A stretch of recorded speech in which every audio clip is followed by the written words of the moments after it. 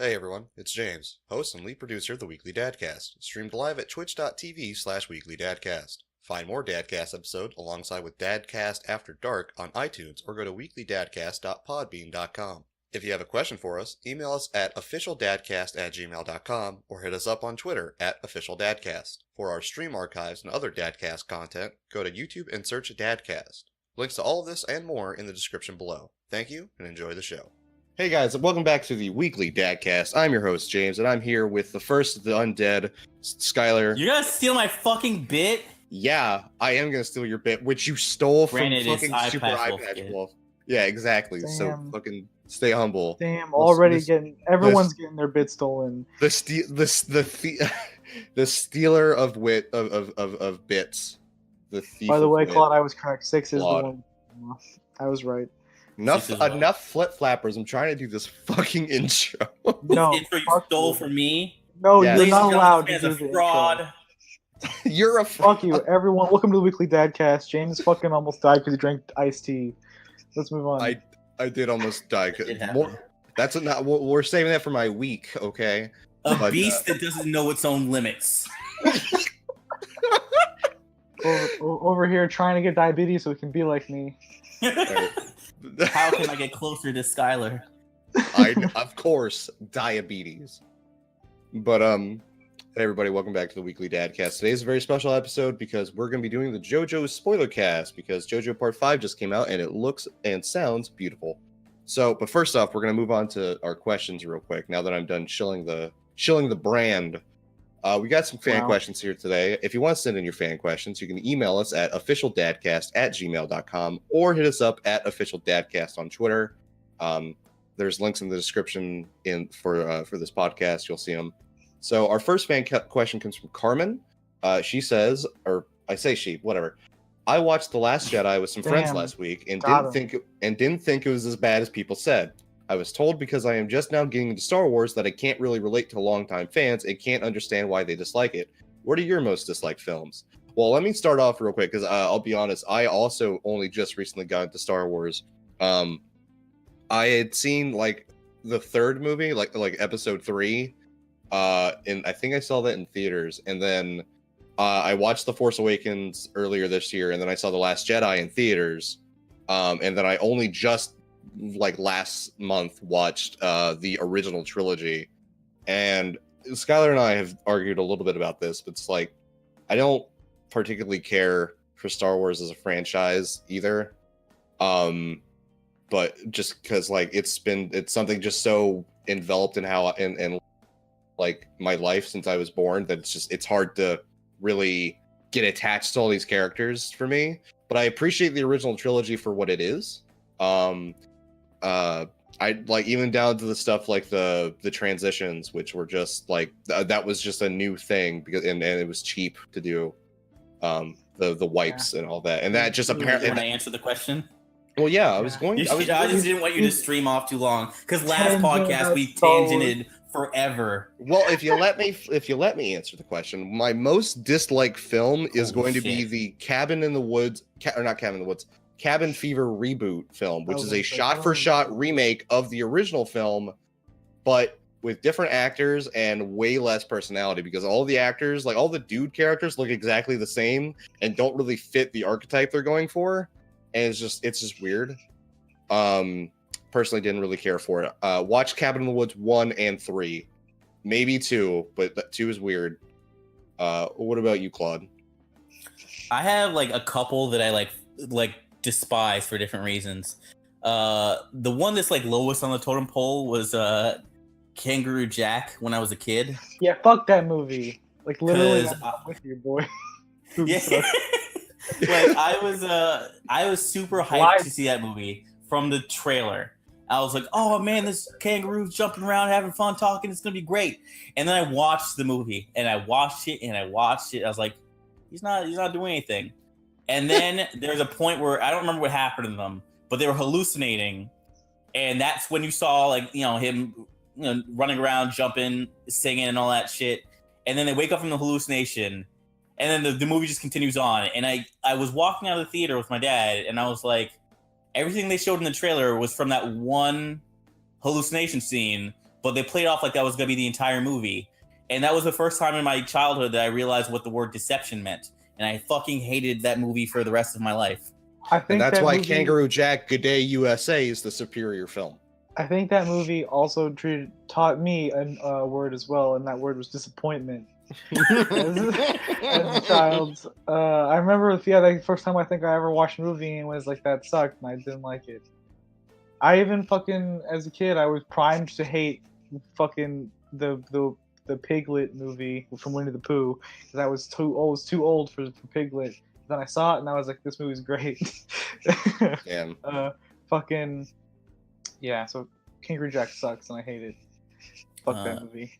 I don't know if anyone else has like this would be my other one, or AS2. I'm not gonna go into them, but Michael Bay first TMNT and then Legion. Those are the other two movies I hate with like the most of most Legion's of me. pretty bad. Legion's fucking awful. I actually had to argue with someone about TMNT once. So apparently the film Kangaroo Jack wasn't originally about the kangaroo at all. It was supposed to be like a straight up mobster film aimed at like adults. But then somebody decided that the film sucked, so they added Kangaroo Jack, the CGI kangaroo scene, and then they just that didn't help the movie at all. It didn't, but you know, it happens.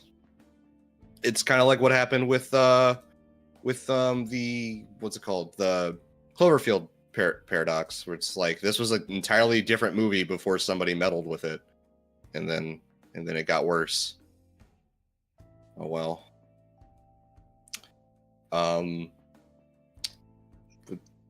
Did everybody answer Carmen's question? I did not answer Carmen's question. Oh my god! I'd say that I get to go back to Star Wars and say that my most hated movie of all time is Attack of the Clones. Mm-hmm. Really? And because it's like everything that's bad about the prequel trilogy, but at its worst. It's like everything about it is so bad. So bad. But you get to see the clones. Yeah, I guess. Fuck them. I guess. Fuck the clones? Oh, damn. Yeah. It's just like the dialogue and everything with Anakin. Is that that's the movie where the sand comes from? Sand, yeah, sand. Yeah. It's like all of the worst dialogue in the franchise, all of the worst acting. You have like the worst. You got Hayden Christensen. You got Hayden Christensen's fine. Backflips. He's the worst actor. He's not in that movie, yes, but he's not a bad actor. No, he's not. He's not a bad actor. You have fucking Christopher Lee not being able to move his body. Because he's Christopher Lee. Yeah, he's old and he's dying. You have like, I don't know, like the only sequence that was kind of like cool visually is the one where they're trying to fight the monsters in the Coliseum and they don't have the lightsabers, so they have to like flip around and do stuff to avoid getting hit because they can't use their hands. Remember the CGI fruit? Yeah, where he floats the fruit over and then with the Force. Yeah. Whatever. Fuck that. I mean, it's just like everything about it is awful and it's terrible, and then I hate it. Yeah, it's bad. Also, it has the lamest fight choreography of all time, where just Yoda and Dooku throw rocks at each other. I might have to see that then, because I remember when like he pulled down that one, like I don't remember what it was, some like metal like. No, that was from episode 3, where like Obi-Wan was knocked out, and then like there was like, let me just slide this metal thing on your leg so you can't get up. It's like I could crush him, but let me just make it so he can't walk for now. Yeah, for a little bit. He has to watch. That's important. Yeah, but he was unconscious. Don't worry about it. That's such a waste of Christopher Lee. How did he do that to my main man, Christopher Lee? Yeah, my favorite corpse, Christopher Lee. Ripping pepperonis, my man.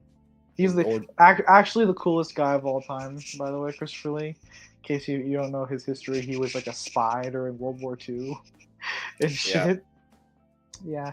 He explained to Peter Jackson that the part in Lord of the Rings when the bad, I think it's like Wormtongue or whatever his name, that guy, when he stabbed Saruman in the back. Originally, he was like, no, this is, in the script, he's like, this is wrong. That's not what a person's like when they get stabbed in the back. And so he had him change the script so it was more accurate. That's horrifying. Yeah. Okay, but okay. So moving on to our next question from Mitchell. Mitchell, if you could gain all the powers and abilities of any video game character, who would it be? Also, it has to be a video game original character. So you can't pick things like Spider-Man or anything from like a movie adaptation. I'm gonna go with Virgil. Well, I have to go with Dante now. I have to be Dante. You're not my opposite. Get out of my face. I'm kind of your opposite. Kind of. No, you're not skilled at anything though. I'm exactly. You're like what?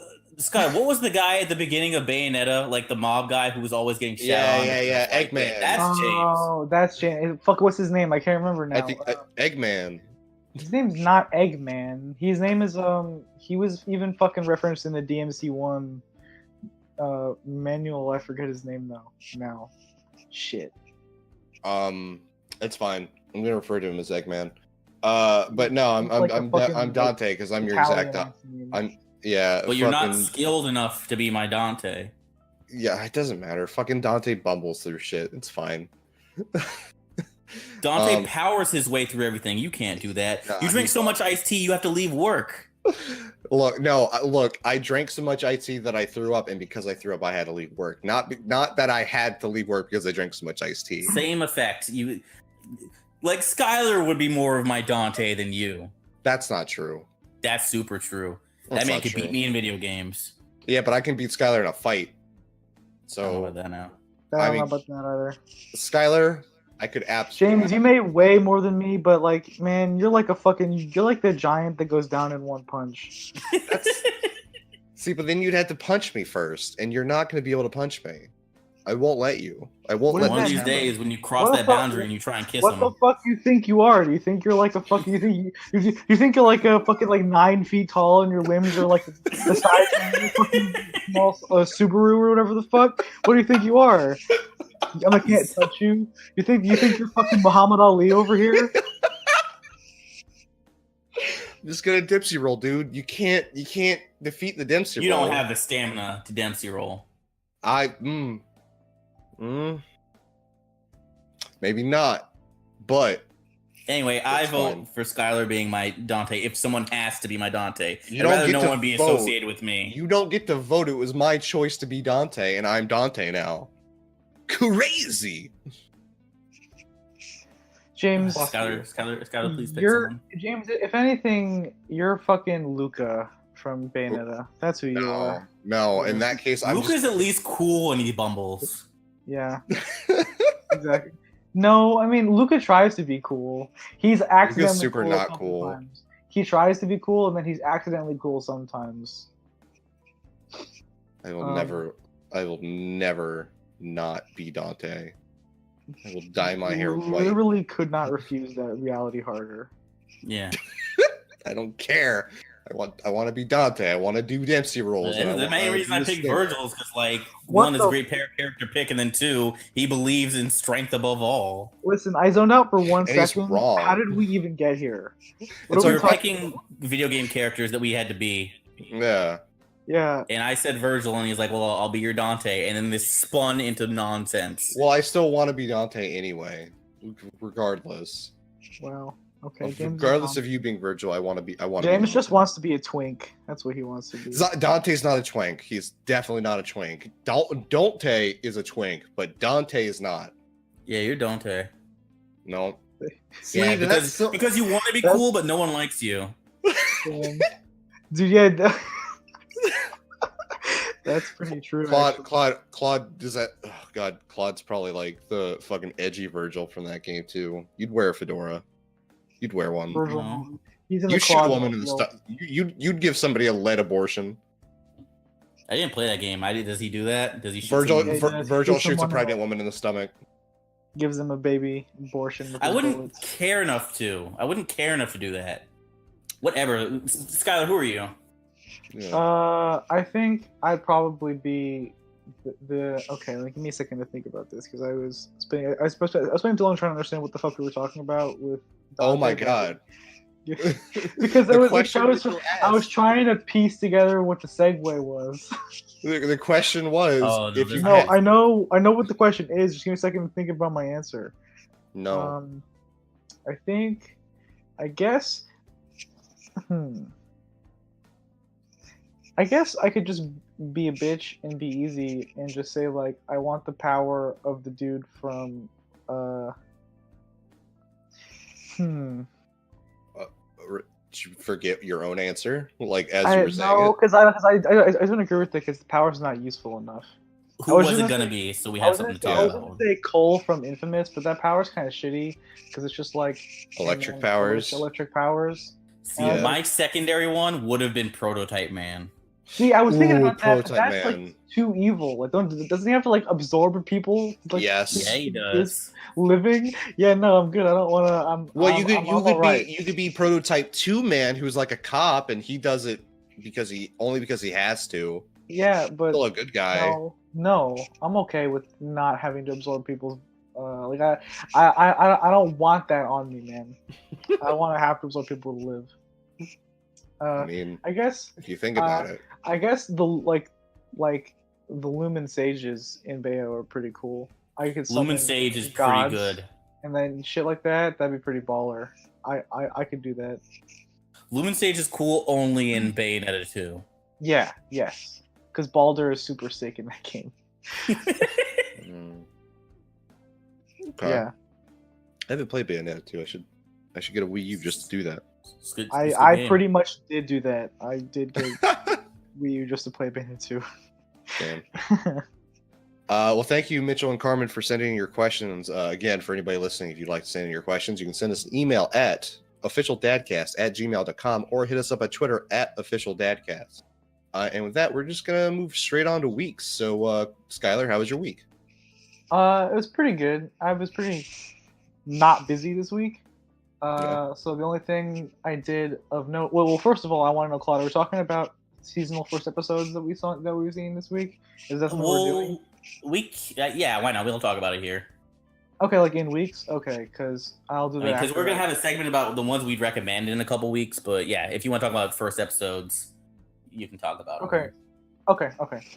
Well, first thing, I guess, something that happened since the last podcast is Review Starlight finished, which is the only show that I saw from last season all the way through. So I don't feel like that would be in seasonal review that we do, or whatever. Okay. It's in the docket where we're gonna talk about stuff from last season. Okay, that's fine. I will save that for later. Then I'll talk about the first episodes I watched this week.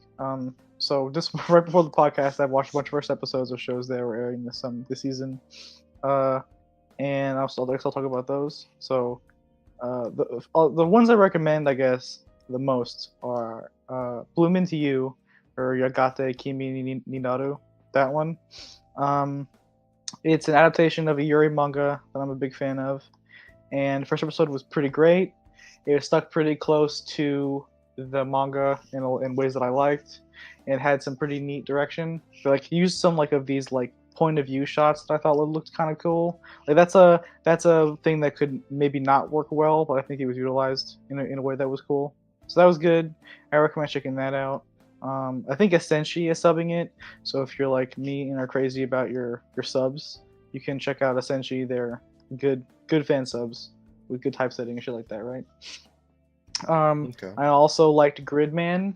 I don't know if anyone saw Gridman. Gridman was really good. It was also really different from what I thought it would be. It reminded me a lot of as a kid, it felt to me what I liked about Power Rangers, but probably wouldn't like about it now. Like if I went back and watched Power Rangers, I wouldn't like it. But it's just what I remember about it that was cool. As somebody who is rewatching Power Rangers, you wouldn't like you wouldn't like Power Rangers on rewatch.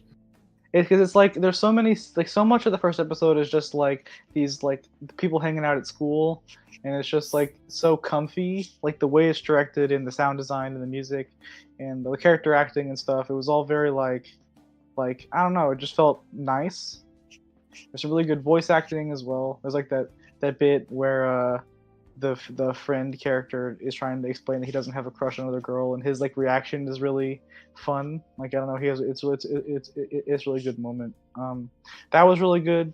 The main girl's design also was godlike. She got that short skirt and a long jacket look going on, and that's I remember that song. Yeah, and that's the thing that I like, so that's cool. And also I want to talk about. Uh-oh. Rest in pieces, Skylar. Yeah, where were you when Skylar was like forced to retreat Thrown back from into this mortal coil. Rip. CG is. What, you died for a few seconds there. You died for several seconds. Oh no! Yeah. You basically finished your talk on Gridman, and then like Dementors came for you. Mm-hmm. Oh no! My computer is locking up right now, so no! I might die in a second. You were turned into a digital devil. What I was saying was that I liked the CG as well in Gridman, because while it's not like visually amazing, like it's not like Hoseki no Kuni levels of godlike or anything, but it is like intentionally animated in a way that make the people look like dudes in suits. So it's like that kind of awkward movement that like old tokusatsu shows have of like the dude awkwardly hunching over and trying to move around like a kaiju. That grid beam. That was good.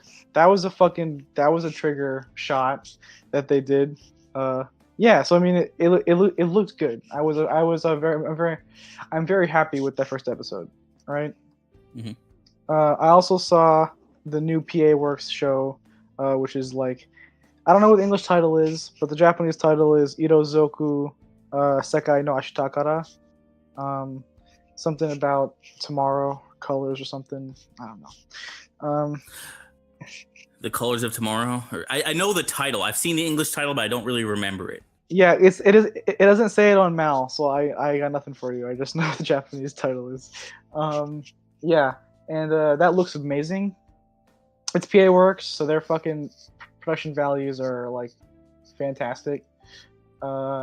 It's about like some girl that's like she's in the future and there's like magic or some bullshit. Like it's like soft fantasy where magic is just real, but it's like super subdued, and it's basically like they use it for convenience, basically. And so her grandma's just like, hey, come hang out with me and watch the fireworks. And she shows up and is like, lol, I'm sending you back in time to when I was a child so you can hang out with my friends, because I think that it would be good for your life, because she's like depressed. Like you'll give her a new perspective. And she's like, what? And then she gets sent back like 70 years into the past. Jesus. Yeah. What's that show called? It's called Irozuku Sekai no Ashitakara. Okay. I don't. James is not gonna remember that. Don't know the English title because doesn't say it anywhere. Lovely, perfect. Yeah, so I'll just send it to you, I guess, afterward. And again, it looks amazing. I posted some screenshots of it and other things. Find the English name. Yeah, and so that's good. Main girl's great design again in that one. Really good. The use of color is fantastic, which is great because the show is literally about how she can't see colors because she's sad, right? Oh. And so so there's that, and then I also saw Release the Spice. How is that? That's something I've been curious about. Okay, so Release the Spice is interesting. In that it actually had a really good first episode, and I did not at all expect it to. I was just recommended it by some people on the server, and I was like, sure, why not? So apparently the character designer, and I think the creator, but don't quote me on that, is the same guy that made Yudu Yuri, which makes a lot of sense because a lot of the interactions between characters that are in the episode remind me a lot of Yudu Yuri. So there's that. So you have your gay girls, which is your big plus for Skylar. That's the thing that I like. But it's also got like this weird like spy thing going on, and so there's that, and that's kind of fun. And then the super dumb part is that they awaken the powers by eating various spices, and the main girl's gimmick is that when she licks somebody, she can learn something about them or some bullshit. Like it's super. She knows, so she can tell the taste of a liar. Yeah, literally. No, actually, she does it multiple times in the episode where she licks someone. She said, "Oh, you didn't sleep very well last night." And they're like, "What?" And then she licks someone else, and they're like, "Oh, your muscles are sore." And then the other girl's like, What does that mean?" She looks like, "Oh, so this is the taste of muscle soreness." Mm. And then she does it to someone else, and she's like, "This is the taste of 75% anger and 25% jealousy." And I'm like, "What the fuck does that mean?" So yeah, so it's kind of goofy. It's kind of fun. The main character is cute. She wants to be a police officer, like her dad who died, or something. It was pretty good. I don't know. It could be fun. The post-credit scene made me a lot more interested to check out episode 2 because it had kind of a cool hook to it that it could be interesting. So there's that, and then I saw JoJo, obviously, which we'll talk about, I guess, later. But it was a great first episode. We can talk about the first episode. There's not really much to say right now without spoiling the series for people who haven't seen it or read it. Vento Oreo's first episode was fantastic. You saw what I was talking about before. I was like, they added stuff, but for like the better. Yeah. What they add? I haven't seen it yet. We'll talk about it a bit later. Okay. Yeah. Please look forward to the JoJo's SpoilerCast at the end of the show. Yeah. So there's that. Also, that's like the best JoJo has ever looked ever. Yeah. No, there's a specific scene like of him taking something that like I was like, that's animated way better than I would have expected. Yeah. Animation quality. Something with him and some cops. Yeah, okay, yeah. The art quality and the animation quality are good. I'm just not sure how I feel about the style, like the really heavy shadows. I'm not sure. I can see that. I liked how, but I can see that like people not liking that. I'm saying like animation quality is higher than it has ever been for JoJo, which is hopefully that keeps up because people were worried about the show's production since David Pro is like busy with Captain Tsubasa right now. But the caveat to that is that Part 5 is Japan's favorite part. Yeah, and I think the people who work over there have said on record before, like, this is our favorite. Like for them as well. I don't think they're going to be like, all right, we have other stuff going on. We're not going to show as much love because that first episode feels like they showed more love than I would have expected them to show it. Because I think it is also the people who work at David Pro's favorite part also because it's a thing where they would draw Part 5 characters a lot for like events and things, right? Yeah. So that was really, really great first episode. I liked a lot of things about it. Also, it really drove home to me how fucking weird Koichi is to exist. Koichi is like Mario in Mario Odyssey when he's in New Donk City. Oh god, I just remembered what Jotaro looks like in that first episode. Okay, wait. Another thing about it, Jotaro's voice. Are we just gonna talk about the episode here? Can we just since it's not gonna be spoil? It's episode 5. I just want to say that Jotaro's voice sounded weird. It sounded like I don't think it was a different voice actor, but it sounded like they made him voice his character differently. Like his voice wasn't as deep as it was in like Part 4 and Part 3. Okay. I didn't notice really. All right. Well, let's move on for Part 5. Did you do anything else this week, Skylar? Because we have been on your week for like 8 minutes now. That's true. I didn't do nothing else now. Nothing else crazy. All right, Claude. What did you do? Mine's gonna be really quick because I've been still playing Animal Crossing. That's as addictive as it always was.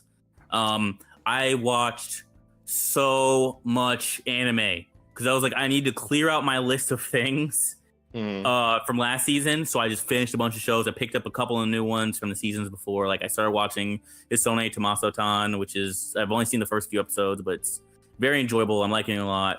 I need to get to Skylar's Big Girl. Because apparently she's the thing that's good. Wait, which one? What's happening? Oh, well, I was saying about how it started. It's like Tomaso-tan. Isomaso, yeah. Big Girl's good. I can't even name off all the anime I watched because I finished stuff from last season. I checked out a few episodes of a couple other things I'm going to put on the back burner. And then as far as Crunchyroll goes, with the exception of shows that came out today, I have watched the first episode of every anime to come out on Crunchyroll because it's part of the Fool's Journey, which I may or may not have a video about in the near future. The only thing I did not watch was like, what is it? I'm being harassed by the sexiest man in the world. I don't remember the name of the show. I can actually look it up, but like, it was the only show I didn't want to watch because at first I didn't know what type of show it would be, and I was like, oh, this is just like a boys' love thing, just two grown men who love at each the other. end of the intro were about to kiss each other. I was like, you know what? Let him skip that. That's not for me.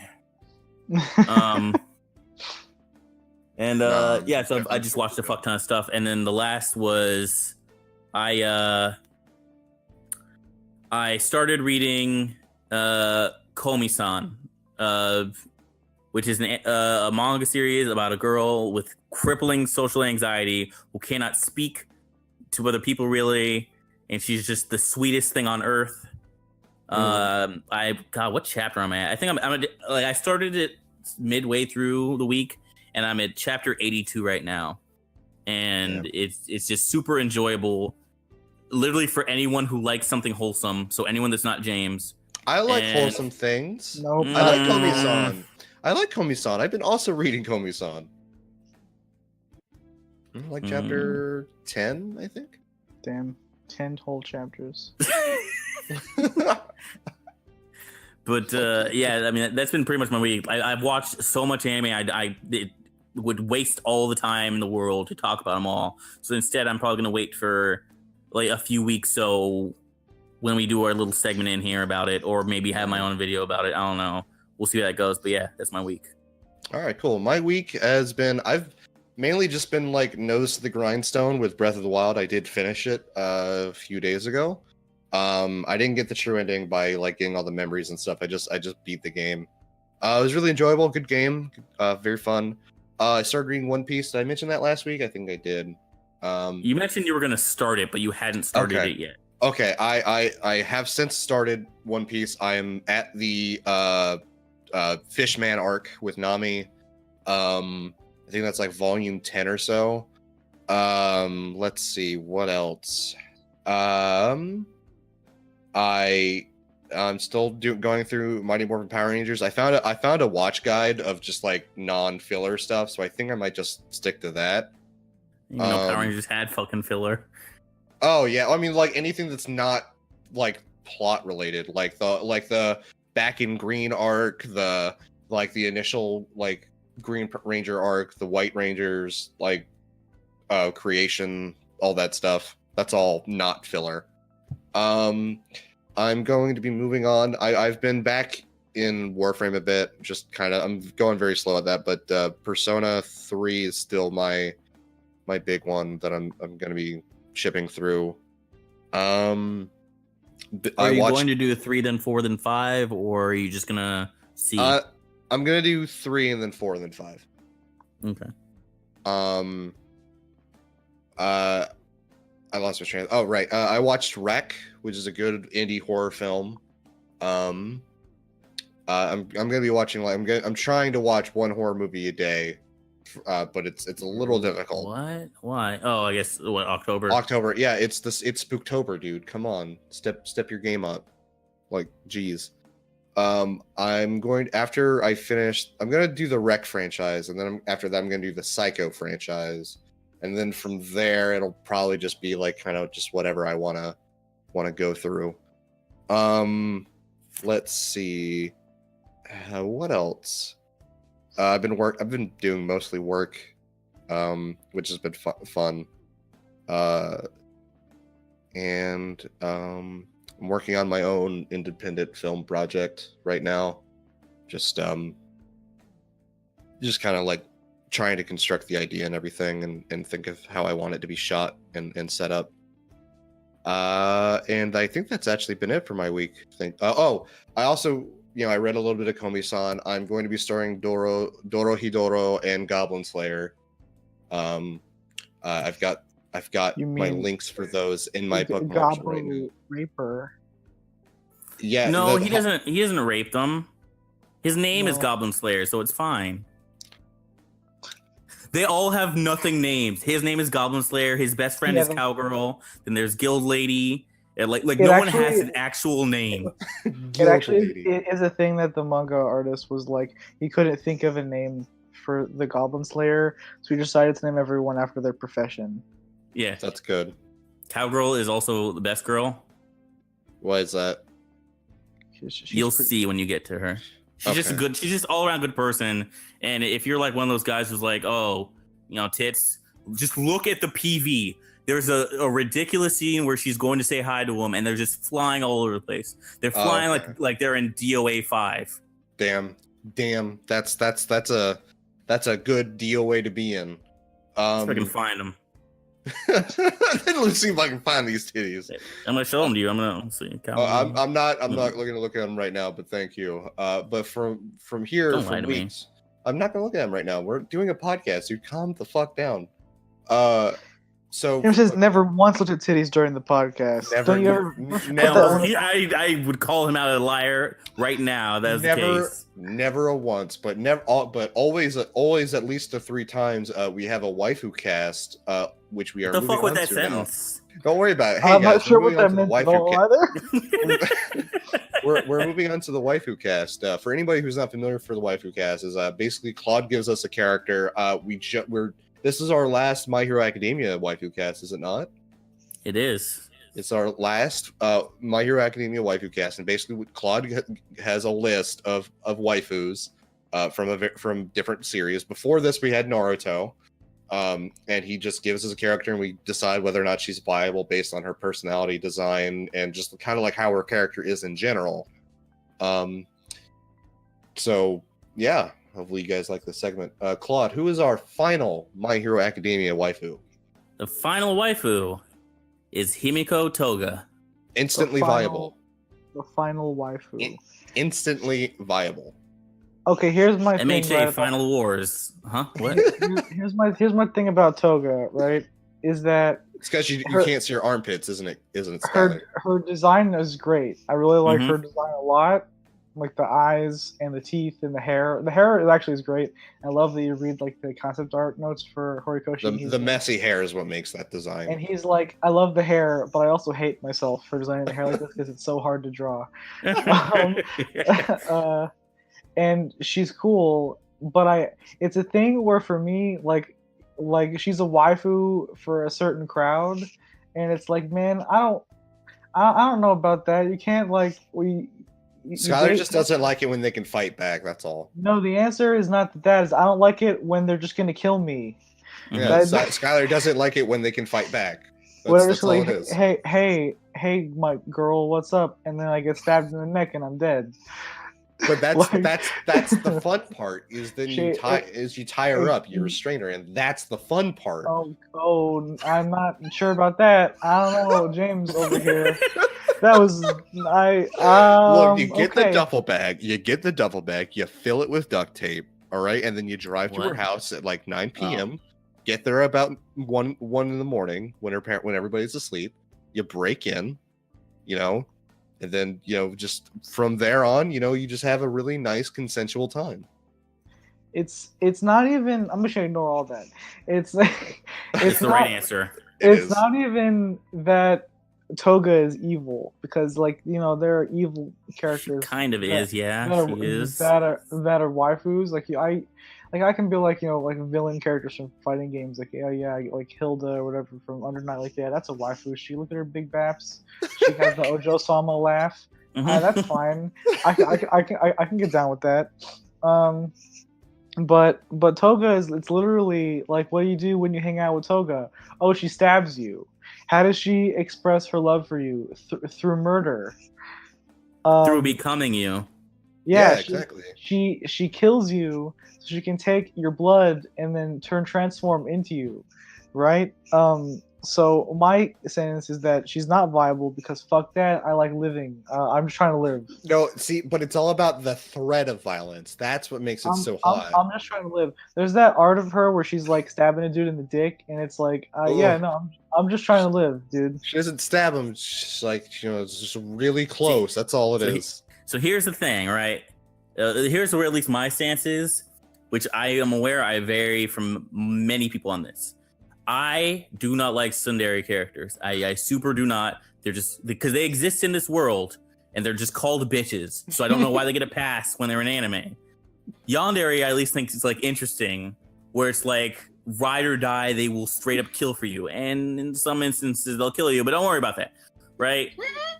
my main thing is I did like her design. I did like her personality and a lot of stuff that you see her in. Like you'll see some play from her more next season. And I'm like, wow, I really enjoy her. And it's just no matter how evil shit is, she's always having a good time. So like, you know what? Yeah, I like you. Yeah, you're good. You're cool. Get in. Claude knows what's up. She's cool, but that's not a waifu though. Like, I don't Skylar, want just stop being a little bitch and take the stab, okay? It's not a big deal. You can patch yourself Has up. a knife wound ever killed someone, Skylar? Don't answer that. Don't think about that at all. I mean, if you're really thinking about it, a stab wound is just the equivalent of like a love bite, really. If you really don't think about it all that hard. I mean, I honestly, I think Skylar's just kind of a coward. I think he's just not man enough to handle it. I think James really as somebody who has had the crazy GF, sometimes it's fun. But no, sure. But I really just think that you want to die, and this is your preferred way to get there. Yeah. Yeah, but Claude doesn't want to die, I don't think. Claude, do you want to die? Claude, let's discuss your deep psychological issues live on podcast. Claude is a villain, so I think that he thinks he's true. He'd be like the twice of this relationship, where she doesn't want to stab him; they just get along really well. Yeah, and then she's like, "I'll help you with the stabbing." Yeah. Okay. Well, it's weird when you look at the person she admired the most. She's like, "I want to kill Mr. Staney." I'm like, "Oh shit!" Oh kill Mr. Staney. No, it's yes, like this. Well, Skylar, unfortunately for you, you lose to a 2-1 vote, so Toga is officially hailed into the Waifucast vault of pure waifus as a viable waifu. Okay. Alongside the likes of Ochako and Suyu. So the big now, I want to know, have we ever voted someone as not viable that's name is not Sakura Haruno? Yes, Tenten. Oh, that's right. Yeah, that's fair. Yeah. 1010 wasn't viable. I know there's at least like one or two. I think the issue was Tsunade viable? I said she wasn't viable. Y'all said she was viable because I don't like Tsunade. Was it you were saying, Skylar? I was saying, yeah. I think the issue is that we've done 2 series. Like Naruto actually has some decent waifus, and then My Hero Academia has like no girls. The majority of valid. Decent, yeah. So it's like, yeah, so it's we have to like fucking, I don't know, break out some Love Live bullshit where we gotta argue. Well, no one's gonna argue nothing. We gotta pull out some Idol Master bullshit, is what you mean. The inferior girls. Mm-hmm. But really, all idols are whores. Let's be honest. I mean, if Stewie was here, he'd agree with me, and Claude agrees with me. I don't. I never agree with you. Then you're on the wrong side of history, my friend. I feel like the fact that you have a channel dedicated to you being wrong says I'm on the right side of history. Let's not think about that. Instead, let's think about what's going on in the news this week. We're moving on to the news segment. Specifically, that was a real segue. Specifically, our anime news segment. For instance, what's going on right now? Well, we had a new Dragon Ball Super Broly trailer come out with some extra hot details. Most of which I like, but some of which I really don't like. For instance, motherfucking Dragon Ball Minus is canon. So Bardock cared about his son. Goku was awake and aware of who his parents were. He was also wearing Saiyan armor. Goku's mom is just some random, what's the term you use, Skylar? Breeding sow? Yeah, breeding sow. Jesus Christ, Skylar. Yeah. Weren't you just like in a women's appreciation thing yesterday? Yeah. Yeah, no, but hey, I didn't say that's what she was. That's what Toriyama has made them all to be. She's a Toriyama breeding sow. I'm not the one at fault, says Skylar, as he labels women breeding sows. Hey, I stole that joke from Plug Up Gripes, so that's not my fault. I don't think that makes it any better. I don't think that helps your case. A little bit, because he didn't make it up himself, because that's red flag right there. What if it turned out Skylar was Plague of Gripes? What if I was Plague of Gripes? I think you'd know by now, because I'd be posting silly art in chat. Ooh. Wait, does that mean I'm Plague of Gripes? Yes. No, you're not creative enough. You aren't smart enough. I don't know. I did come up also, with... I think you liked Bloodborne, so... Oh, did I? Yeah, I did like Bloodborne. Oh man, Almost forgot his own opinion. Well, it's been multiple years since I played Bloodborne because I played it at launch. So I mean, whatever. But I feel like you still have the feeling in your heart when someone says Bloodborne, you'd be like, yeah, that was good. Like when you hear it, then you're like, yeah, I played that. That was alright. I like that. like I'm never out here sitting like, do I like Cowboy Bebop? Yeah, I think I do. Yeah, I think I do. Yeah. Well, Oh, also, me and my brother started rewatching that recently. That's our new thing. Our new group watch. you had your week. You had your week, Skylar. Get out of here. I'm sorry. Talking about the show's news. good. Talking Hot about the take: news. Cowboy Bebop's a good show. Yeah, well, hot take. This Broly movie looks like it's actually gonna be pretty good. The art style looks great. We're seeing like Frieza's initial invasion and how it canonically happens because Dragon Ball Super Broly movie is canon now. We get more Ginyu Force. We're getting Dodoria and Zarbon. That's kind of nice to see. I don't think we're really getting more. I feel like that'll be touched on, but that's not Yeah, gonna be. We're getting more in the trailer, Maybe. and that's gonna be it. Well, what's really important is that we're getting to see 3 Saiyans born at around the same time, which is the full wording from the actual movie trailer. How mad would you be if Broly's story was just that Vegeta was in the pod to the left and Goku was on the one to the right, and they were both crying? I Yeah, feel and then sick. Broly looking over at Goku, and he's like, "Why is he crying so hard?" So yeah, this trailer also just shows us a little bit of Broly's story. And all it is that they've seemed to have changed it from Goku wasn't in the pod next to him crying. All it was is that he and his father were exiled, which was the original. That was still from the original backstory. It's just they seem to have just taken out the crying part, which is kind of disappointing.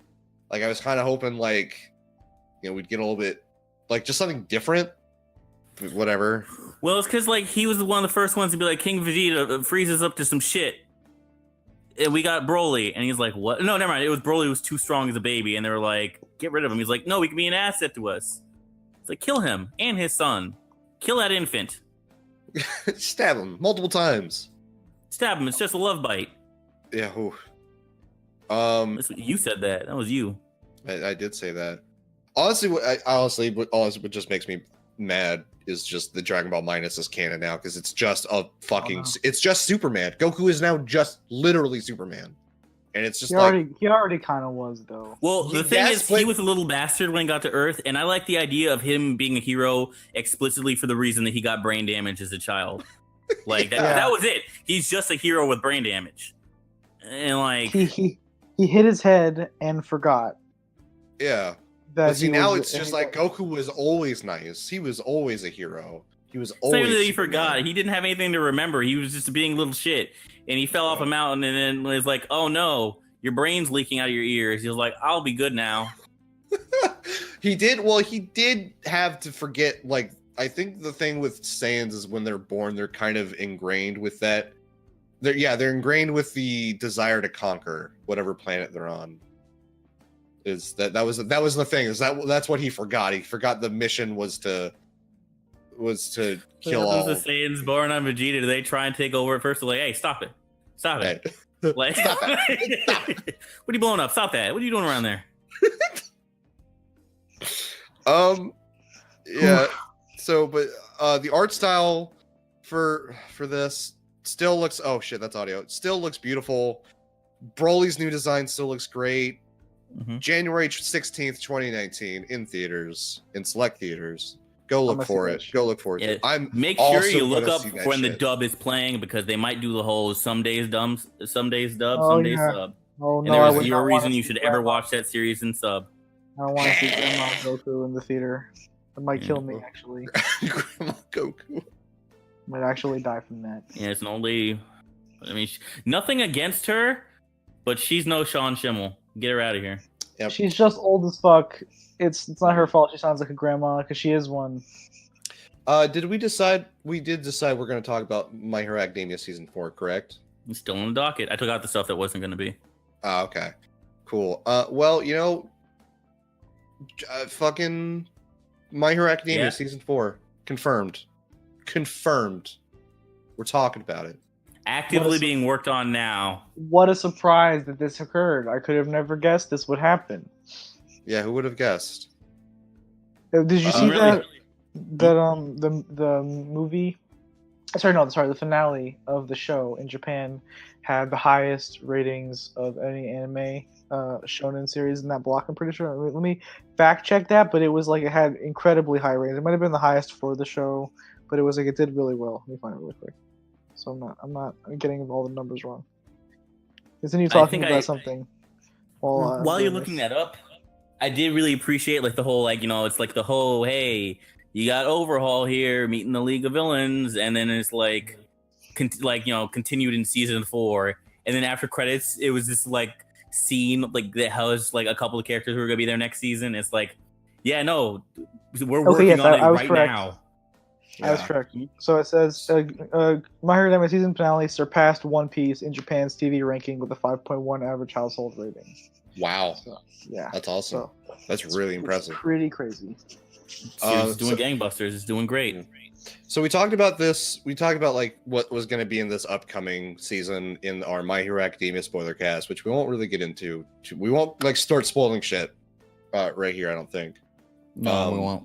But this next season is going to be great. This upcoming My Hero Academia season is going to be amazing, especially with Mirio. Like Mirio as a character makes this arc. Yeah, I don't want to say specifically him because there's a lot of elements going to the next that's going to go in the next season. Yeah, I feel like they're all handled well. Not specifically he makes it great though. Yeah, I guess I'm just really fond of that specific moment. That capes. That moment's really good, but there's a lot of really good bits in that arc. I think this season is. There we go. I fucking knew it. Unplug that shit. Welcome to our next bit. Valerie calls into the podcast. What's she saying, Skylar? What did Valerie say?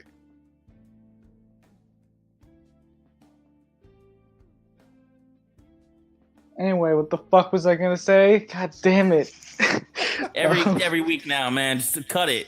If anyone needs to call you, it should be on a cell phone. I don't remember the last time I've heard my house phone ring. Why is the landline even in your bedroom? Like, aren't you in your room? But it's not. No, I'm in the okay. So the reason I need to be in this room is because the internet in my house is awful, and it's terrible. And so I need to be in the same room as the router, or else I won't be able to speak because it'll be all robot everywhere forever, and it'll be impossible for me to talk. Mm. So I'm in the computer room, which is also there only one landline in your house. Yes, there is only one landline in my house. Oh man! This is my father's house, so the landline is important because he actually has the landline as like the place where the companies and places call that he needs to get in contact with and shit. So I can't just unplug the phone for like 4 hours on a Sunday. All right, well, guys, I didn't want to bring it up yet, but I've launched the GoFundMe page for getting Skylar better internet, so he doesn't have to be in Valerie's home office anymore. He doesn't have to be there when she calls. Hit us up at GoFundMe.GoFuckYourself/DADCast. Anyway, I just wanted to say that this last season of My Hero Academia suffered from a weird thing where it was just going to blow its load at the halfway point, and then it wasn't going to be as hype for the next, rest of the season. But this next season is not going to have that problem because it's going to be the whole thing is going to be one arc, and that arc is really good. I remember you actually saying you didn't like the coming arc that much, just for the reason that it was so long and there's so many fights. No, I have said that I understand why people don't like this arc, but it is my favorite arc besides the one with All for One. Yeah. There are people that don't like it, and I understand kind of why. Like, I get it because it is long as fuck. And it might drag. If you aren't a fan of some of the characters or whatever, you might not like it. I don't know. Like, I get it. I don't really agree, but I think it's good. Yeah. That's the only thing I could ever think of that I want one filler episode in that next season. And it's the filler episode. I'm not going to say where. Yeah, you will know, but with Uraraka. I think I know where you want it. Yeah, I know what you know. Yeah. I know what you're talking about. I also agree. That shit deserves an episode. I don't know what you're referring to, but okay. I won't. I don't want to spoil anything, but there's a part that is kind of weird in retrospect, where it's like, oh, yeah, they just didn't get any play. Okay. It would be like the first of like 7 back-to-back fights. Yeah. Okay. Okay, interesting. Yeah. Another cool thing is the thing. Is this the thing I should read because you're not gonna be able to say it correctly? No, I was just gonna talk about like how like talk back about how My Hero Academia is going to be like ending at some point, like in the near future. Like, we talked about that in the past. That's unrelated to the anime, but yeah. Yeah, I know. Just like, And by near future, you mean at least 2 years from now? Yeah, like 2022 at the earliest, or 2020 at the earliest. Anyway, yeah. So My Hero Academia season 4. Cool. Yeah, My Hero Academia season 4. Look, it's gonna be good. I read the manga if you want to get to it early. Which you should always read the manga, especially from MHA. You really should. Yeah, that's facts. I think it was the conversation I had with George. He's like, I mean, like, because I was like, there's a character. Maybe it's not even a spoiler because I'm just saying his name. Named Gentle Criminal that everyone in this server likes, and George is like watching the show, but he's not really caught up with it. And I was like, George, we've been talking about Gentle Criminal here this whole time and how much we like him. I have to wait 2 years to talk to you about him because that's when the anime will catch up. And he's like, when you say it like that, it sounds kind of bad. I was like, it is kind of bad. You should read the manga. You really should read the manga. So moving on, I guess, because if nobody else has anything else to say about MHA, we had a really weird announcement this week that we were going to get an Isekai cinematic universe, as it's being called, mixing fucking Overlord, ReZero, Konosuba, and fucking what's this called? Evil Tanya. Yojo Senki, Tanya, yeah. Tanya the Evil or whatever, and that's fucking weird. Did you look into it at all? Like what it's going to be actually? I'm on the landing page for it, which is just called Isekai Quartet. Isekai Quartet, yeah. Okay, so the thing is, it's gonna be a show, obviously, because they have a director listed on the website. And you said the guy who's writing for it usually does like the chibi omake shows, right? Yeah, the director mostly has done work on like chibi like OVAs and omake stuff for shows and stuff, and like other things. Like I think he did something for Macross. He did it for I forget a bunch of things. Yeah, so it's probably just going to be like a short, like comedy thing. But I have no fucking idea how it's going to work, or if the characters are going to interact with each other or anything like that. It's going to be weird as fuck. Because like Tanya fits the least in that mashup. Yeah. Because everyone else is like MMO fake thing, and she's like fictional World War I, World War II with magic. Like it's. Yeah, and God fucking with me. My primary antagonist is literally God. Yeah. No, I want her to go to Ainz and be like, "Can you do something about this guy?" He's like, "No." Jesus Christ! Please unplug it. Please unplug it, Skylar. Or just give the phone. Like, oh god, it's a landline. It has a cord, doesn't it? Just pull out the cord, dog. It's. But I was gonna say the phone itself has a cord. Oh god, so you can't even fucking like just take the phone to another room. Unplug it, dog. Just unplug it for now. They'll be fine for like 2 hours. Yeah. Just unplug it. But it's a landline phone, so it's not gonna have like we won't even have like a record if we called during that time though. But it's fine. They'll survive for 2 hours. I am positive somebody will just call your dad's cell phone if he can't reach you. If they can't it's literally it's fine. Let's continue. It's not fine, but okay. Anyway, yeah, this looks fucking weird, but I like the little chibi designs. The chibi designs look good that I'm looking at on the page right here. They're not like the weird big heads. They're just kind of like average looking heads. They look like little chibis, and it might be funny. I hope it's funny. I hope it's funny, not, but not in like a Japanese way. What does that mean? When like it's how do I describe it? Like when like it's a Japanese show and like so it makes sense that it would have like Japanese jokes, but maybe like whoever translated it doesn't translate it particularly good. Like how Monogatari on Crunchyroll has. Yeah, but Monogatari is written by a crazy person. That is true. I also feel like that's a bit different because, like you guys have said, like that show's carried completely by its 90% of it's carried by its dialogue. Yeah, and, like the use of words. That's not really a problem for the majority of shows. Maybe you're right. Like look at Gintama, which is main draw is it's like a comedy that still holds up. I mean, there's certain areas you wouldn't understand because they're talking about politicians and shit, but like that's a good telling of you'll be fine. Fine. You know what else is fine? You know what else is really fine? Moe. And what's really good? Sometimes. I think you. What are you talking about now? We're talking about Moe. We're talking about the Yuru Camp. I think you skipped the most important thing on the docket, motherfucker. Oh yeah, I guess I assembled these the most important thing. That's not true. It is very true. It's really not the most important thing, but you're right. I did because I assembled these tabs prior to this edited version. But yeah, okay. So we've got a new PV for a thing called Saranzanmai. You might want to just give that to Skylar because this is his deal. Sarazanmai by Ikuhara. Wow. How do you pronounce it? How do you pronounce it? Sarazanmai. Sarazanmai. You got another I there that didn't exist. Anyway, it's fine. Don't worry about it. It's a fucking word that's made. It's one of those Japanese. It's a word that's made up. It's one of those Japanese portmanteau words that make no sense. Don't worry too much about it.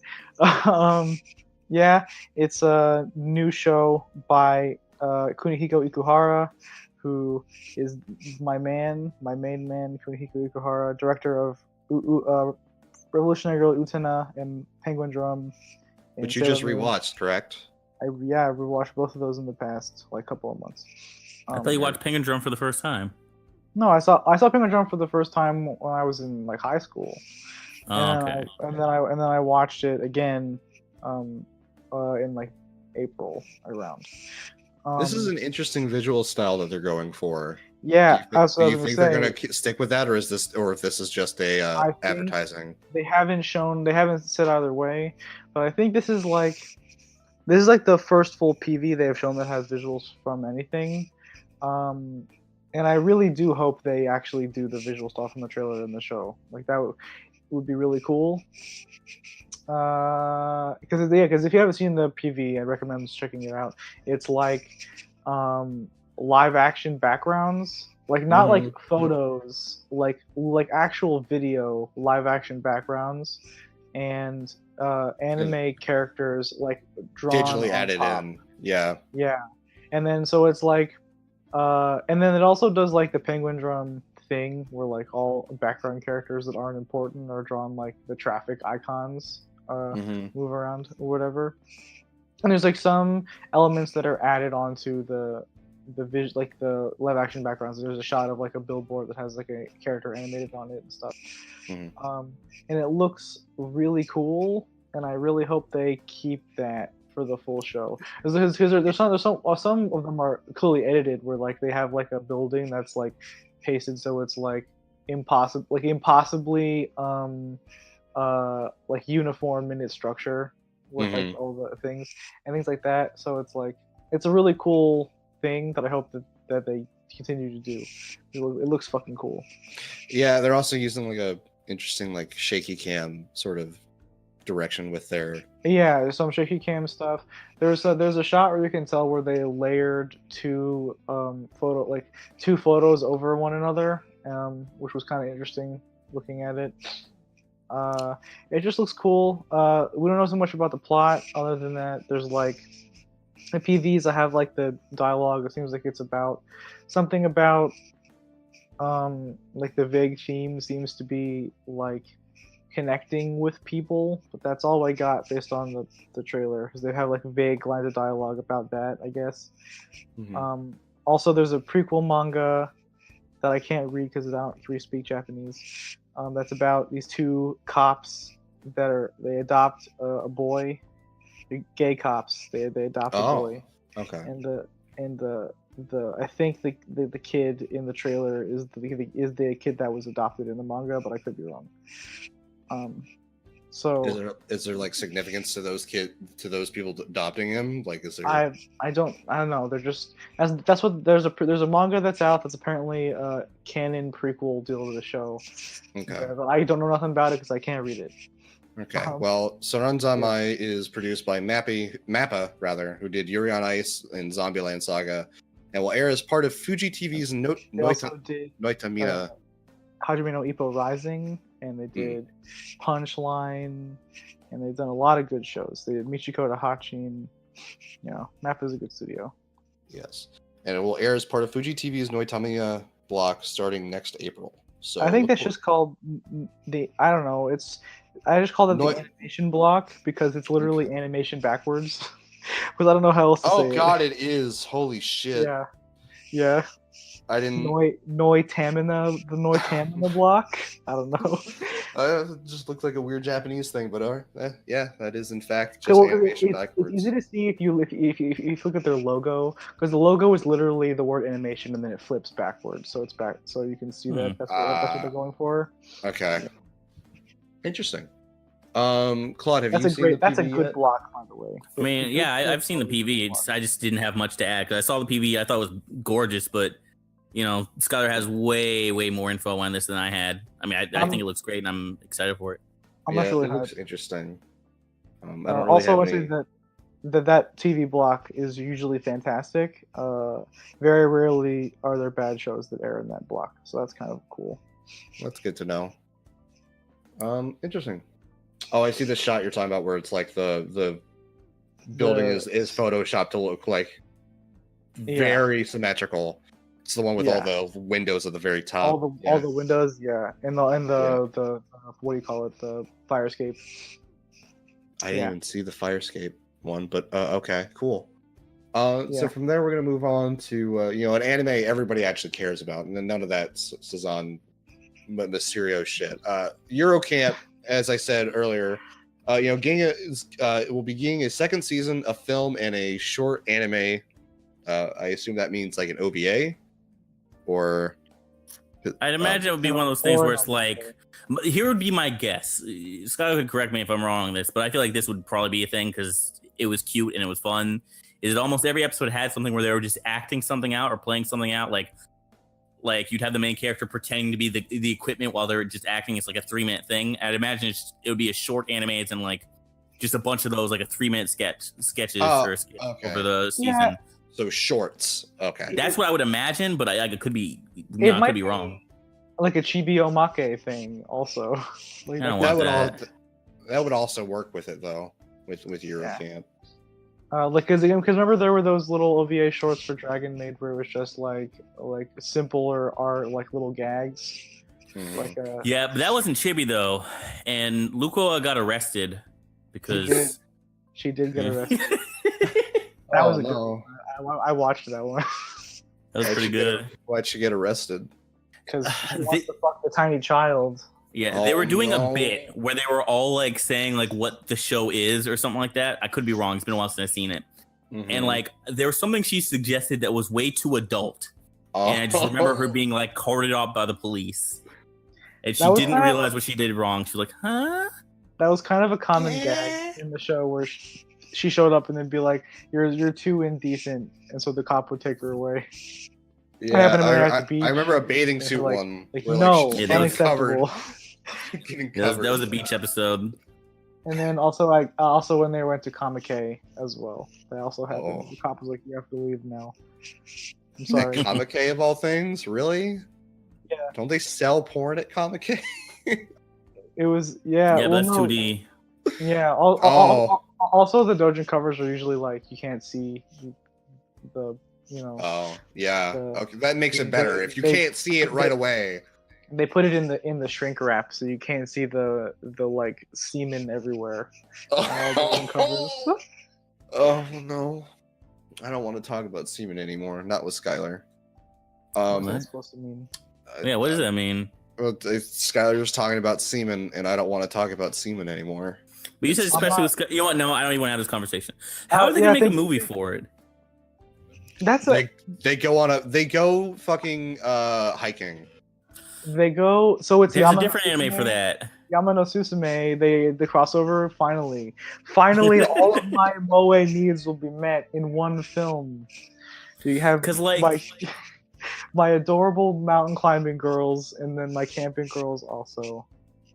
Because like the thing about the show is it's very fun. It's just enjoy these cute girls doing cute things.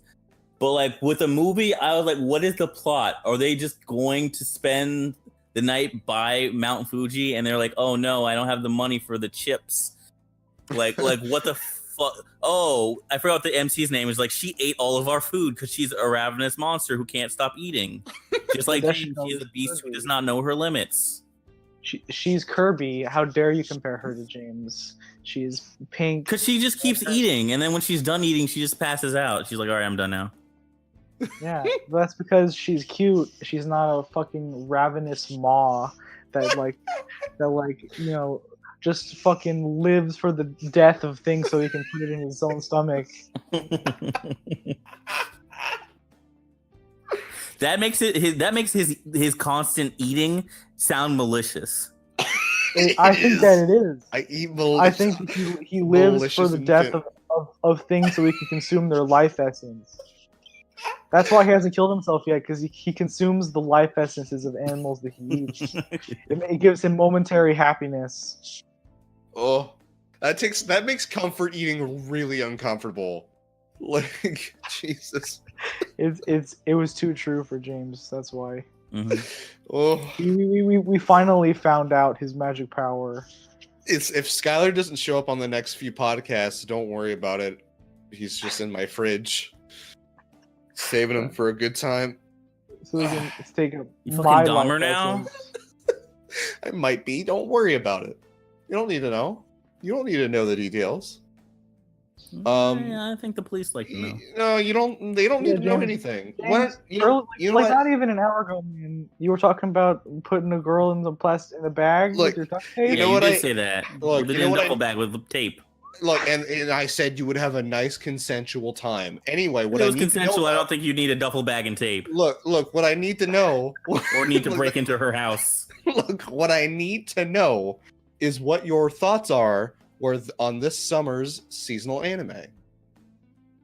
That's what I need to know about. last season anime. Yeah. Well, he did say summer because we're in fall now. Yeah, that's correct. I felt like fall had some good shit going for it. I don't think it was a particularly strong season, but it had some gems there.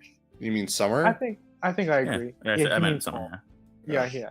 I think I agree as well with that statement. It had some good things that were cool.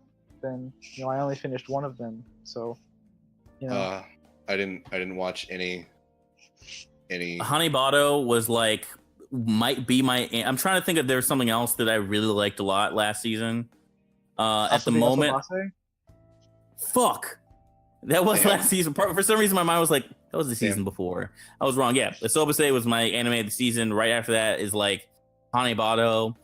If Hanebado is like one of those shows where you love it within the first 3 minutes, because it's literally the opening animation. You're like, wow, this is good, and then the godlike OP. Oh no, I'm sorry. If I'm cutting you off, Claude, it's because the robot is happening, so I can't tell when you've stopped talking or not. Oh wait, am I gone completely? No, I can hear you.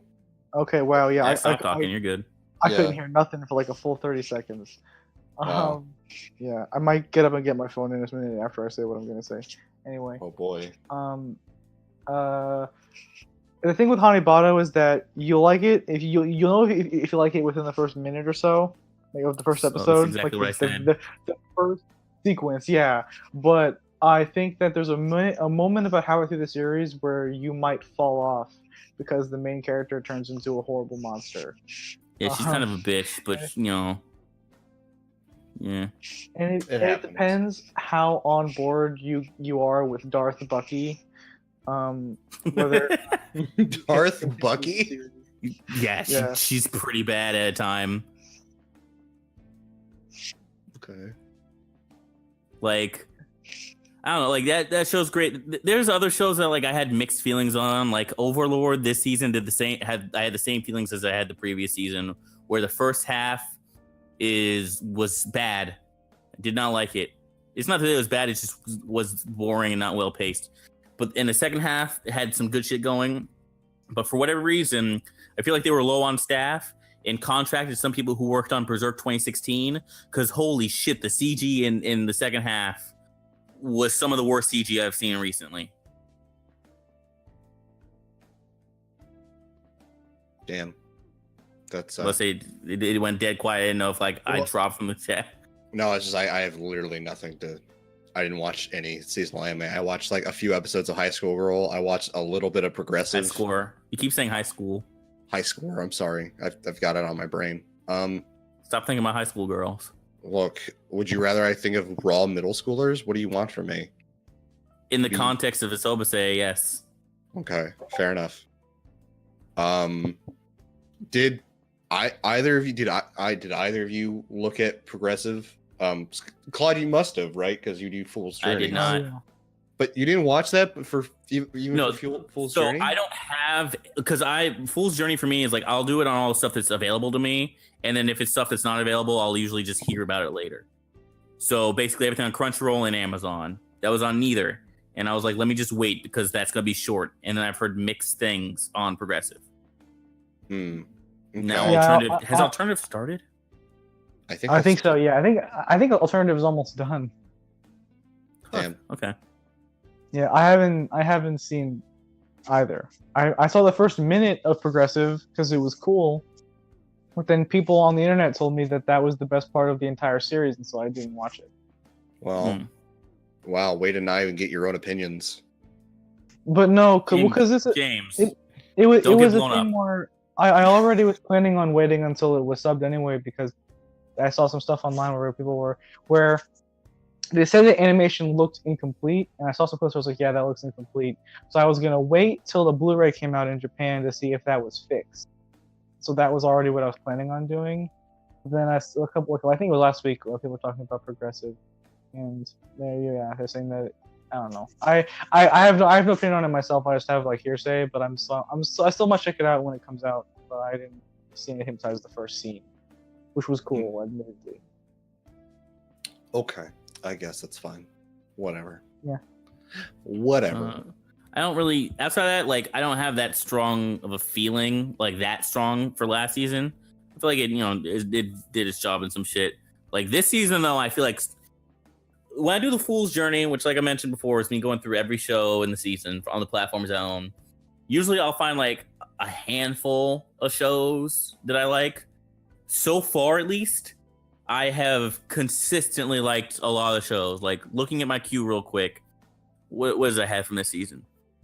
There was Reincarnated as the Slime, which is an enjoyable first episode. Wanyan Sword Luminary. It's a Chinese cartoon that I liked. That had a very good first episode, enough to make me interested. There was Run with the Wind, which I at least want to see what the next episode is, but it's fine. Double Decker's good. What? It said Run with the Wind is pretty gay. Is it? Understand.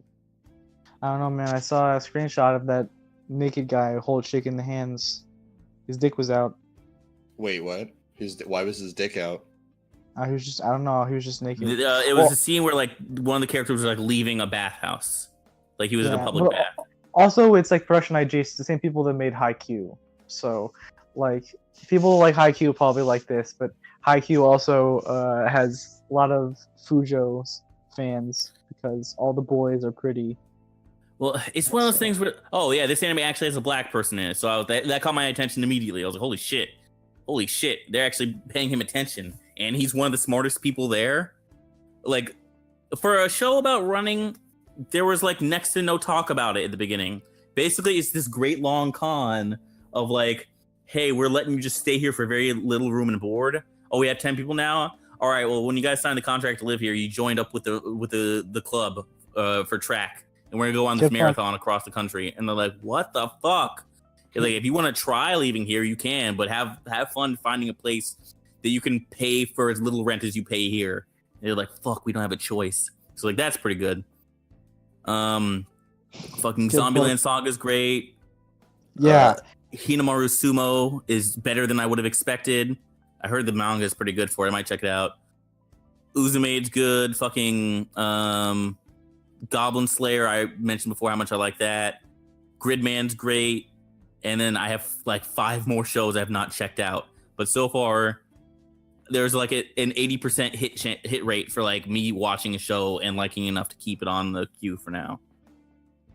Yeah. Really, for me, last season I watched the beginning of a bunch of shows, and then I just kind of like some just fell off. Whatever. Like Asobi Base is good, and I like it. I'm probably gonna finish it eventually at some point. But really, the only show I think that I like kept my attention enough for me to stick with it the whole last season was Revue Starlight. It was really, it's still really good, really strong. Ended really well. And it's actually crazy to me. I've been following the production of it online. There's a dude on Sakuga blog who's been talking about it, and apparently that show had like insane production nightmares happening because of how much work it was. So they're completely overwhelmed by how big the project was, and so they were like, "Hey, we need help from people." And so you look at like the credits, and they have like animators from all over the place just being like, "Hey, I'll help you out." People from like Germany and shit are in the things. And what's crazy to me is if you didn't know, like no one told you, you wouldn't even know that happened, because the like, because they actually did a good job of making sure everything fit together correctly instead of just like, you know, you don't have your dynamic core disaster. It's just, it was very troubled. Yeah. It was just a very troubled production cycle, and I think that it turned out really well despite all the problems they had. Ending was fantastic. Banana Chain is best girl. Fight me. I'll fight you for different reasons, but okay. No one here can argue with you on that because we haven't seen it, but James will try. James can try, but I don't like banana. I don't like bananas as much as I like peaches. Therefore, you're wrong, and that's my best bet. Banana's the sickest, and she's the bestest girl, and she's perfect. How old is she, Skylar? I don't know. She's like 17 or some shit. You had this discussion already. It doesn't matter. She's basically Thanos. Huh? God, I said it doesn't matter because she's basically Thanos. No, explain that line to me. That's what caught my attention. That's a spoiler. I don't want to explain that to you. Damn it. She's more like the anti-Spiral than she is like Thanos, but whatever. It's fine. Don't worry about it. Is she a villain? No. Because when you say she's like Thanos, no, she's like the anti-Spiral. That's pretty. It's pretty. Like it's a big statement. She's like a minor villain for like an arc, a mini arc ish, but it's a thing. Wait, where it can be an arc. It's a 12-episode thing. I was similar to the anti-Spiral. Her goal is noble, but she goes about it in a way that is like not exactly morally sound. But it's like, it's a really cool thing for her character, and she's the best. I see. Yeah, so that's all I got basically. That's all I feel. I feel like bad saying that's my anime of the season for last season, but literally it's the only one I finished. So I can't like make a comparison judgment. But it's very good, so people should watch it. I mean, yeah, it's got those cute girls you like. It's got fucking lesbians in it. It's not even like your fucking like, you know, like Yuri Goggles lesbians. Like, you know, oh, they have to be gay. They held hands once. That's how. Yeah, you said they're pretty explicitly gay. It is like it is like Flip Flappers is pretty explicitly gay, but you could still like argue some bullshit about how it's not because they're kids or whatever the fuck. but I feel like it's even more so than Flip Flappers, which is kind of Flappers. I felt like was not explicitly. One of them is explicitly gay. Yeah. The other's like, no, I don't want to be gay. Or do I? Or do I? And then she, but remember, then there's the bit where she's in the world with all the different papikas, and there's like the succubus girl or whatever. And I feel like that bit was like the one where I was like, yeah, okay, she wants to bone a little bit. There's bit, not much, but more than not at all. The desire to bone is there. Mm-hmm. Yeah, but I feel like in this one, it's like it's even more like explicit. Like the only thing that would have made it more was if they just kissed on screen, which is never going to happen because it's Japan. But yeah, so there's that. That's another thing about it that, you know, if you're like me and you desire the Yuri, then that's another part of the show that I think is done well. So there's that. That's all I got. On last season. Okay. Is it dub for it out? Was it simulcast? Yeah, I think since I simulcasted it with a dub, don't fucking do that because I'm not going to. I just was curious. I looked it up and I was like, holy shit. I think that would be awful because like how you dub a show that like half the dialogue, a significant portion of the dialogue is sung in Japanese, and you can't dub that unless they did. But like Love Live never dubbed that shit, so I don't know how that works at all. I'll look into that alone. That sounds like it would be terrible. Because also it's Every Starlight also is like a franchise tie-in thing. It's like it's the new big thing with anime where it's, hey, we have a multimedia franchise and we want to launch it with an anime. So there's a manga that I haven't read that much of, but I read a little bit of it. That's kind of cute. There's a mobile game that's like a RPG or something. There's also what is really made to advertise is the stage play, because you know review is stage plays, and review also is a huge fucking thing in Japan. There's a big company called Takarazuka Review that's like massively popular in Japan. It's like the thing that created the idol industry, basically.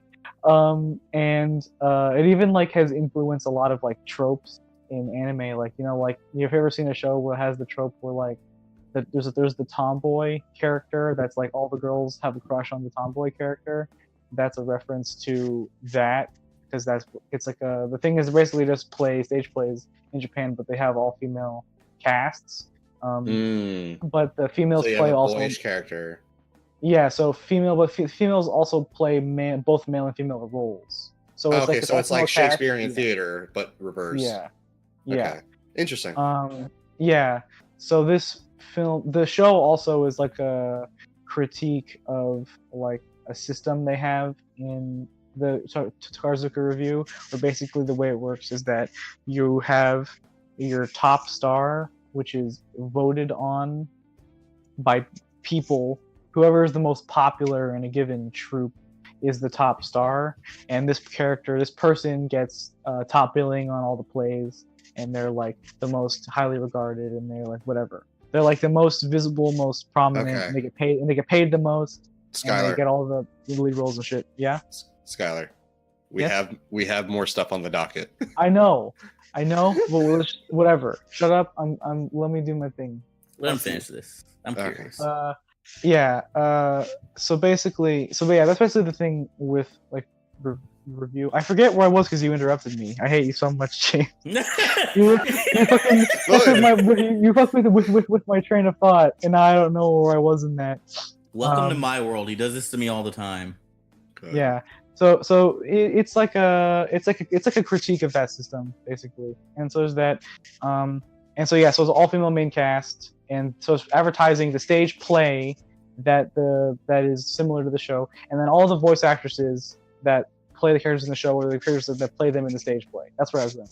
So it would be weird to dub them over because it's like they sing and they're also the characters in the stage play. So it would be like I don't know. It'd be weird as fuck to dub that. Do me a favor and hopefully sometime this weekend, or not this weekend, by next weekend.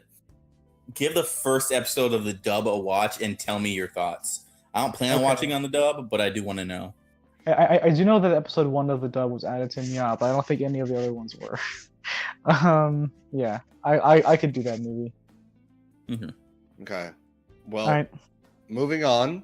We are now entering the film section, and our first topic for today is the new Harley Quinn animated television show being released on DC Universe, which I guess is DC's streaming platform. It's their streaming platform, which is apparently where the live action Titan series debuted or is debuting.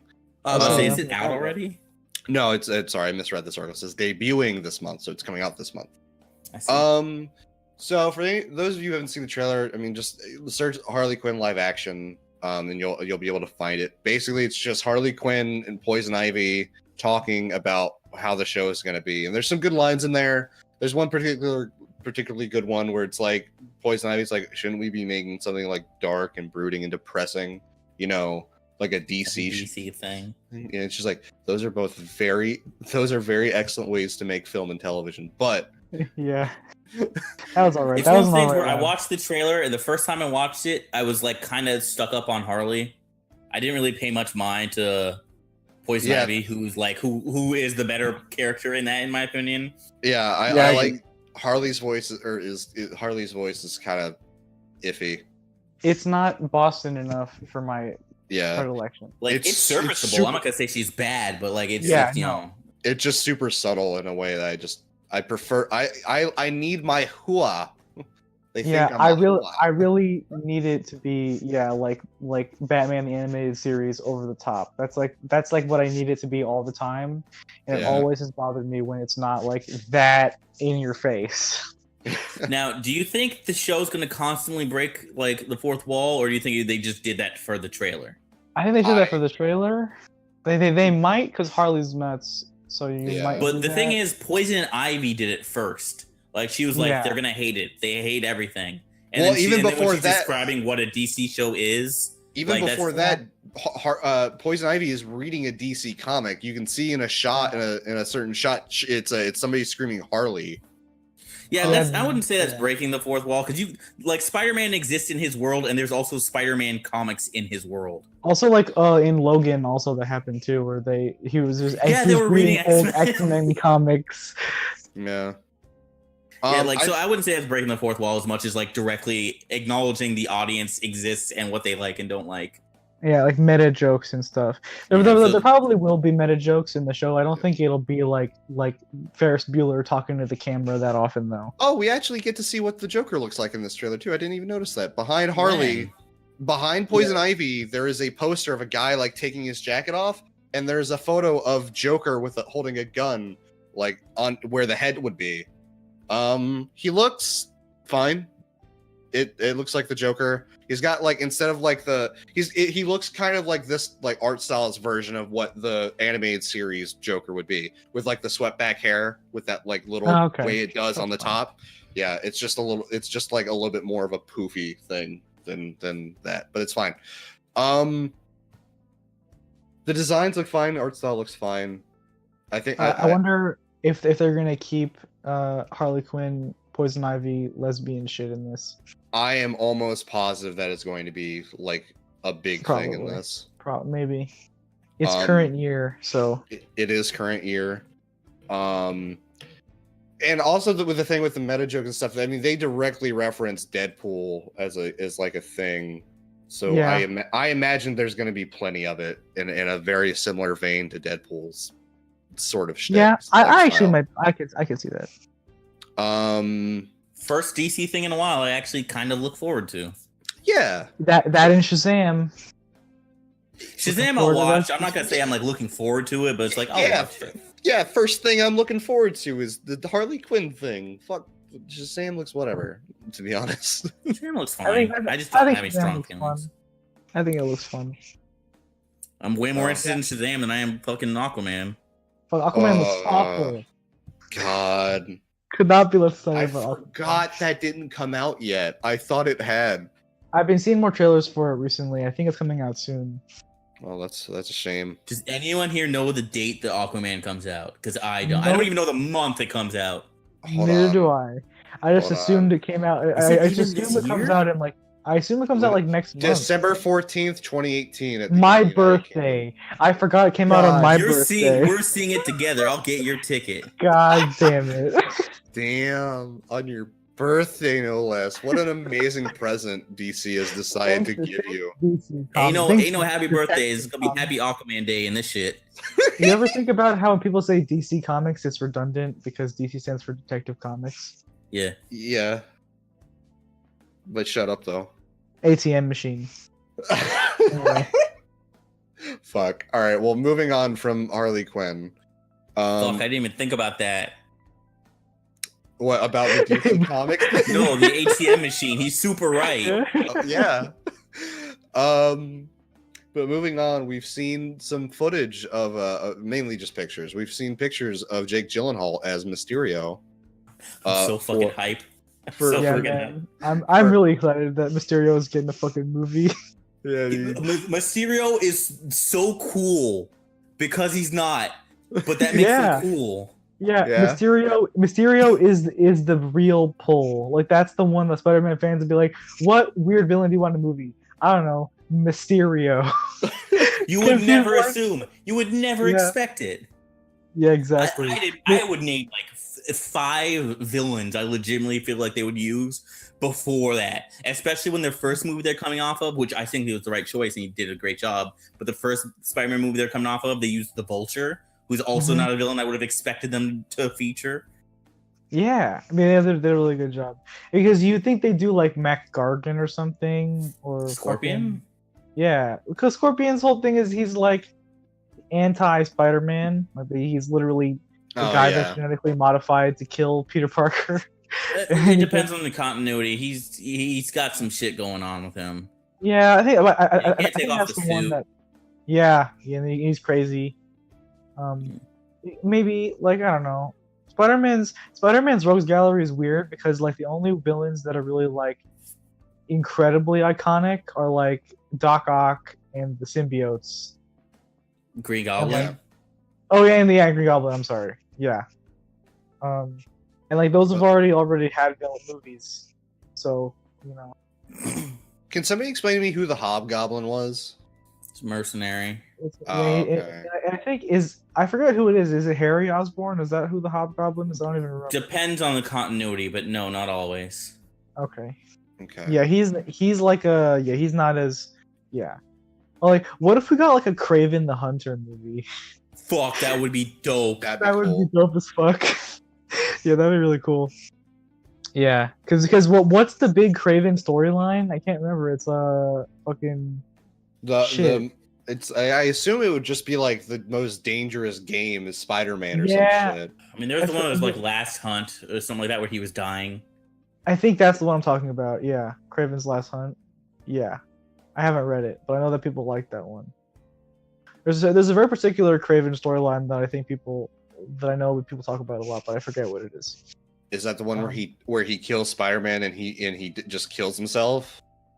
What? No, I don't know. I've never heard of that.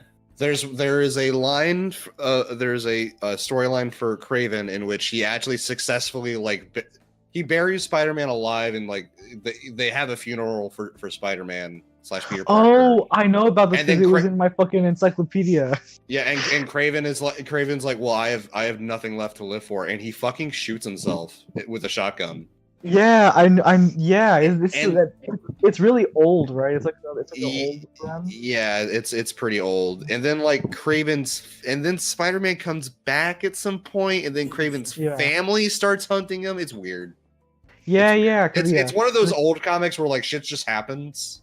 Yeah, because I have that Spider-Man encyclopedia that has all the old Spider-Man knowledge, like Silver Age, Golden Age Spider-Man shit, whatever you want to call that, like old ass fucking Spider-Man comic. And yeah, that's the thing that's in there is the fucking image of Spider-Man being buried alive. By Kraven. Yeah. So looking forward to Spider-Man: Far From Home, which is the name of this movie that Jake Gyllenhaal is going to be in. Do the thing from the Spider-Man PS1 game where Spider-Man beats him by webbing up the little buckles on his cape, and that somehow defeats him. You think they're gonna do that thing where Jake Gyllenhaal's in jail and then he looks in the other side of the room and there's a giant tarantula on the wall? Jesus Christ. That's pretty dumb. What if it's shattered dimensions and he has like the fucking Necronomicon or whatever the fuck was in that game? That'd be And pretty then- hype. I never played. I don't know nothing about that. I Yeah, also didn't play Mysterio that was the game. main villain in that game. Yeah, Mysterio was the main villain, and he found like this tablet or some bullshit, and then Mhm. Spider-Man punches because he's gonna punch Mysterio in the face, and then he puts up the tablet, and Spider-Man punches it, and it shatters the dimensions. It's Spider-Man needs to hold back on his punches because Yeah. he made Doc Ock way worse of a villain. Because he's like, give me fucking brain damage as hard as you fucking punched me. Well, yeah, okay, because there was the Doc Ock run where he possessed Spider-Man's body, and then Well, yeah, Superior Superior Spider-Man. Spider-Man. But even before that run, because when Spider-Man came close to issue 800, I would need to look to verify what number. Like every one of the villains got like a redo in some sense, and that's when it was first like determined like Spider-Man, you fucked my life up. Why did you punch me at super strength? I'm a regular ass dude with octopus stuff on my back. Don't worry about it. But Don't worry.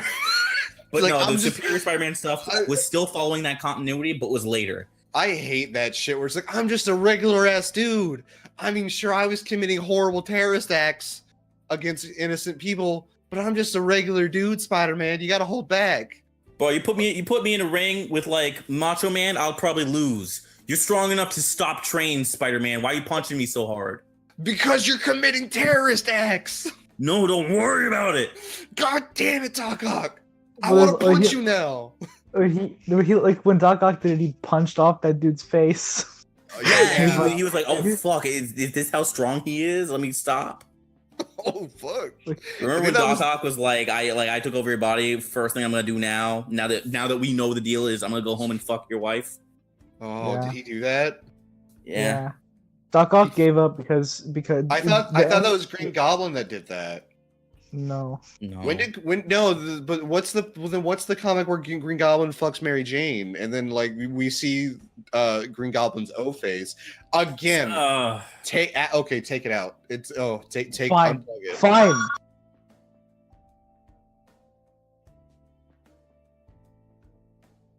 It would be a thin wire going into the wall. Sorry for that, listeners. Also, James, make a note somewhere. Make a note somewhere, please. Oh, I no, actually don't can't worry. because it's behind the I gotta like move the desk. Skylar really Well, out here. it's happened 3 times. You should move the desk. Yeah, move the desk. No, I okay. I'm just gonna. Yeah, no. mute yourself for right now. Move the desk, and then. Oh God. Well, it's fine. Just we'll go through some brief stuff real quick. Moving on to our last film subject is a Mega Man movie, live action Mega Man movie coming at you, hot and fast. Hot, fast, and For who? hot for those 3 Mega Man fans that are out there. The 3 true Mega Man fans who actually bought Mega Man 11. Yeah, wow. Can't even believe Damn. Solange, the absolute coward and hypocrite, couldn't even buy Mega Man 11. By the way, Mega Man. There's 2 games that have come out recently. They came out, and I have not heard a single person talk about. And those games are Mega Man 11, and then Shadow of the Tomb Raider. I ain't heard nobody talk about no Shadow of the Tomb Raider. Yeah, Mega Man 11 I've heard is actually pretty good. Y'all should go buy it. It's out on Steam, the Switch, and probably the other 2 consoles, to be I honest. want it. I'd rather play X. More like I mean- Smegma Man 11. Am I right? What? He pulls the blaster back, and he's got all the smegma. That's Yeah. what it is. That's He disgusting. hasn't used the Mega Buster, and it's been too long. I'd use the Mega Buster every day. It's too cool. Well, but it would Plus some sacrifice Mega the use of Nuts. your hand. Huh? Oh, I can't use my left hand because the Mega Buster's in the way. Yeah, It's so just- what? I can it's- blow a hole through a wall. I'm too cool to have a left hand. Also, Skylar, often do you use that? it's his If right I work hand. construction every day. Skylar, it's Alright, his sure. right hand, you piece of shit. Wow. That's even more inconvenient. But no, he does have his hand. He can just Yeah. pull his He just hand turns into it the off. gauntlet. At least in the show, he could. Yeah, no, it's yeah. He has use of his hands. Like it just like kind of folds over or something. It's weird. It's Like, just if I was hanging out with you, I'd pull my hand into my wrist and start charging up. I'm like, say something about Toga again, Skylar. See what happens next. Man, I got nothing about Toga. Toga will just kill you anyway. Like it doesn't matter if I'm right or wrong. You got what you want. You're fucking dead. You've lost. You already see me fully charged and glowing. I was like, you want to stand by that? Yeah. You're trying to stand by that. I keep my I'm just a ideals. murder, so I'm gonna let that one slide. Yeah, exactly. You gonna kill me? How you gonna conquer the world from jail, huh? Oh, he's right. You're really willing to give up everything That is my ideals, but I could not conquer the world with the Mega Buster. That's not enough. Damn. Oh yeah, that's right. We're talking about the movie coming out. I don't know. There's not much anything about it. There's literally Live nothing action? to know about it. It's all we know is it's going to be live action. They say it's coming soon. But I really It's hope coming it's like to a the- mistake. yeah, This just reminds yes. me of that new Sonic movie that I really hope is amazing. I Yeah. want it to be box art Mega Man. Yes, yes, yes. Like the new Sonic movie is live action. It takes place in like some bumfuck Midwest town or some bullshit. As a sheriff in it, and so like that's hilarious. Well, how about we get box art Mega Man, box art Mega Man. Mega Man. Oh man. But moving on from bad Mega Man movies, let's go into video games. So New York Comic Con happened, and there was a DMC5 event, and we learned some really good information. For one, Cerberus is back. Cerberus, for those who don't know, is the Devil May Cry 3 triple nunchucks thing. Before it used to be just an ice weapon. Now it has 3 modes. It has the classic ice nunchucks. It turns into like a fire bow staff or a lightning chain. We also got some explanations on the Devil Breakers, specifically the Pasta Breaker, which randomly. Shut up! Is that what it's actually called? There's Yes. one called the Pasta Breaker. Yes, I don't know Holy why. fuck. I don't It's know why godlike. it's called that. I don't know why it's called that, but it changes. It randomly changes your devil arm at random. I feel like that would be really weird in the middle of battle. You get the pleasure arm. Oh yeah. Well, the pleasure arm heals you. That's all it does. It just heals. Oh, It doesn't have an attack. It doesn't have an attack. Yeah, based around it. It's pretty funny. It is pretty funny. We saw the Faust hat. For those of you who didn't see the footage, but the Faust hat is literally just a cowboy hat that Dante wears, and he does fucking Michael Jackson poses. And all of your moves that you do cost like red orbs. And if you finish with like he summons a meteor at one point as like a finisher, and that gives you like an explosion of red orbs to absorb.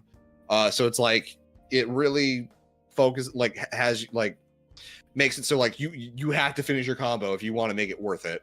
Otherwise, you're losing all these red orbs. Be good at the game.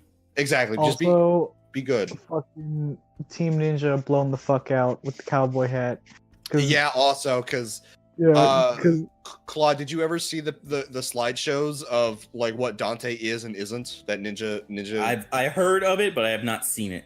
I Well, heard he one was of the- like not a gay cowboy or something like that. Because they Yeah. literally had a picture of Dante is, and then it's Dante from DMC4, like in a scene with the guys from Brokeback Mountain. Yeah, he is not, and it's because Dante's pants in that game are fucking stupid and have like cowboy boots attached to them. Like his pants have the cowboy boot design on them for like no reason. It's fine. Yeah, I like his design there. Well, the rest of it. yeah. I say it's godlike. I'm really Yeah. excited for the DMC5. We saw some more stuff with Balrog.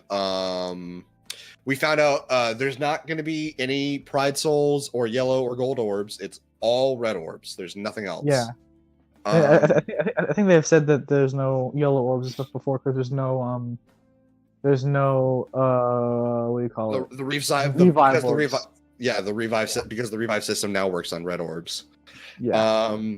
There was a new gun talked about. I couldn't really find it, unfortunately, but we've got one for Cavalier R, which I guess was like, I'm not entirely sure how it works, but it's similar to the normal Cavalier. I think it's the pre-order bonus one, where I think it does less damage overall, but it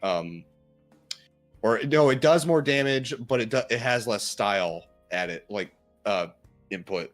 So like you don't get as much style meter off of it. Okay. And that was kind of the most of it. Other than seeing some like Swordmaster combos and seeing more Balrog stuff. We saw some stuff with the Super Buster, which I think that's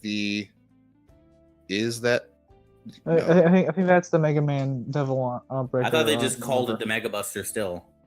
Yeah.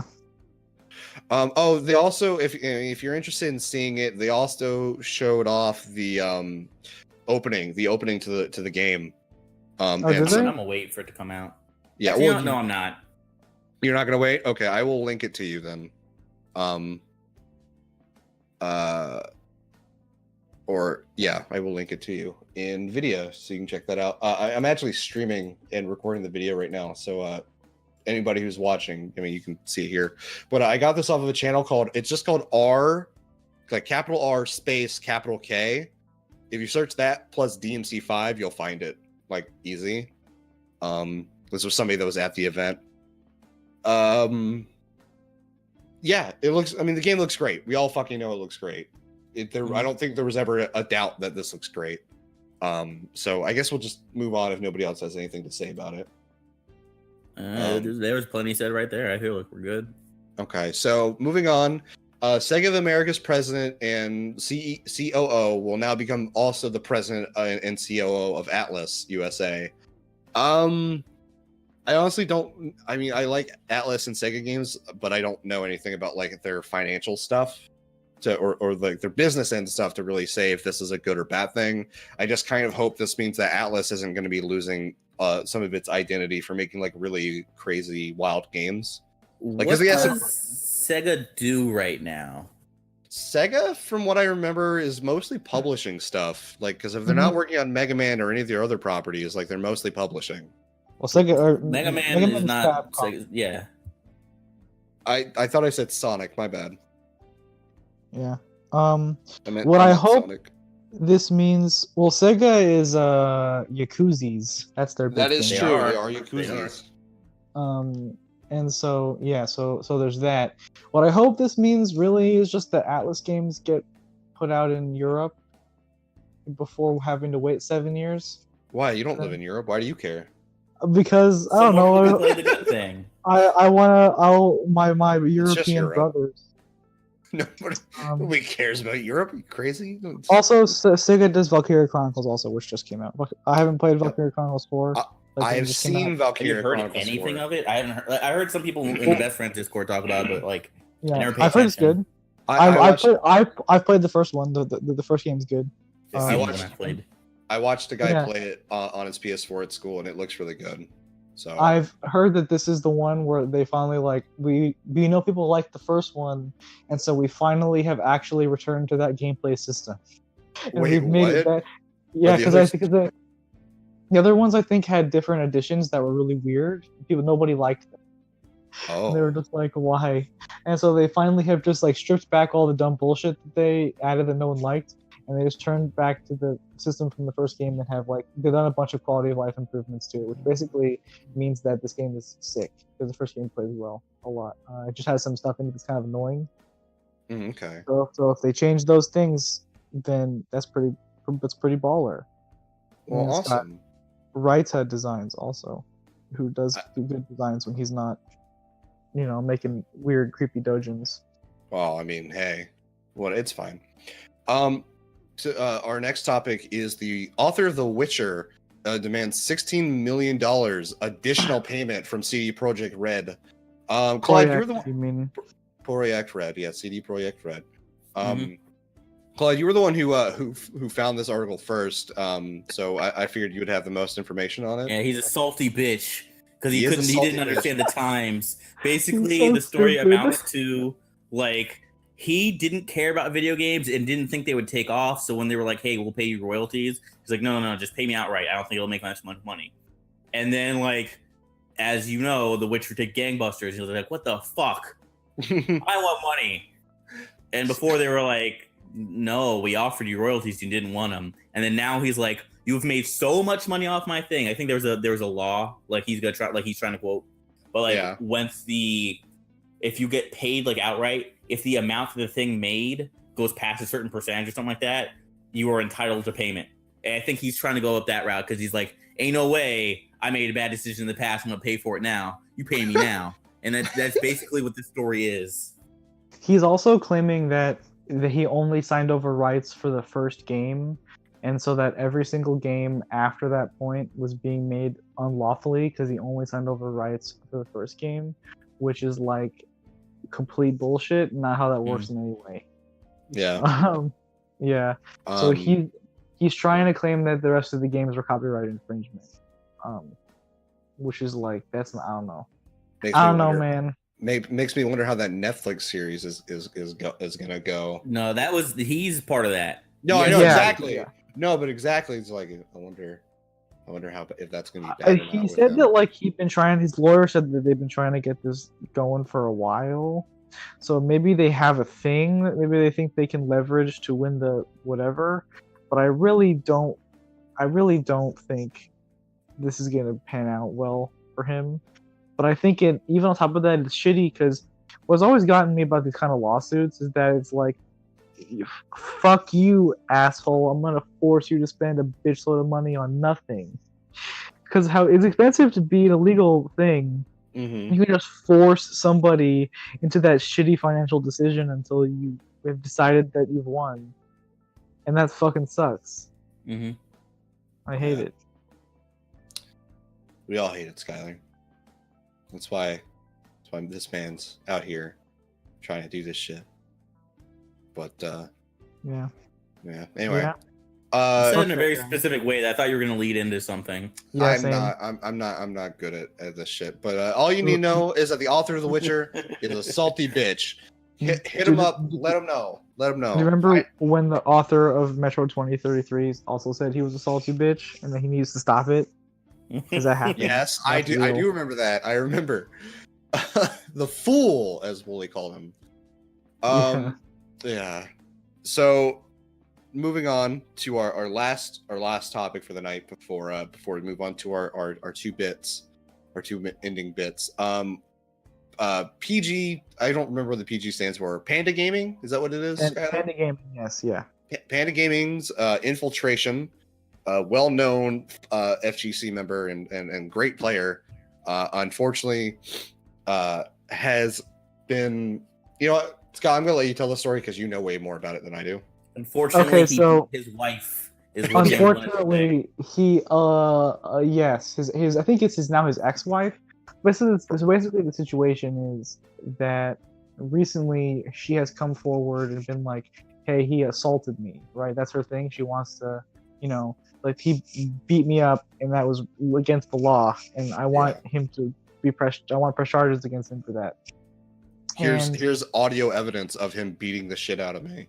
And the problem with this is that South Korean laws are fucked up, right? So obviously it's awful. Infiltration is terrible, allegedly, if this is true. Because at the moment it feels weird to pass judgments-ish because he hasn't been able to defend himself yet. There hasn't actually been a court or whatever. But I mean, it's kind of hard looking at actual audio evidence that is just there. You can find it. Anyway, what's fucked up about Korean law is, first of all, you can't submit audio evidence to a court for some reason. You only can submit a transcription of audio. I don't actually know why that is. I don't see why one would be easier to fake than the other or something. If that's the logic, I don't get it at all. So there's that. So she only has a transcript of the audio evidence available because that's what you can submit. But also the major issue is that in Korea, South Korea, accusing someone of assault is more dangerous to do than actually committing assault because assault is not a criminal offense in Korea, but libel and slander is. Wait, so, assault isn't a criminal offense? Yeah, it's not like a felony equivalent, basically. Yeah. Great. Right. Yeah. So if he's found not guilty, like in a court of law, like if the court of law happens and she's found not guilty, or he's found not guilty, then he can countercharge her for ruining his good name, which is a criminal offense. That is a felony, and she could see jail time just for coming forward and saying that this thing happened, which is incredibly fucked. Yeah. So that situation is a huge nightmare and is a mess. And yeah, so that sucks. Thankfully, Panda Global, Infiltration sponsor, seems to be taking it seriously, and they didn't let him compete at TGS this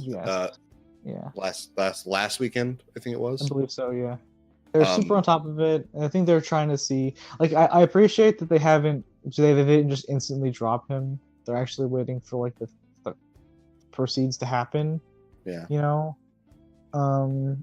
but it's like, I don't know. It sucks. There's a pretty dank meme though, where someone edited his SF5 like thing he did for Korea Gaming, where it was like his little tip on how to get better, and they changed the subtitles, so he's telling you how to more effectively beat your wife.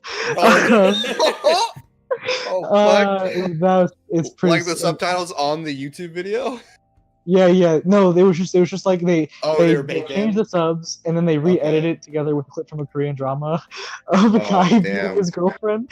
And the thumbnail was just him with Photoshop boxing gloves on. Hit your wife. Remember, always hit your wife with the raw Shungotsu Satsu. Yeah. No, he plays fucking jury. But he also I know because I went and typed up his Liquipedia article, and it says he also played Akuma. So he played like everyone in SF4. Exactly. His main was like Chun-Li, I think. But he played fucking everybody. Look, Akuma was the only one I knew a move for. Okay, don't do this. He played like Abel, I think. I'll be honest. I don't think Infiltration's going to be able to hit his wife with lightning legs. I don't think that's going to be able to happen. No, man, did you see that clip of him from CEO with his thighs when he was wearing those Daisy Dukes? You don't know. Maybe. I'm not sure if you guys saw the picture. I'm gonna try to remember what it was exactly, but it was a picture of like some models who were like in a top 8 competition. It's like, you made it that far, but can you beat me or something like that? Oh yeah. Let me see if I can find it. I found it. Damn! Instantly. It's like I'll see if I can post it, because it's Discord works really weird about sending pictures on here. Post it. Where are you posting it? This isn't gonna be in DADCast because that's where I'm at right now. All right, cool. You better be in DADCast. Fucking bitch.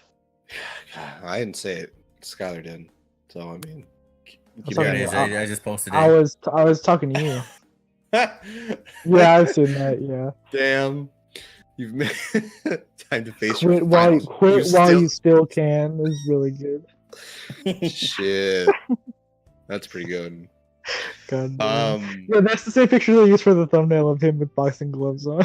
Oh, really? Fucking kills me. All right. Well, that ends our news segment this week. And now we're going to move on to Learning with James. Now, for anyone not familiar with Learning with James, basically Claude or Skylar could come up with a topic too if he's not a wuss, is they're going to give me a topic and I'm in charge of it.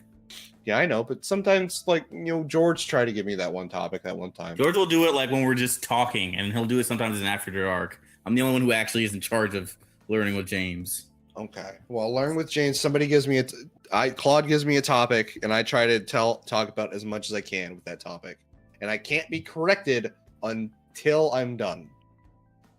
Last week we did mirror. What I do want to ask is, when you said that concludes our new segment, is discussions of spousal abuse, is that a new segment on this podcast? No, I said news segment. Oh, okay. Never mind. Yeah. Misheard you. Yeah, I know. I don't know if I'd want to keep up that as a discussion point. I'd get really sad over time. I'm like, all right, next topic. Come at you hot, domestic abuse. Oldie but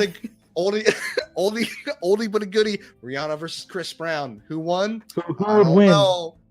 Death battle. Would you sure you can your wife? find out on this episode. Like it's there's too much to that, man. I would not be a fan of it. How to hide it? How hard should you hit someone so that no one can see the bruises? How hard can you show your wife before she calls the police?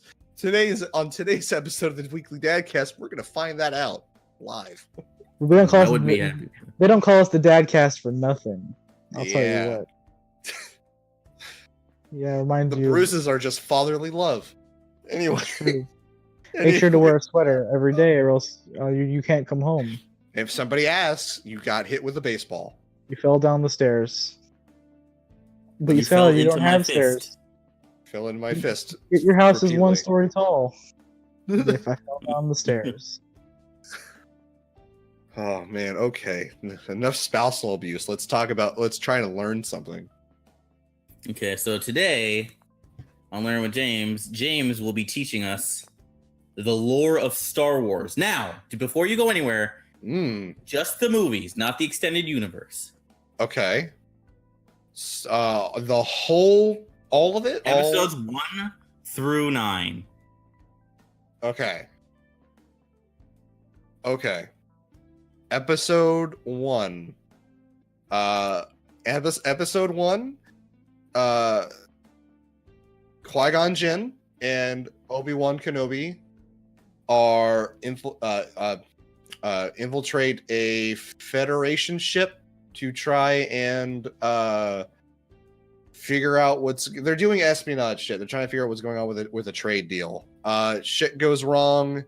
They land on what fucking planet is whatever. They land on a desert planet and they end up finding a young boy and his mom who are slaves. Named the boy being named Anakin Skywalker. Spoiler alert: Anakin Skywalker is actually Darth Vader. I wouldn't have been able to know. Anyway, Qui-Gon Jinn and Qui-Gon and Obi-Wan fight Darth Maul on that planet, and Darth Maul kills Qui-Gon, and then Obi-Wan kills Darth Maul by slicing him in half. And then at some point, he might come back with spider legs, depending on the canon. Don't worry about it. Obi-Wan trains and raises Anakin. There's some pod racing in there.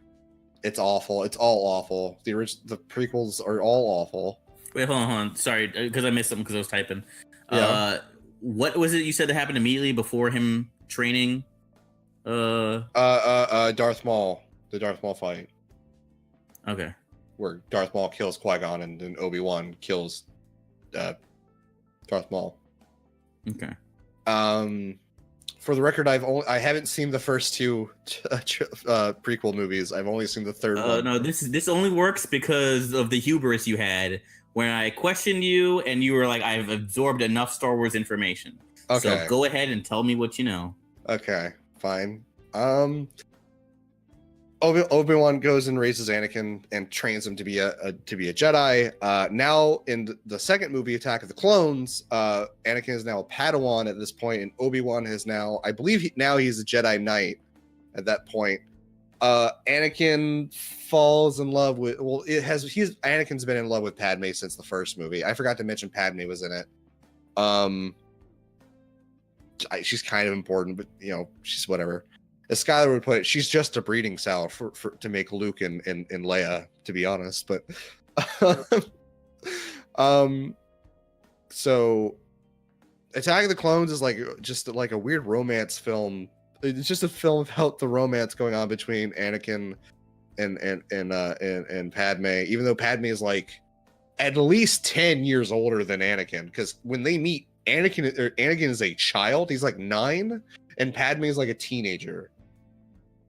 Or maybe an adult woman, maybe 19, maybe. She still looks kind of young. Anyway, so they're dating, getting ready to get married, or deciding if they want to get married, because Jedis aren't allowed to get married because they're not even allowed to be in love, because Jedis have to be emotionalist, fucking perma virgins, because bad writing. What else happens? The clones happen. Clones that are made from Jango Fett, or Jango Fett is a clone who eventually becomes the father of Boba Fett at some point. I'm really fuzzy on what happens in that second movie, even though we just talked about some of it. There's the really bad CGI like fruit scene. There's the fight with Count Dooku. You get you get a live feed of Christopher Lee just slowly dying, both inside and out. Yoda's there. He's doing some shit. And then the third movie happens, and that's what's that called? What's that third movie called? I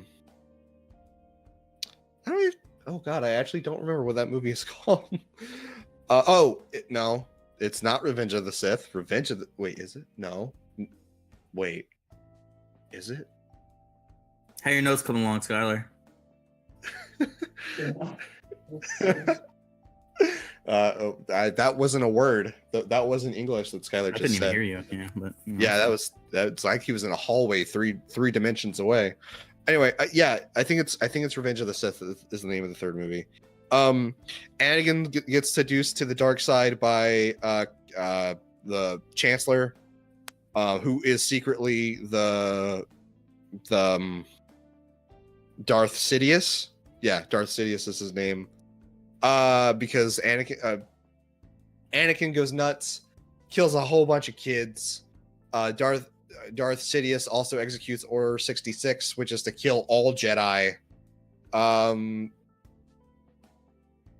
Anakin, fights Obi-Wan. Obi-Wan defeats him.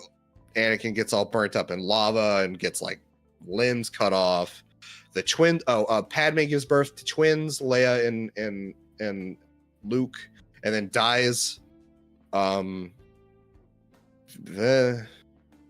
She dies because like Anakin like chokes her, like he force chokes her because he's a big all angry sad boy because the dark side, and that like fucking fucks her up, so she dies.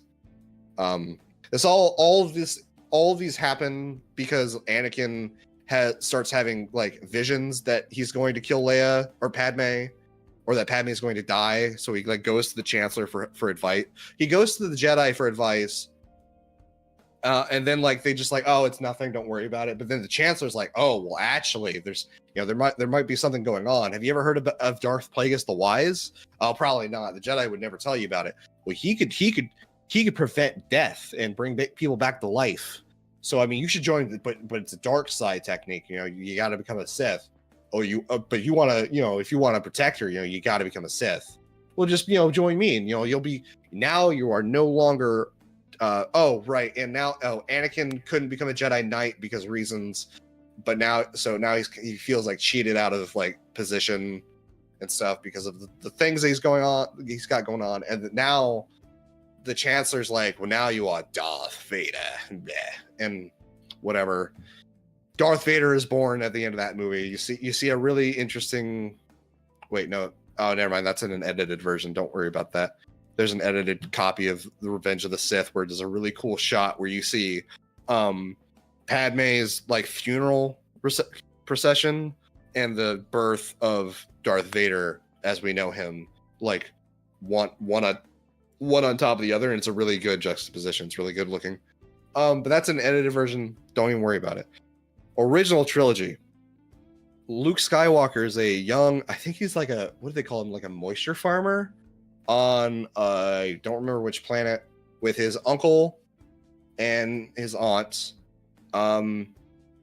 His uncle, that's right. At the very beginning, Princess Leia is captured by Darth Vader.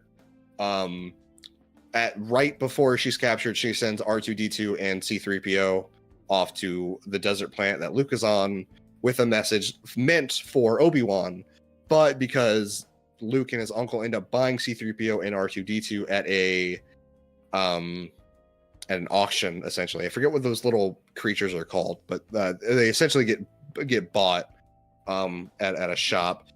Luke ends up seeing the message first and is wondering who Obi-Wan is. Ends up meeting Obi-Wan, who goes by Ben Kenobi. Learns about his father, learns about the Force, learns about Jedi. They start training. Or, well, no, they don't start training yet. Luke goes back home, finds his aunt and uncle killed because stormtroopers are looking for the droids because Darth Vader knows that the droids are out there with a message for Obi-Wan. This fucks up Luke, so he goes off with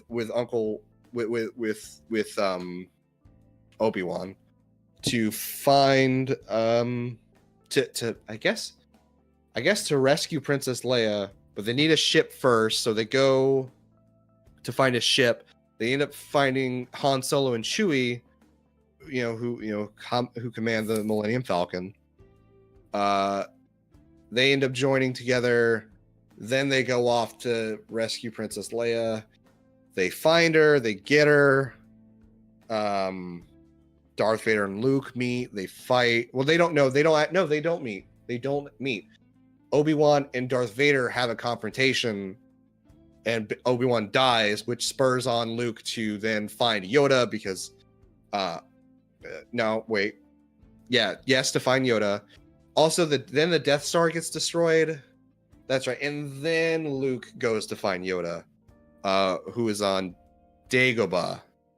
Meanwhile, Han, Chewie, R2-D2, C-3PO, and Leia are off to go on with the rebels. Then episode 5 comes out, and now Luke is training finds Yoda, starts training with him, learns that he's got to master the Force if he wants to be able to fight Darth Vader. R2-D2 also wasn't with the rebels. R2-D2 was with Luke because he was on his X-Wing with Luke. Duh. Stuff goes on with the rebels, and they go to Cloud City to try and find support through Lando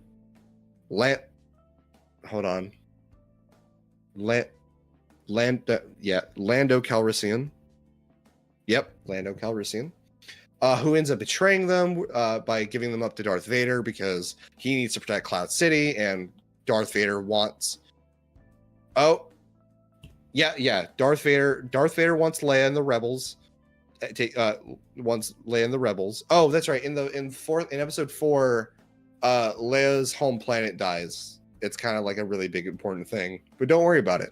So back to this 5th movie. Han Solo is wanted by Jabba the Hutt because he owes him money. So Boba Fett is with Darth Vader at that point because he needs to bring Han back to Jabba. Leia gets taken with Leia doesn't get taken with the rebels. No, she doesn't get taken at all. What the fuck's up with that? Why doesn't? That's so bizarre. Why? Oh, that's right, because they escape. Yeah. So Han gets frozen in carbonite. Wait. Leia escapes? How does she escape? Oh yeah. Oh, anyway, they escape. She escapes. Luke has a confrontation. Luke leaves Dagobah to go to Cloud City because he senses that his friends are in danger. He has the confrontation with Darth Vader, finds out that Darth Vader is his father, gets his hand cut off, manages to just barely scrape out of the fight by the skin of his teeth by falling down a pit, gets picked up by Leia and co. Han still on Cloud City in carbonite. Heroes are at their lowest point. Episode 6 comes out. Han's carbonite ass is with Jabba. Leia Leia comes in. Is as a mercenary to try and rescue Han. It almost works. She ends up getting captured. And that's when you get the slave Leia outfit thing. Then Luke shows up later and is like, Jabba, you gotta give me Han and Leia. you're pretty much fucked. Like I'm a badass. Wait a minute. Shit, I forgot the ice planet entirely. Where did what happened with the ice planet? What episode is that? That has to be the last one. No. Oh, yeah. That's the episode 5. That's how it opens on the ice planet. Right, and that's when Luke gets the call to go to Dagobah. Wow, I completely missed that. That might not even be in the right order. Anyway, I just watched these movies too. Shit. Anyway, Luke ends up, saving the day, saves everybody from Jabba. Han gets unfrozen. They're reunited with it. He's reunited with everybody. They end up going to Alderaan? No, Alderaan is the planet that got exploded. They go on Endor, which has the little munchkin patch, pale fucking things, the furry things. I forget what they're called. I don't like them very much. They're kind of annoying. As like their final assault to stop the creation of the second Death Star, right? Shit happens. There's a really long chase scene on hover bikes. Luke fights Darth Vader one more time. Is losing. Oh, he meets Darth Sidious, leader of the Empire. Fights Darth Vader. Doesn't give in to his emotions to try and kill or something. He doesn't follow the dark side. That's the point. He doesn't follow the dark side. Loses. Is getting shocked to death by the Emperor, who then gets thrown into a pit by Darth Vader. And he's like, you gotta, you made me realize that there's still a little bit of humanity left in me, son. I love you. He doesn't say I love you. I think he also falls into a pit or something, but he ends up back in the hangar and the Empire's base. And that's when Luke unmasks him, sees that he's dead, or watches him die. They have that nice tender moment. The Luke and co escape. Second Death Star is destroyed. The end for the original trilogy. New trilogy, new characters. Rey is a random girl on a desert planet. Ends up meeting up with a traitorous stormtrooper who doesn't like the idea of killing people. They go on a bunch of adventures with Han Solo and Chewbacca. They meet Leia. They meet Kylo Ren, who's the son of Han Solo and Leia, who ends up killing Han in that movie.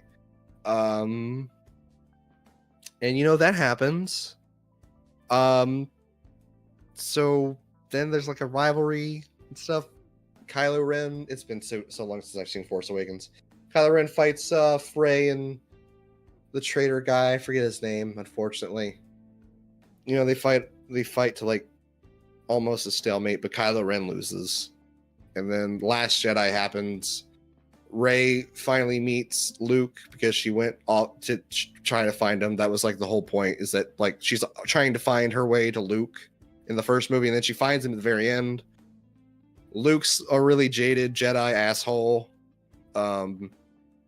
And at the very end, he realizes, well, hey, maybe this new generation will change things, and then he dies. And that's all I really remember of those movies.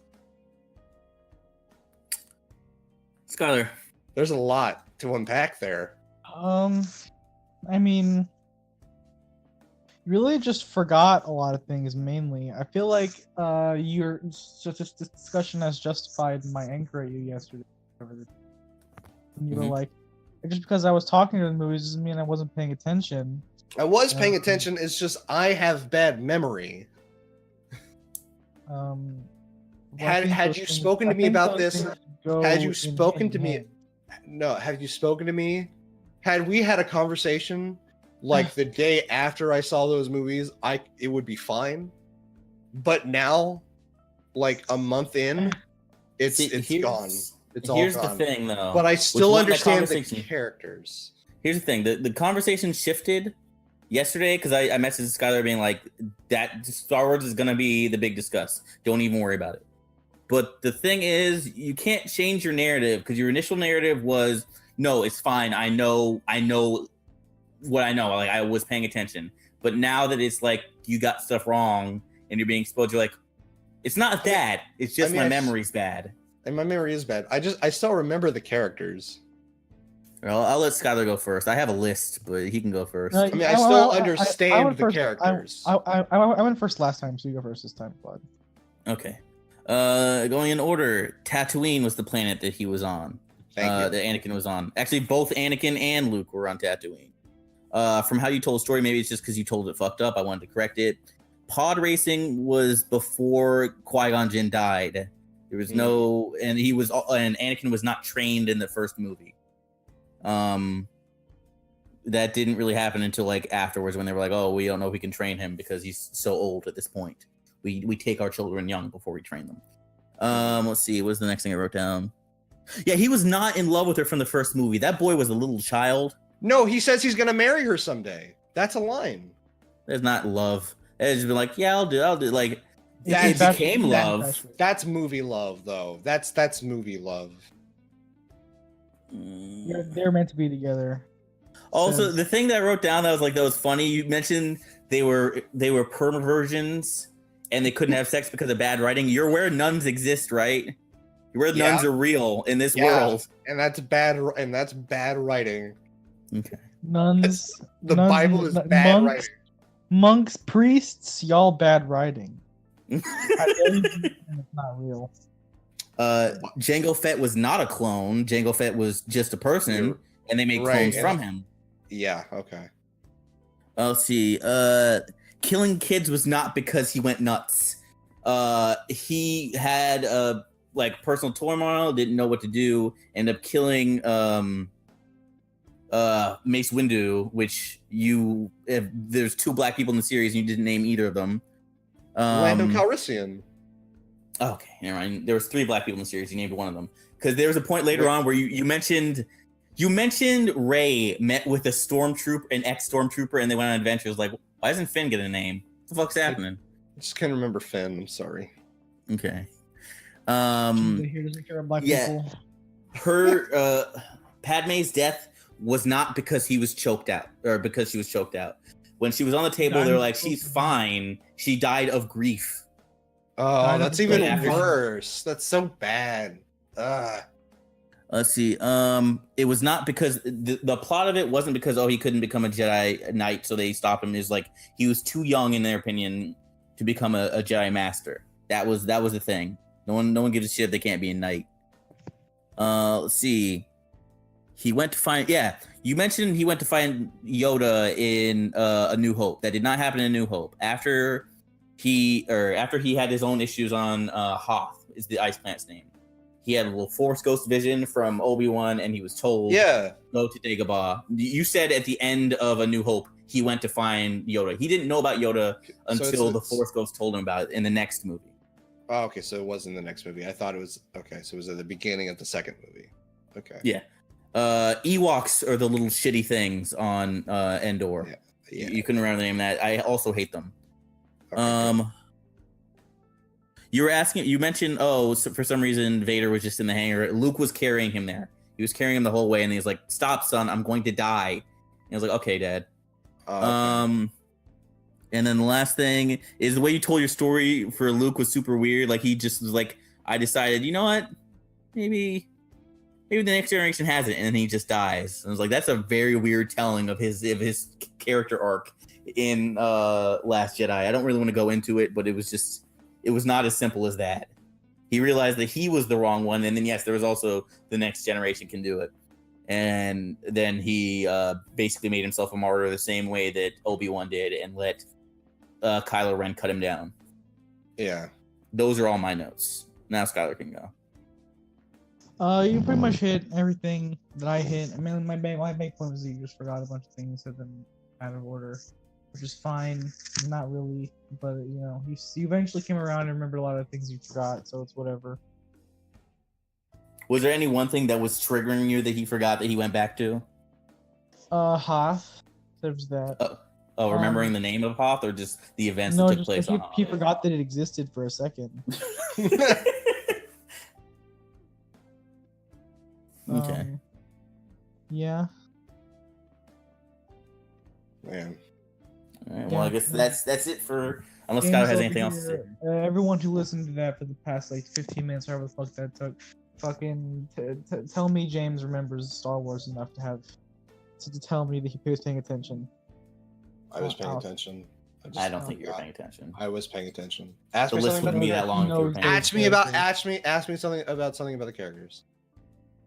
But half of that conversation there was me correcting you about the things. No, ask me a thing about like a character motivation or something. James, but that's different though. Well, No. I don't think you literally understand what my point is about you. I know I don't, because like if I can't like perfectly recite like what happens in the Star Wars movies, but if I understand what the characters are and what their motivations are and what their whatever is, then it's fine. If I understand the point of a movie, then it's fine. My point was that you weren't paying attention to the film. So you said your problem was that you didn't connect to the characters because you didn't find them interesting or whatever. But if you just know their basic character motivations, you can pay attention to the Not dialogue. just their motivations, but like ask me like a short essay but question. that's not the thing. James. That's not the thing I'm talking about at all. I'm talking about how if you don't, Then I don't understand the point. What's the problem with dialogue? Then you how you can connect to the characters? How the characters are likable because the dialogue is well written and it's well acted. The characters in the movie are not exactly deep, like fucking like they aren't Citizen Kane, right? Okay. No one in that movie is I don't understand your point, because if I understand James, how about if you because I don't understand your question. If I understand, I don't understand his point. No, stop. I don't understand the point, as in I don't understand what the problem is with not connecting with the characters if I still understand how like the themes and like the academic purpose of the film is. Why does it matter? My problem was that you said that your friend said that you weren't paying attention, and you weren't talking through dialogue because you already seemed to understand the characters, right? I do understand the characters. I just don't remember the plot well. There's a difference between understanding what characters are going for and experiencing the thing yourself. I can say that I understand. I did experience it for myself, and I understand it. But it's I understand it, and I'm asking you to ask me questions to prove that I would understand it. But you're not. So why aren't you? Because that's not what I'm talking about. Then what the fuck does it matter? How about you let me do with my understanding of the film? Then why does it matter? James, you're literally refusing to understand what I'm saying. I'm not talking about the deep whatever bullshit of the characters. I'm saying then it literally does not matter. It literally does not matter. You are to connect to the characters if your understanding of them is just a character bio that you've read on the internet. I didn't read a character bio on the internet. I watched the films. Okay. Whatever. If it doesn't have to do with the academic purpose of the film or anything, then why the fuck should I give a shit about whatever your point is? Because if you're saying I didn't understand the film, but I literally do understand the film. That's not what I'm saying. I'm saying that you weren't paying attention because you said you were talking through the whole movie, which means that. But considering the fact that I understand the film, I clearly was paying attention. Okay, then. Because the thing is that you said to me that you didn't understand why people liked the characters, which says to me that you didn't listen to what they were saying. The characters are very conventionally likable, in that they are written well, in the sense that they have like memorable lines and the dialogue. Did I say I didn't understand them? That's not what I said. I'm sorry, I spoke wrong. When did I say that I didn't understand why people like them? It was before you started watching them, to be fair. I was like, okay. You said that you were like, you weren't sure why people even cared more about Han Solo or whatever the fuck. Okay. So it was before. So okay, fair. Yeah. I would have said something like that then. Yeah, the characters. I mean, there's nothing wrong with the characters and how they're written and stuff. It's just I can't personally keep myself. I can't do like the thing you were talking about. Like I can't put myself outside of the time I exist in more than just appreciating like the film aspects, like I talked about this before early, like at the beginning of the podcast with like how the transitions were made that way because the movie was on a budget and how like and the appreciation for the scale models that they made and everything. Like, but I can't like the. I mean, I could like the characters are conventionally likable. Yes, you're right, but it's like they're very boilerplate. Is that the word I want to say? They're too simple for me. They're just archetypes almost. Yeah, I mean they are. I mean that's not what I'm going for though. Is that they're just like very simple characters, especially on like a fundamental like just whatever writing level. But that the reason why they're so memorable to people is because of the performances. For the most part. Like I don't think that what's his face, Mark Hamill was all that great, especially in A New Hope.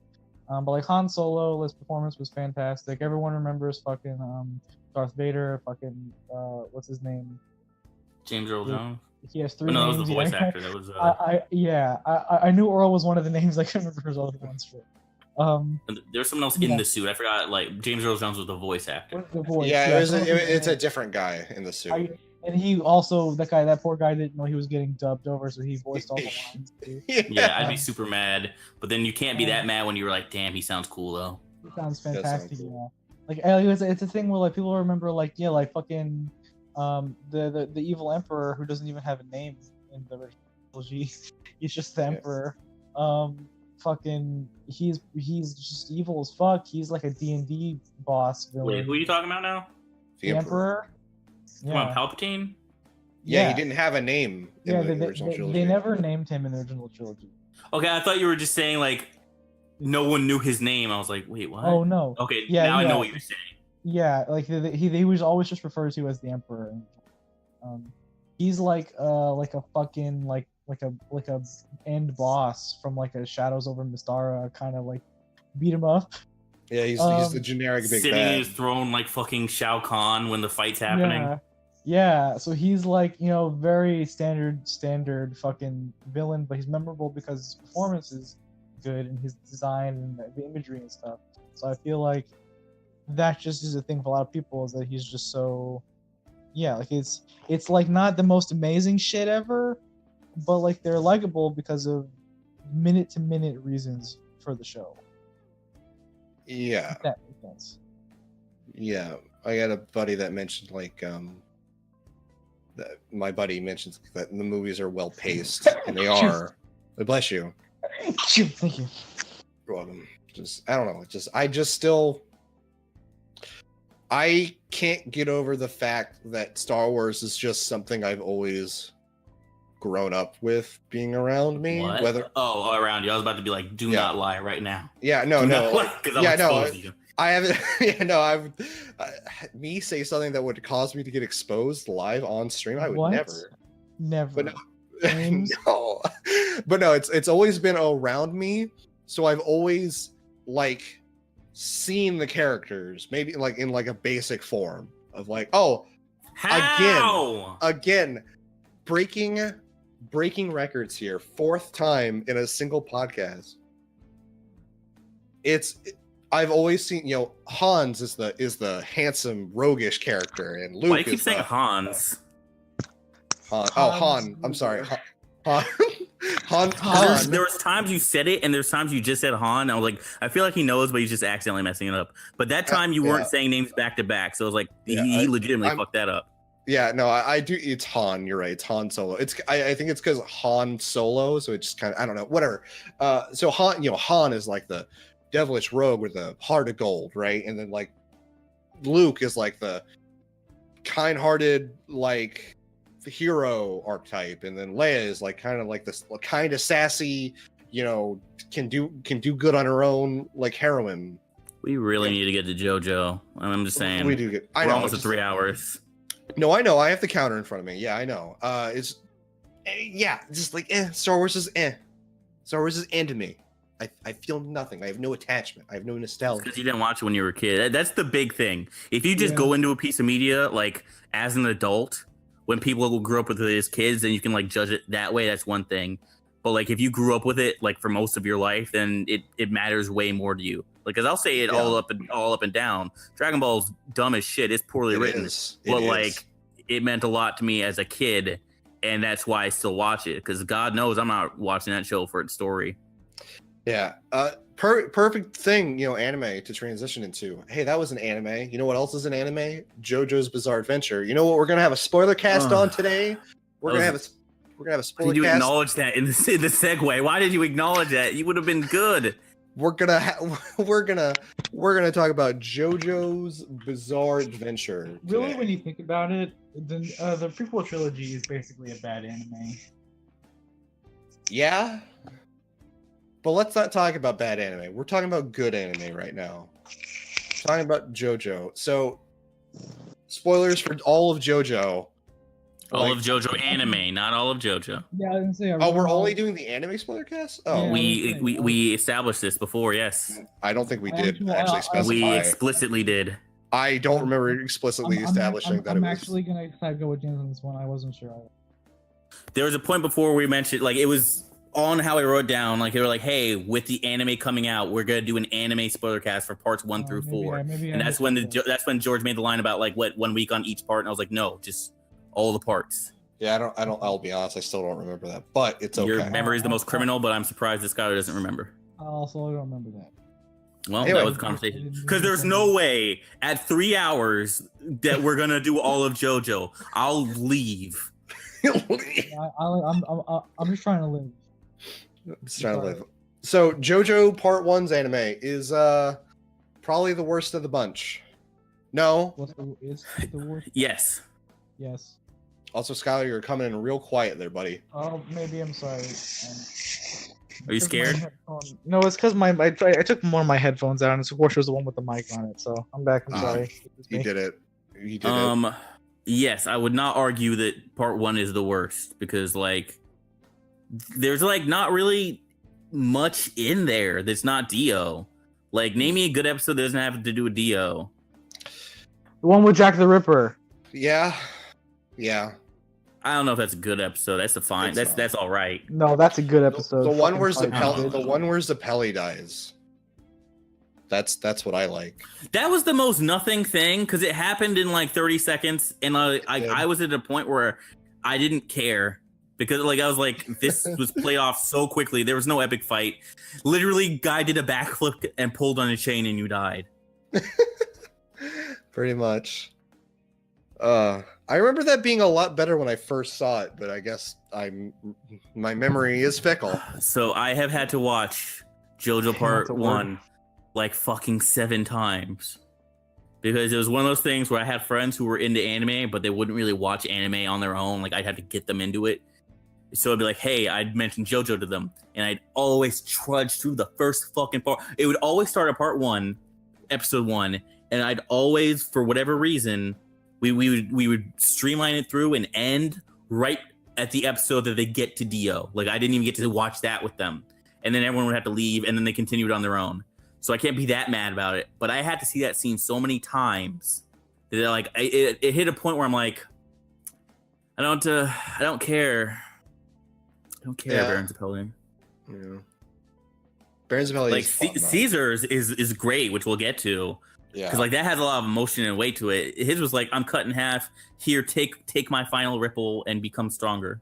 Honestly, just want to skip to part 2, because there's really not much to say. Jonathan's a cool character, is like a fun character. Not fun, but he's a good character. Dio is the most immediately hateable villain in anime. Yes. Fucking knees a dog. He kills the dog in episode 1. He kicks it in the face the first time he's on screen with it. Then has it burned alive. He kills it. He burns it in a fucking trash thing at the school. I mentioned, it wasn't the school, it was at his house. It was at his house, whatever. So I mentioned watching it like 7 times in a row. I would always do the same thing every time. I'm like, hey, burn a dog. what? No. Yeah. I'd be like, hey, Poor Zeke. so How many imagine- Zeeks have you been through? how many breaths have you eaten? He said it. He said like, it. He did the meat. Shut up! Let me do this. God damn. So every time I was going to watch a show with someone, like I see what their patience level is. I was like, put yourself in Jonathan's shoes. Say you have your new adopted brother come. How many of these instances? No, how long before you fight him? And they were like, what? And I was like, just watch. And like the person who made it the furthest, because there was people who were like very, very, very passive, like they were very against violence. And they got up into the part. The longest anyone waited was until like Dio forcibly kissed Erina. Like that was the furthest anyone got to before they were like, yeah, no, I'd fight him right there. Yep. Usually people were like, nah, right there at the doggy need. He's gonna cuck you, dude. When he transitions into like, I'm just actually gonna cuck you now, like I'm rolling up on your girl. You know, that's when you gotta punch him in the face. Not before. What does this count? You're not gonna do it before that. It's not gonna be kneeing the dog, elbowing you in the chest, and calling you a bitch for no reason, punching you in the eye, and like making sure like, you're bleeding, telling all your friends that you're a snitch. Like none of that beforehand is gonna make you fight him. Well, it's like I feel like at that point it's like how long? Because I mean, I'm not one to get into a fight at that point. I think for me the issue is that when him fucking with me means he starts fucking with other people. I think that's when it's time to fight. The moment he kicks my dog in the mouth with her own hands, right there. Damn. I guess if someone kicked Liam in the face, I would probably fight him. Yeah, never mind. Yeah, that's true. My precious boy, leave him alone. Mm-hmm. I also love that Dio's Dio's the only villain who wins his part. Yeah, he does actually. He does in hindsight, because you knew that going into part 3. At the time, you thought he sort of won but lost. Like Jonathan had the last laugh. Regardless of him being at the bottom of the sea for 100 years, he got his objective. He won. No, because remember, because remember that the way that it ended was Jonathan was like holding his head in his hands while the ship went down. So yeah. So the thing that you thought until part 3 was that he got carsed, basically. Mm-hmm. Was that he's trapped in the bottom of the ocean forever with the head in the boat. Okay, I see what you're saying. I mean, Cars is a bit different. That's the thing. You can say hindsight, but we know how the full story unfolds. So with how the story unfolds, he wins. If you want to isolate just part 1, then he does not. But if you look at the entire thing, he wins his part. He does, in fact. That is correct. Yeah. So then he dies, but he loses the more important part. Part 3. Part 3, which I'm going to say is the second worst part. I actually agree with that as well. We'll get to that part. We gotta go to part 2 first. Part 2, though. Let's go to part 2 because that's the one. That's part 2, best part. No, part 7. Yes. We're talking about the anime. Part 4, then. I have feelings on part 4 for why I can't put it above part 2. My big thing with part 2, and I mentioned it, well, like no one else would see that except for you if you were even on there. But like part 1, I'd heard the best friends talk about JoJo, and that's what got me interested in it. I love Dio as a villain, but like I hit a point where it's like, man, I don't like this main character. He's kind of boring. Like he's kind of like he's too pure. And I was like, I really don't like him. Boy Scout. Yeah, and like it hit a point where like he died. I was like, holy shit. Okay, like I didn't know anything about the series. I didn't even know it was a generational thing. I was like, they just fucking killed him. So what the fuck is this Gurren Lagann? What's happening here? And then I went into the next episode, which is the first part. Go on. No. Which is the first part of our first episode for part 2. And like I said, that for me, Dio was the most immediately hateable villain. It was the exact opposite for Joseph. Like Joseph was like the most immediately likable hero. Because like the first thing he did was like, I mean, yeah, like he was talking to a cop who rubbed a booger on his face, and he was like, why would you rub that booger on me? I was like, oh no, don't tell me you're just like your father. And then he punched the guy, and then so hard his finger went through his nose. I'm like, holy shit. And then like he Hamon shot a bottle cap off to break someone's finger, and then he pulled a taxi driver out and was about to beat the shit out of him. I was like, who is this guy? And it just kept going and going, and I'm like, wow. The Tommy gun at the end of his first episode solidified me liking JoJo and being like, I don't care what happens next. I'm watching the whole thing. So that's why I can never say part 2 is my favorite. Pulls a gun out of his ass and fires it into a crowded restaurant in order. Don't forget the grenades. Yeah, well, that's after that when he's like, oh yeah, the grenades, by the way, is like actual 4D chess, where it's like he had the grenade and it's like, yeah, you whatever, you're a fool. I caught you. He's like, I saw the grenade, and then he's like, no, you idiot. There was a trap grenade. There's 12 other grenades tied to the pin of that grenade. And it's just like he had to read that he would catch the first grenade, and then oh god, that's so stupid. Fucking hard reads. Yeah, that's basically what the subtitle should be. Get Battle Tennis out of here. JoJo Part 2 hard reads. Hard reads. Dude, yeah, because that's the best part, is that at the end when he beats Cars, it's literally like pretending that he had the hard read. It's like when you accidentally mash out a super in a fighting game and then it works. And you're like, oh no, oh wait, it worked. It's literally, and then you do the thing where it's like, I planned that. That's the best. That's the best ever. Is that he's like, he believes that he was outsmarted, that he somehow had planned the fucking volcano eruption.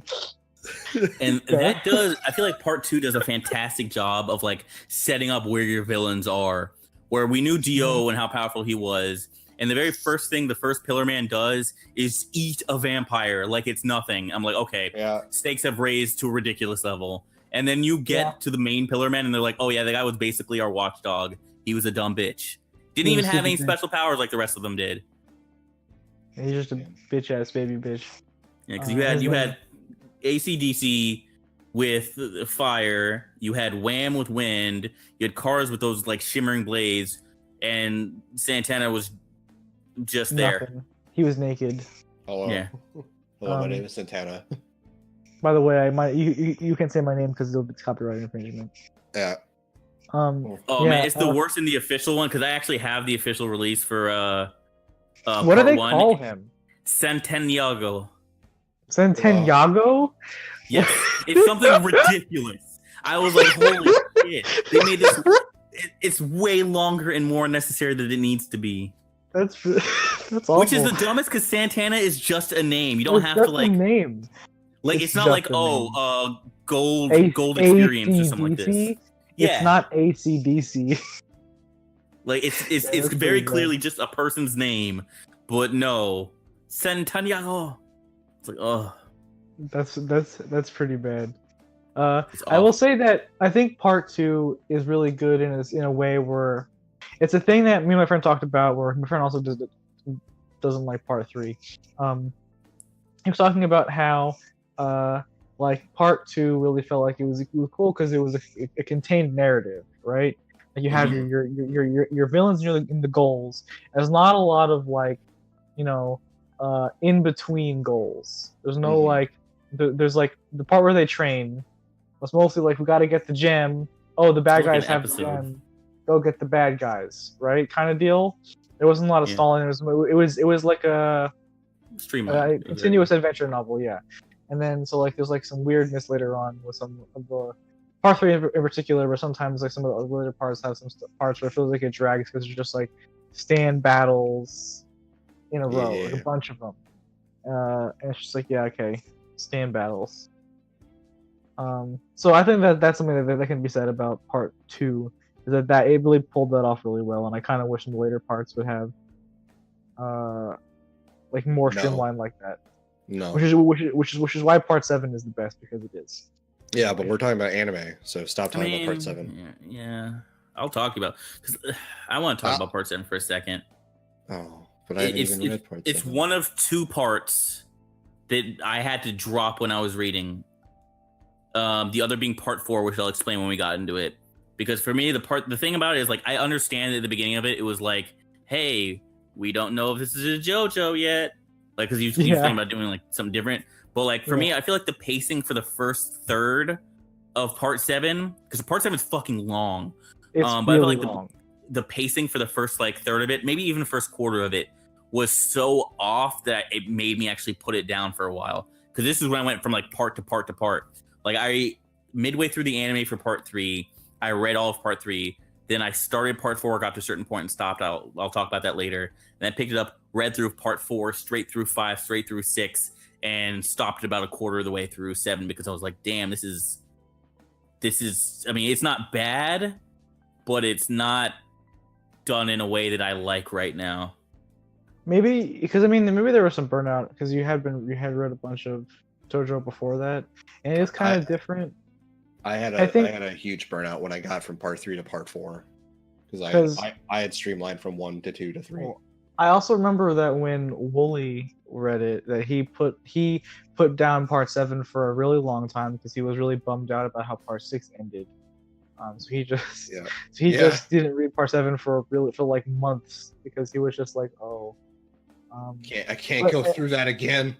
Because I think for me, I think that when I look about part 7 as a whole, I think that the pacing is I actually really like the pacing at the beginning, but I think that a little bit after maybe like the like not the first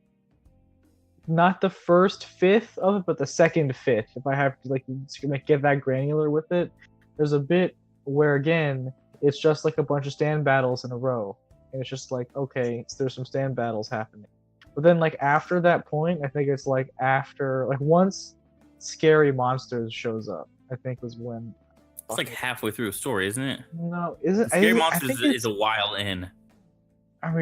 No, I think okay. I forget what stand battle it was then, because there was like the ones in a row. It was like the brothers with all the same ability. There's the Pork Pie Hat, and then there was another one right after that I forget.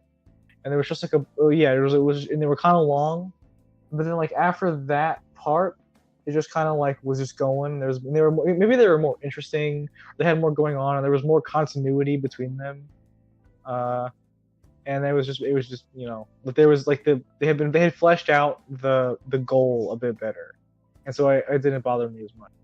There was like a bunch of stand of the week battles after that, but those ones just felt especially weird. And then it smooths out for the rest of the series because it does have a linear goal, because it's a race, so it makes sense. Mm-hmm. Anyway, that's enough about part 7 because that's not what we're talking about. Yep. But yeah. So where were we on part 2? Part 2 still? We still on part 2, James? I mean, my thoughts on part 2 is just I really like that JoJo. Araki did a really good job of like distinguishing Joseph and making like kind of continuing with the Zappelli thing, but doing it in a really really good. Because like part 2 didn't have like a weird pacing issue that part 1 did, and so like Caesar was actually able to be fleshed out and stuff and have a really good death scene. And then part 3 fleshing out a man who doesn't win a single fight. Yeah, pretty much. And then part 3 is just it goes on way too long. There's a lot of points where like you didn't have to have 2 parts. You really could have not done that. I feel like for part 2, before we get into 3, like Caesar's death was one of the first times in recent memory, because I watched a lot of anime, but that was one of the first times like a character's death like really got me. I was like, oh no, I don't like this feeling. Caesar.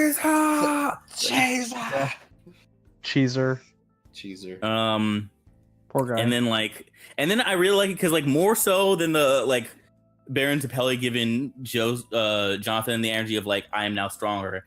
Like the thing with Caesar is like, yeah, no, you were with me through the end. This headband is literally the only reason I win this fight right now. Like I was like, damn. I like that. Like that Caesar still like from beyond the grave, let a helping hand out to Joseph to win that fight. Because if he didn't have the headband, then he would have been cut in half. Yeah. Caesar's a good boy. arguably the best boy of JoJo. All of JoJo? Maybe. No, that's Gyro. Gyro's best maybe. boy. I literally haven't read part 7 yet, so I complain about things in part 7. He is not even arguably the best. Yeah, he's the best. Wow. I feel like, and I feel like that's like high praise, but then I think everyone in the universe agrees with that. Like it's very rare that you have people that have read part 7, at least I've talked to, that are not like that will fight you about Gyro being the best. Like I'll kind of meme arguments about like Joseph versus Gyro, because I do like I said, Joseph saved the series for me. That is the only reason I would put him higher. It's because he saved the series, like for me. But if I'm like looking at the characters and being honest, Gyro is pretty fucking good. Gyro is a better JoJo than Johnny is. Fight me. but it's also that I think Johnny is a really good character, and I think that a lot of the reason why that part works and why Johnny is so memorable is because Johnny also has really good chemistry with him. Like when he's singing that fucking song and he clearly doesn't like it, but he writes down, he's like, "That's pretty good." It's pretty good. yeah. It's just like they have really good chemistry. It's just Gyro comes away as more memorable than Johnny because he's more of like a loud personality. But really, it's because they like bounce off each other really well. I used to use the panel of Gyro yelling at Sugar Mountain, where he's like, yeah, whatever, stupid. I used to have that as my fucking wallpaper for a long time, as my like avatar on Skype and shit. Yeah. Who was it that had the stand meat spray? What was the name of that girl? Him was shit.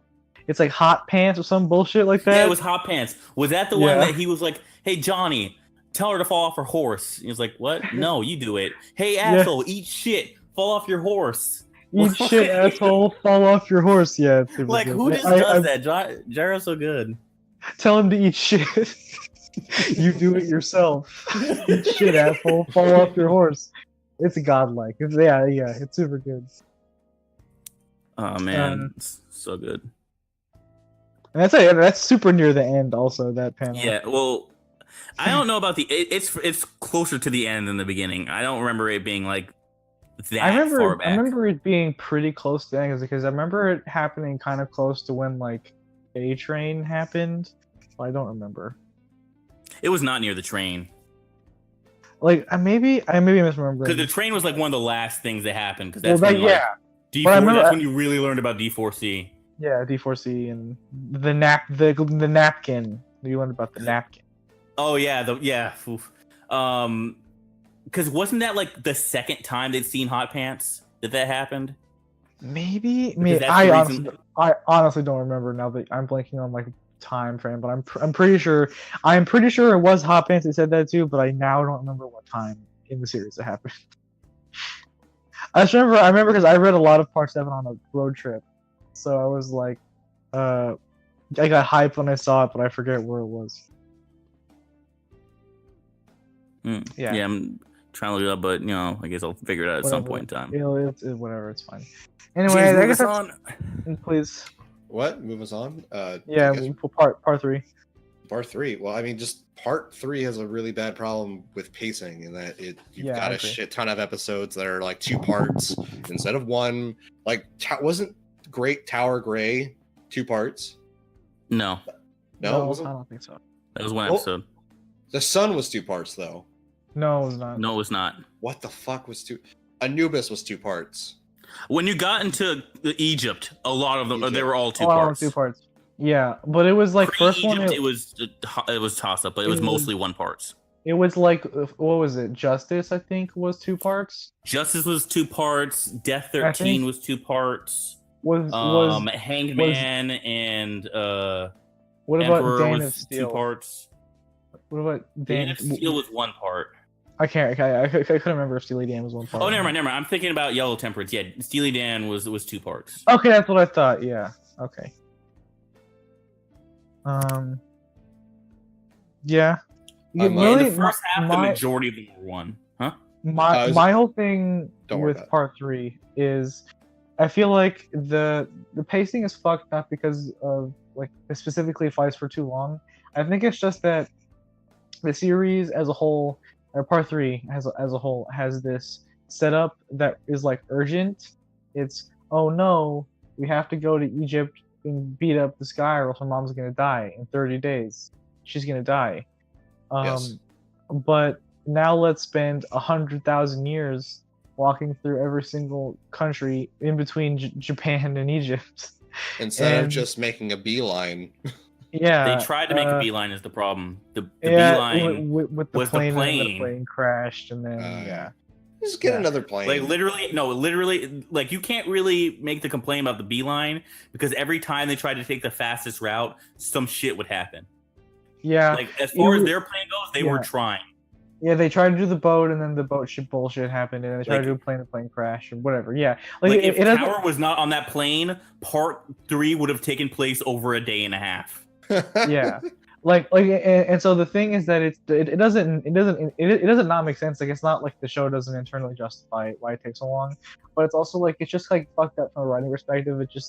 It's just there's so much like you just forget at a point that why they're even going to Egypt, like that. Oh, she's gonna die in X amount of days, and then you think about it like how many days has it been since the start of this thing? Because there's more episodes to the show than there are days in which she could have. Like literally, stand fights would have to be happening like one after the other. One after another, like they have to fight. They kind of were, and if you really factor it in, there's also times they were in planes and boats and other things. So it's not like they were making very little progress. They were still going fast. They were just running into a lot of nonsense. It just didn't feel like it. But if you think about, there's 52 episodes, right? And Holly was going to die in 30 days. Right, that's the thing. Mm-hmm. Which means that there's multiple times where they need to fight multiple stand users in a day. That did happen. That did happen sometimes. It didn't happen all the time. I don't know. It happened pretty frequently.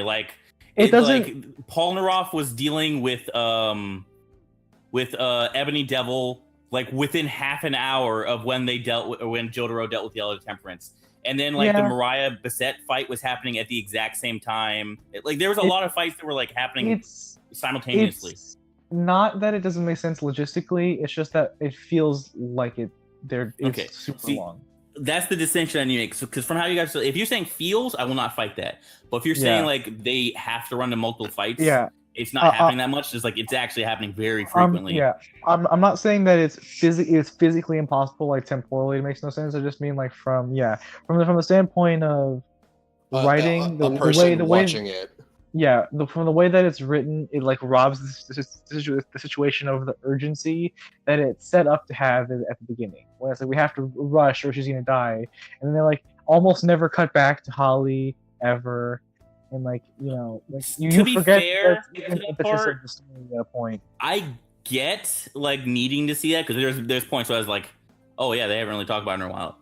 But at the same time, if they do cut back, one, how often would you want them to? And two, there's not really much they could say. We're just oh, she's whatever. Yeah, I'm just it's just that after at a certain point, especially once you get to Egypt, you have kind of at this point the story has moved on from that being the reason why we need to beat Theo to oh no, he's gonna take over the world, and you forget that's even been a thing that's happening. I don't know where you got that part from because it was always I'm watching it again right now with my girlfriend, and that's still their reason. They actually don't talk about Dio taking over the world. That was his goal in part 1, but the entire focus on that part was always the mom. I don't think it said once in part 3 that it's he is actively working to take over the world. It's not that they're saying it. It's that the focus seems to shift from we have to save Holly because we have to defeat Dio because we have to save Holly to we have to defeat Dio because Dio is super fucking evil. But that's never you said they changed the focus, but there's not a single line of dialogue that says that. It's not that they literally changed. It's not that they literally changed the focus. It's that the way everything is portrayed and how the show feels as you are watching it is that it feels like the focus has changed. Just because it's not literally it's not said by a character out loud. Which if they did say that would be weird. It's about how it is perceived. Because you are an audience member watching something, right? Yeah, I'm just saying personally, I didn't get that impression. Like I always felt like they were pretty straightforward with their reason for going there, and I never really lost sight of that. If you guys got a different focus from that later, I mean, yeah, that's just kind of how. And I also feel like, because I feel like you could just cut a lot of part 3. I agree with that completely. There's a lot of fight. Like I feel like the one thing that set it up that actually made me not like it when I was reading it was I got like, because I'm not super familiar with tarot cards, but I'm a huge Persona nerd, so I was keeping track of them when they were going through. And then when they got to a certain point, I was like, all right, Dio's gonna be the world. I realized there was one missing, which later on, the fool showed up. But I was like, all right, like we're almost done. And I was done. Like she mentioned, the standing users people coming after him. I knew the ones that were left. And then you just throw in, nope, we got the Egyptian's god coming. I feel like they set it up in a way to make it feel like you had an idea of where it would end if you know anything about the tarot cards. And then there's just like, no, here's 9 more people. You know what have really helped this part? A montage. What? Just a montage of like the sun didn't need to have an episode. You could have put in a montage where like they're just making their way across into Egypt and like cutting through like the sun, and you see them like dying in the desert, like or the blind guy, not the blind guy, because that's a good Iggy episode, but like Duel is good. Don't you say that? Is cool. Yeah, I actually like that fight a lot. Maybe the magnetism or the car. The car. No, shut up about the magnetism. Okay, but the car didn't need an episode. The car did not need Wheel of Fortune. Wheel of Fortune did not. He's correct. Yeah, you could have had them being chased by a car. Yeah. I'm sure there are some of them, but like you could have just like it would have helped. At the same, I don't disagree with the ones you picked, minus Beset, because magnetism is like fight me. That is the best 2-parter next to Darby. Like I love that. Like the hardest I've laughed in all of JoJo was from Beset, or if that's how it's pronounced. I could be fucking it up. I think you're correct. The only thing I would say, which I do agree about some of the ones that you've said that should be cut. The problem is, though, I feel like if they did make a montage and just cut those characters out, it like we know that now that it's fine, but I feel like in that universe that he did that, people would be like, why didn't these ones get episodes? I feel like, or chapters. I feel like that would be interesting. Because it would feel like you know what should be there, and you felt like you were kind of like gypped out of some stuff. Maybe. Like, granted, there's some stuff he changed last minute for the better. Like, I don't know if you knew what his original plan was for Dio in part 3, but that shit would have been retarded. Yeah, the combination of all the tarots. Yeah. Like, he hit a part. I think he said somewhere in writing, he's like, I thought about it later. I was like, that's going to be really hard to write. Let me just make it so he can stop time. Yeah. That's the easier writing. Which also is like fucked up because he has Herbert Purple at the beginning of the part. Yeah. I had to tell it to my girlfriend. I was like, you see that he's using Herbert Purple right there? That is not his stand. Like, I had to do that when we were watching it together. You've been lied to. That is Rocky deciding at the point in time what he wanted to do before he realized it was dumb. I am still super salty about Whole Horse not being a main character, though. Adding to the main cast. Well, he did say the point of, like, I felt like it would be weird for someone who murdered one of the party members to just join them. Yeah, no, that's fair, I guess. Like if we were all traveling and, like, someone shot George in the head, and then later on he's like, can I join you guys? I'm pretty sure we wouldn't be cool with him. Yeah, that's all right. Did the genie really need an episode? He got a 2-parter. Yes. But that was your reason Cameo for getting cool, back. Cameo was cool, though. That was a good part. You! Yeah, that was really good. You got your weird shift in Avdol's character. Yeah. Why was that? Because he's cool, because he came back from the dead. None at all. Yeah, whatever. Don't worry about it. I thought about when watching part 3 because I want to go through JoJo with my brother at some point. I've thought about literally doing like going through part 3 and being like, no, we can skip this one. Just like, this one's not. You know about skipping parts, though. Like it or not, you know about skipping. There's a difference between skipping parts and skipping episodes. Skipping useless episodes, being like, this episode. You said part 3, so that no, the full yeah. part. What I meant was going through episode. Yeah, I said going through part 3 and being like, this wasn't not like I meant like skipping episodes that are useless because part 3 is long and it's not amazing, It has some episodes that are really good, but like I don't want to watch Wheel of Fortune again. The only time I'm like, because I'll watch a lot of shows with my girl. The only times I'll be like, "Are we skipping this?" For me, is like if something is a filler episode, not if it's basically a filler, but if it's legitimately a filler. Other than that, I'll watch everything. The only time I've really done that was when I wanted to like get people in a Steven universe, and so what I would do is I would skip through a bunch of the early episodes and be like, if you want to go back and watch these, there's some episodes in here that are good, but they're just like whatever. And it was just this little thing where I'd be like, what episodes do we need to watch so I can get you to Lapis Lazuli before the end of the night, basically. And I think I think it was pretty decent. Like you actually do watch like 30 episodes still. I forget what I actually forget what episode Lapis Lazuli is, but you actually watch like more than half the episodes still. So it's not like you're skipping that much. It's just a bunch of those early episodes are kind of weak because like they didn't know how they were. Because Steven's weird, his voice acting is weird, the art style is weird sometimes. But then nobody's to scale. Nobody can be to scale if there is no scale. Well, that's still there. I know it's still there. What the hell does that sentence even mean? They didn't fix that.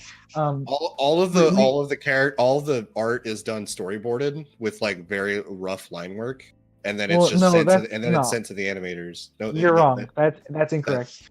That is how they do it. No, but you worded it wrong, so it doesn't make sense if you know how if you know how storyboarding works. There's what he means is that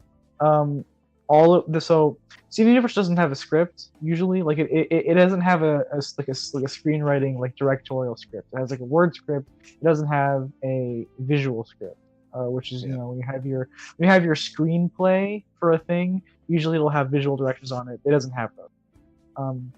First, instead, they do storyboarding. But the thing is that every single storyboard artist has a different model for the characters, and so there is no like. When you say a character is on or off model, there is no set model for a lot of Steven Universe characters, and so you can tell usually who boarded an episode based on how the design for a character is different than it should be. So like hair and size and like sometimes the way the clothes look or like their proportions, they vary wildly depending on who was in charge of an episode, basically. And that's like fucked up as shit as far as like in animation practice. Like people that are in animation are like, this is all fucked up. You should not do this. It doesn't bother me. It doesn't bother me that much. But it is still like that is a production issue. They should not be like that. Yeah. Very bad. Anyway. The best animated episode is the one where they have one guy from Trigger come in to help with storyboarding. Yeah, Takafumi Hori, who's actually godlike animator. He also worked on Redline, so he's pretty talented. Isn't a ton of people work on Redline though? Yeah, yes. No, but he animated the cut from the Yellow Line race. You know the one. Yeah. Okay. You know the one. There's a couple that could be. You're talking about the very first time he puts in the Nitro. Yeah. Yeah. Okay. Yeah, that's okay. Yeah. So that's him. He's hella talented. That guy's great. So moving on from part 3, shut up. Did you have another thought about part 3? Yeah. Let's talk about Dio's world. Dio's world. It's very important to talk about God. Dio's cool. I did say God because we're talking about Dio. I get it. That's what Dio means in Italian. Yeah. See, you thought I was. I took college Italian. I did it. I don't know if you planned that or if that was just that fell into your lap. I'm gonna give that on you for now. I'm gonna let it be. Dio's world, super cool. Reading it was super confusing at first because I wasn't able to understand like the flashback scene. I had to go back and read it twice because it's so jarring. It's so jarring. Yeah. Mm-hmm. Like it works 1,000 times better in animation because like okay, I'm seeing all this, but like trying to figure out how it was working was like while reading the manga, I was like, Jesus fucking Christ, what's happening here? That actually happens a lot in JoJo. I feel like yeah, especially part 5. The JoJo manga has this thing where it's like, what the fuck is happening syndrome. sometimes with fights where you're like looking at it and like trying to decipher what in the actual shit is happening. Yeah. Now, I don't know how I felt about it at first, because like I like Jotaro, but like I didn't know how I felt about the ass pull ish of like, but yeah, no, you had time powers, you just didn't know he had time powers. I was like, you know what, that's fine. After I thought about it after a while, because I think they described it like in a flashback from Dio, that it was months after he got his stand that he figured out he could control time. Yeah. Well, okay. Well, first let's talk about how Dio being alive makes no sense. Because there was only one coffin? Because it doesn't. Yeah. it doesn't make sense at all. It's fine. Listen, look, it's okay. Because it's cool. That was actually Rocky's reasoning. He was like, they were like, why? How did you bring Dio back? The coffin that Arena left in. And he was like, I just wanted to bring Dio back. Pretty much. I was like, all right, as long as you're honest. Versus later times when it's like, hey, why wasn't Giorno on part 6? Seems like I forgot. Well, he's always honest, you know. Yeah. Why did Fugo leave? Because he was too powerful, and the story would stop making sense if Fugo was around. Literally OP. Why is there 2 Earth, Wind, and Fires? There's 2 what now? There's what? Whomst? Dude, but you also could... Maybe that's a thing, because he's an alien. So it wasn't really a stand. Don't worry about it. Don't worry about it at all. What was the other one? There was another one that came to mind first. Like, wait a minute. And Asui. Oh, this is part 4. I guess that's part 4. I won't talk about that now. What happened to Asui? Why? I thought he was a girl. Yeah! No, it's fine. It's fine. That one was different, because that was his editor. Yeah, that's true. The editor was like, nah, we can't. No, we're not doing lesbians, man. Get that out of here. Jolene can't be gay. This is a shonen magazine. What do you think you're trying to do? You think little boys are gonna like gay women? Are you stupid? What are you, stupid? What do you mean that's all they look at on the internet? What are you talking about? Get out of here. Fucking idiot. There's no way a boy can relate to a person that likes girls.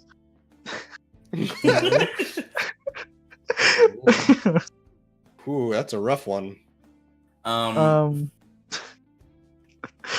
Yeah, Dio is fucking sick.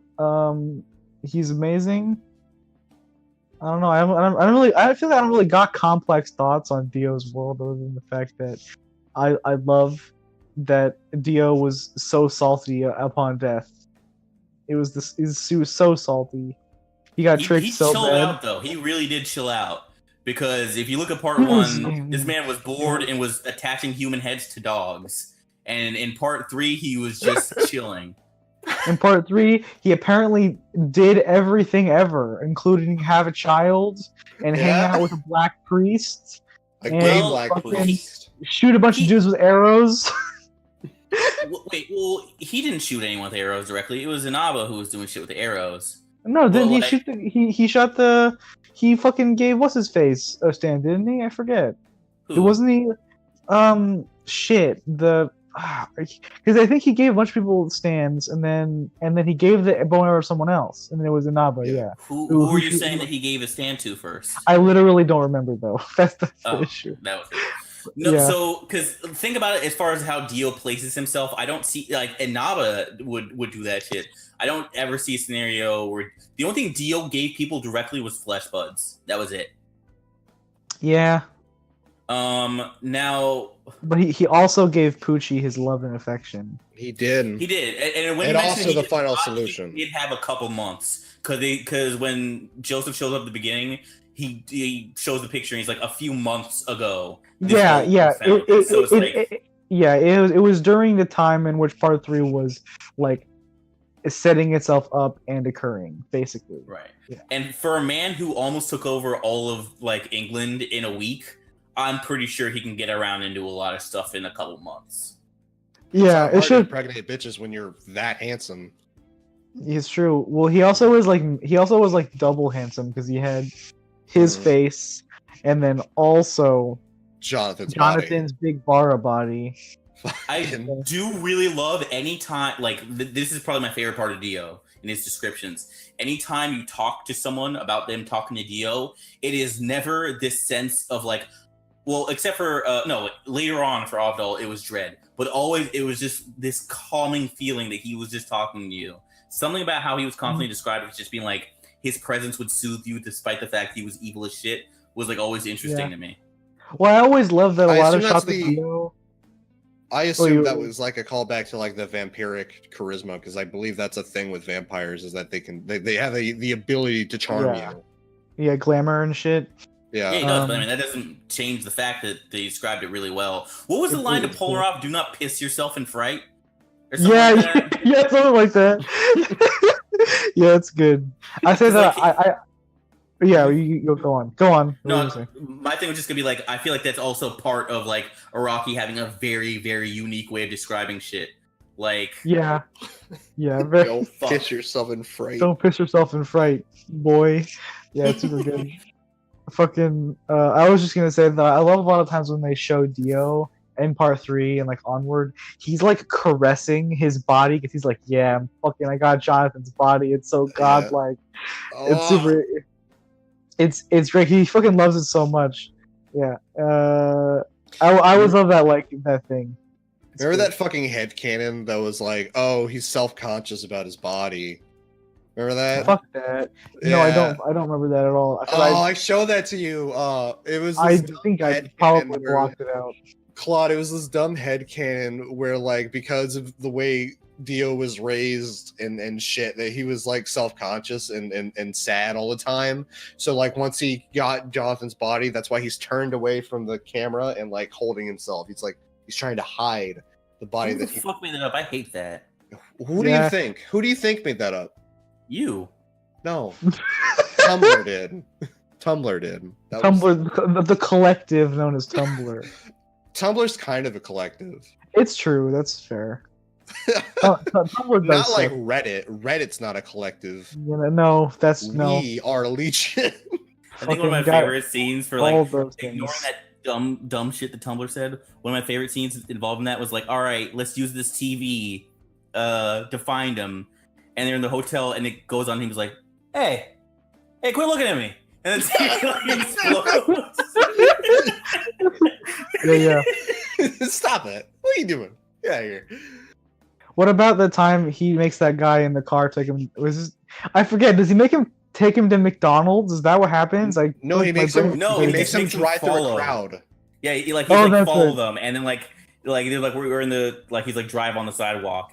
And later on, he's like, I've been a good servant. Will you spare me? He's like, no. No. Yeah, I remember that. And he just flings him out the front windshield to like... Yeah. That was a fucking dramatic finish in All-Star Battle also. Was it with the car. Yeah, it was. Yeah. No, actually, it wasn't a dramatic stage finish. hazard. It was a stage hazard, yeah. Stage hazard. Same shit. The game sucks, by the way, in case you're wondering. Game's great. I love that game. Oh damn! I mean, I don't love that game from a gameplay perspective. I love it as a JoJo fan service game. Yeah, that's fair. Remember when Eyes of Heaven had combos that were unsafe on hit? I remember Eyes of Heaven. That game's stupid. Oh, Eyes of Heaven does have the bit where does have a team up attack where Dio and Giorno both do. That is the best super in that game. It is. It's just muda, and then like, and then Giorno steps in and does it, and then he's like, Dio's like proud of his Dio looks down at him. He's like, "You sassy bitch," and then they both just do it harder. Yeah. And then they both after it. It's fucking One of my favorite scenes in that story mode, because that story, now that I think about it, it does have some moments. Is there's a point where they travel back in time, like it's the part 3 crew. I don't remember who else is there, but they run into the part 2 crew, and like they're talking to young Joseph, and the Pillarmen show up, and like. Jotoro's being Jotaro, and then Joseph looks up the Pillarman, and he's like, holy shit, we're gonna lose if we fight right now.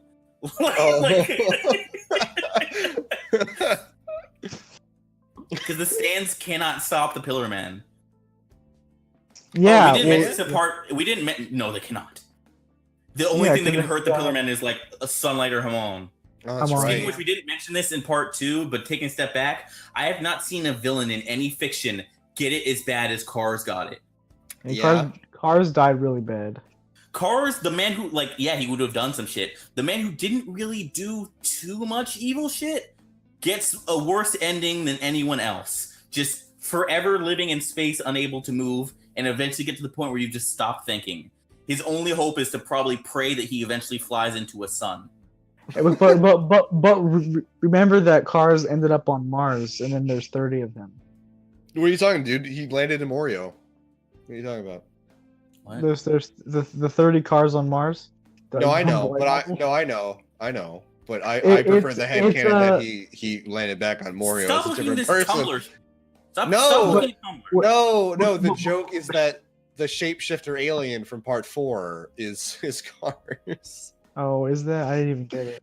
Then he would never be hurt by anything. Sound wouldn't have done anything to him. Give me a second. Listen, dude, it's just a headcanon. No, I will shoot down this stupid headcanon. Your calm down.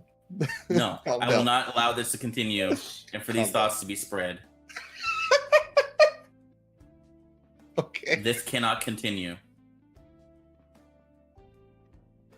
Alright, so Skyler left. He said he'd be back, or he said hold on. I'm not sure what he has going on.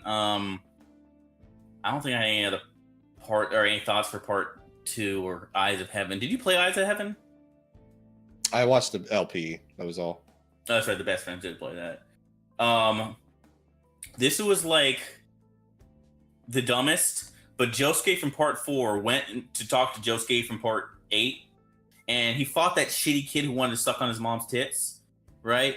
Yeah, and like Joe, he knocked his ass out in a punch. He's like, "Why would you do that?" He was like, "He was being an asshole." I was like, "Oh, Jobin, okay, yeah, I think you're is right. his name.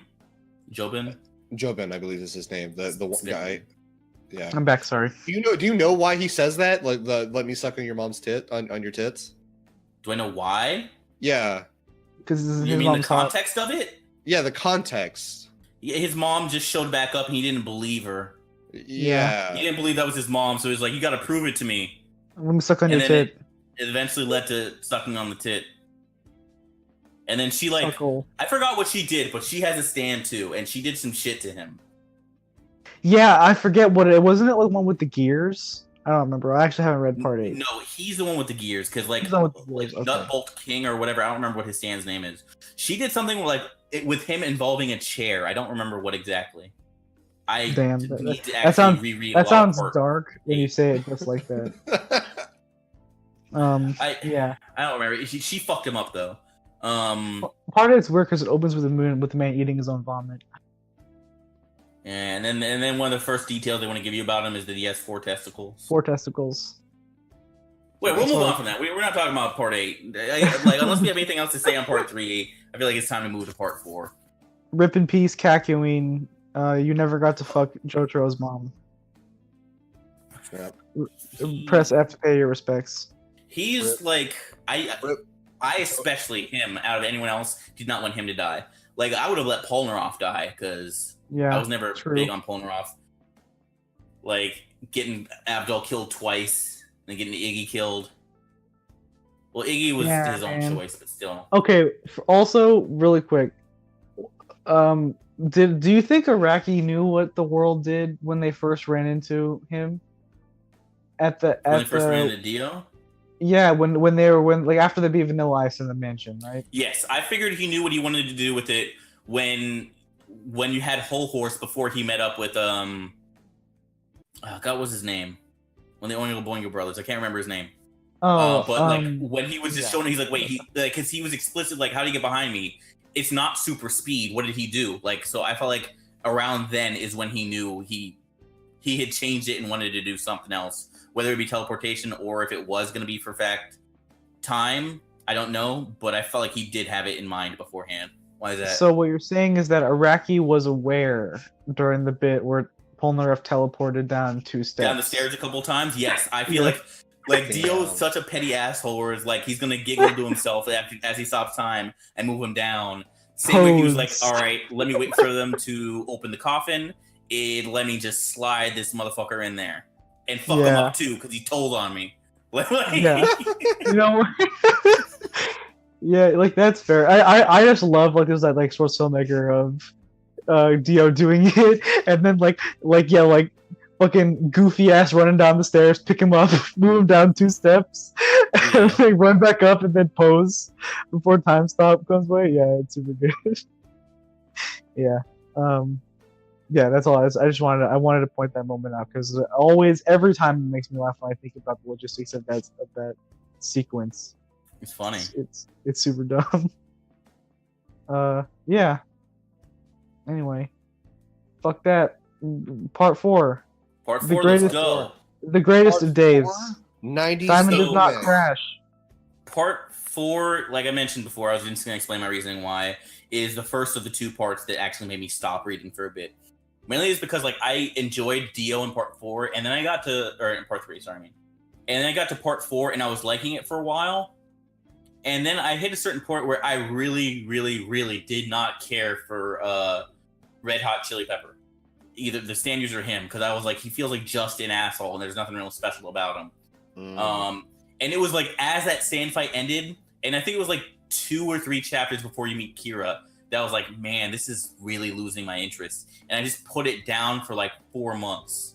And then I picked it back up, and I remember one of the first chapters I read involved Kira. And yes, I did read the bad translation one. So I did read the beautiful Duang one. I did not know there was a better version at the time. Wow, you actually were reading the fucking Duang scan? Yes. Jeez. Like, I thought that was, like, I didn't know it was bad translation. I thought that was, like, some term they used that I wasn't aware of. Chew. What a beautiful doing. Get a feeling so complicated. I feel you. I feel you deeply. You're feeling I feel deeply. I actually strong. I got a boner. I am the fucking strong, and well, the thing is, I got a boner is not even a bad translation. That was accurate. That's what he meant. He was very clear. That is in fact what he said. About the ones I actually legitimately, I love a couple ones. I love Koichi really steals no dignity. I think that's a godlike line. I really love I'm the fucking strong. That's really good. And then I also really like Get a Feeling So Complicated. Like, I don't know, like I think that one I even say out loud sometimes because it's just like I don't know, big mood. Get a Feeling So Complicated sounds like a threat. It's like, Get a Feeling So Complicated. Get a Feeling So Complicated sounds like a fucking Carrie Underwood song or some bullshit. Why you gotta go and make things so complicated? No, James, stop, please. I'm gonna stop you right there. Why I gotta get a feeling so complicated? Anyway, part 4 is my second favorite part because Josuke is my favorite JoJo. I think like if you're restricting yourself to just JoJo, so I can't say Gyro and be like that guy. Josuke is my favorite. Yeah. I love he's the best. I kind of love a lot of part 4 is just like mundane situations made into JoJo retarded dumbness, like Rohan getting too into rock paper scissors with a tiny child, going to a nice restaurant that you've never been to before. Yeah, I do like that, especially because that's the first part. Vicious. The first time you run into the series that like not everyone is a villain after you. People are just living their lives. Yeah. Some people are just scam artists who are trying to get the deed to your house and fuck your sister. Yeah. Some dudes are just hanging out on radio towers trying to trap people in so they can just trying to live. So sometimes it be like that. You don't know. People are trapped in paper for some reason. Or photo. Remember when Josuke fucking murders that guy in episode 1 by putting him into a rock? Yeah. Well, he's still alive. He died from that. Also, that's not better. They acknowledge it later in the series where he walks by. He's like, I feel like it's looking at me. Like he's still alive. He just can't do anything. That's not better. That's not better, but he's not dead. It's a fate worse than death, though. I have no mouth and I must scream. Is what Josuke did to that guy. Yeah, he's really good. He's really fun. I love all the main cast, like Okuyasu and Josuke are so much fun. Koichi is like more likable than that archetype should be. I feel like. I want Koichi in the new Dragon Ball Super Broly movie, just for the meme. I want him to shout. I want him to shout echoes and then kill the whole beach.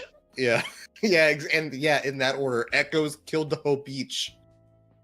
He says that. He says that he does. In the thing. Yeah. Yep. Yeah, man. Part 4 is fun, even if fucking what's his name Araki forgets everything and he forgot about the flashback scene where Josuke apparently went back in time. Don't worry about that though. Now, was that supposed to actually be a thing? Now, it's unclear, because the way they describe it in the thing, you could just be like, no, it was just a guy. Like, he's like, that's why he wears the hair, because it was just a dude, and he liked the guy's hair, and he saved him as a kid. So it's fine. But, like, especially in the anime, where they just draw him to look like Josuke, like, he looks exactly the same, even has the same, like, fucking stuff, like, trinkets on his uniform, even. Yeah. So to the point where it's like having a jacket or anything in the manga. In the manga, yeah. I don't remember that either. See, the thing about sorry, I'm gonna let you finish your point before I. No, I was done with it. You can go on. Like the thing about that is, when I was reading it, I legitimately thought they were gonna do that. But then when I got to the end, I'm like, there's not a stand, even as far as I am right now, there's not a stand in existence that could put him back in time to that point to be able to do that. So now I am willing to believe it was literally just a person who had that hairstyle versus like Josuke back in time. You really could like just think about it that way. As far as the thing is, you maybe could bullshit like maybe like Heaven's Door could not Heaven's Door. How would Heaven's Door send him in time? No. It would alter his thoughts. Okay. Yeah, so that's how I meant. So what's the one from part 6? Because my brain is telling me it's called Knocking on Heaven's Door. That's not at all what it's called. It's like a Stairway to Heaven or some bullshit. Yes. So the one from the end, that Bushi has at the end. You could bullshit maybe that it's like that kind of because it's the world reset thing. But then everything would be reset. Why would his story stay the same? Yeah, that's fair. I don't know. Yeah, you're right. Made in Heaven, that was it. Made in Heaven. Made in Heaven, thank you. Jesus, thank you. Because I knew it was a Stairway to Heaven, but I didn't want to be like, call you, because I was like, I can't remember what it is. I know Heaven's in the title. I can't remember what it was either. Yeah, I knew Heaven was in the title. That's why I thought it was Knocking on Heaven's Door. I couldn't remember what it was. Heaven's Door is Rohan's thing. Yeah. Rohan is the fucking best. Also, he's a fucking huge dickhead, and it's great. He's a crazy. He's so willing and going out of his way to like make sure he catches Josuke cheating that he doesn't notice his house burning down.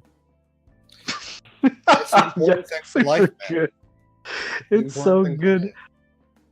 I love he's introduced and he like eats a cockroach or some shit.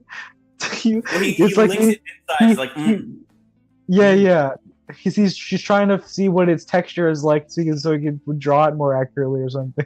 It wasn't a cockroach. It was a fly. It was a spider. That's what. Yeah, it was a spider. That's what it was. I have a friend who like did manga art like when I was in the army. Like she did like her own side stuff and like would send it to like small like publishers. Not really, whatever. I'm not gonna really go into the story. But like we were watching JoJo together for the first for her at least for the first time. And I was like, I want to know how far are you from this? Like his level of art.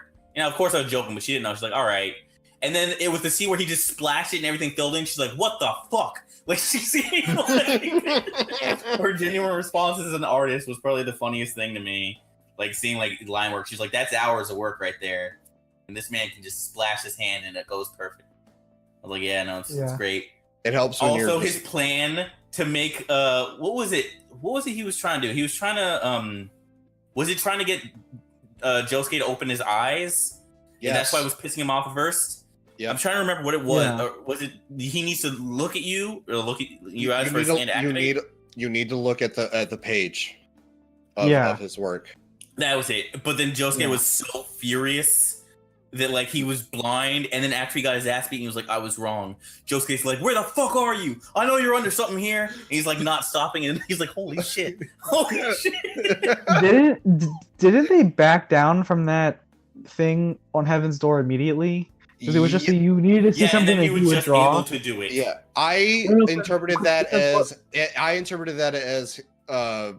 Rohan like matured somewhat as a character, and therefore his stand got more powerful in a way that's fair, because that happens to Koichi. Yeah, yeah, it does.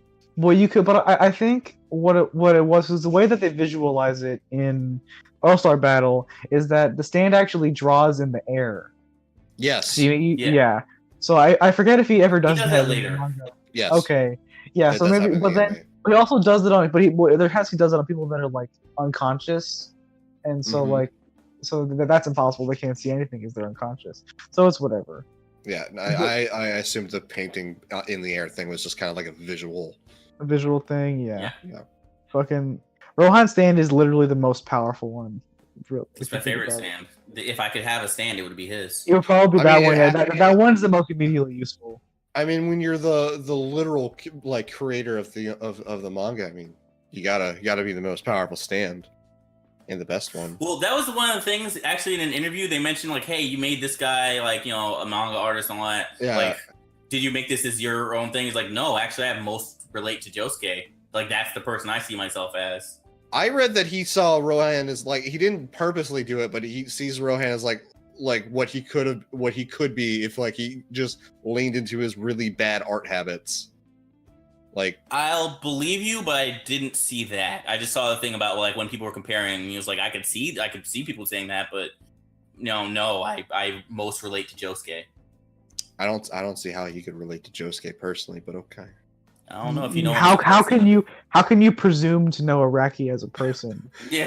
How can I presume to know this 500-year-old vampire? You're right, Skylar. I'm way out of my depth. The man doesn't age. Have you seen a recent picture of him? Dude, I have. He hasn't aged at all. It's fucking fucked up. Him and Keanu Reeves and Nicolas Cage all. Yeah. Well, Nicolas Cage doesn't age, but he always looks old. Yeah, he always looks the same, like kind of like 40 to 50 years old around. He's looked that way for like decades, literally. It's that's because he's an old vampire, right? So like he's actually reached the point where Araki looks like he should be in. He was turned when he was old. So that could also be it. Yeah, Keanu Reeves is that where he's becoming a Nosferatu. Wait, so guys, his eyes are drooping a little bit. Wait, guys, do you hear that? Oh, is that bees? I think there's bees outside my door, dude. I don't. What the fuck are you talking? What are you doing? I'm making Is this a bit?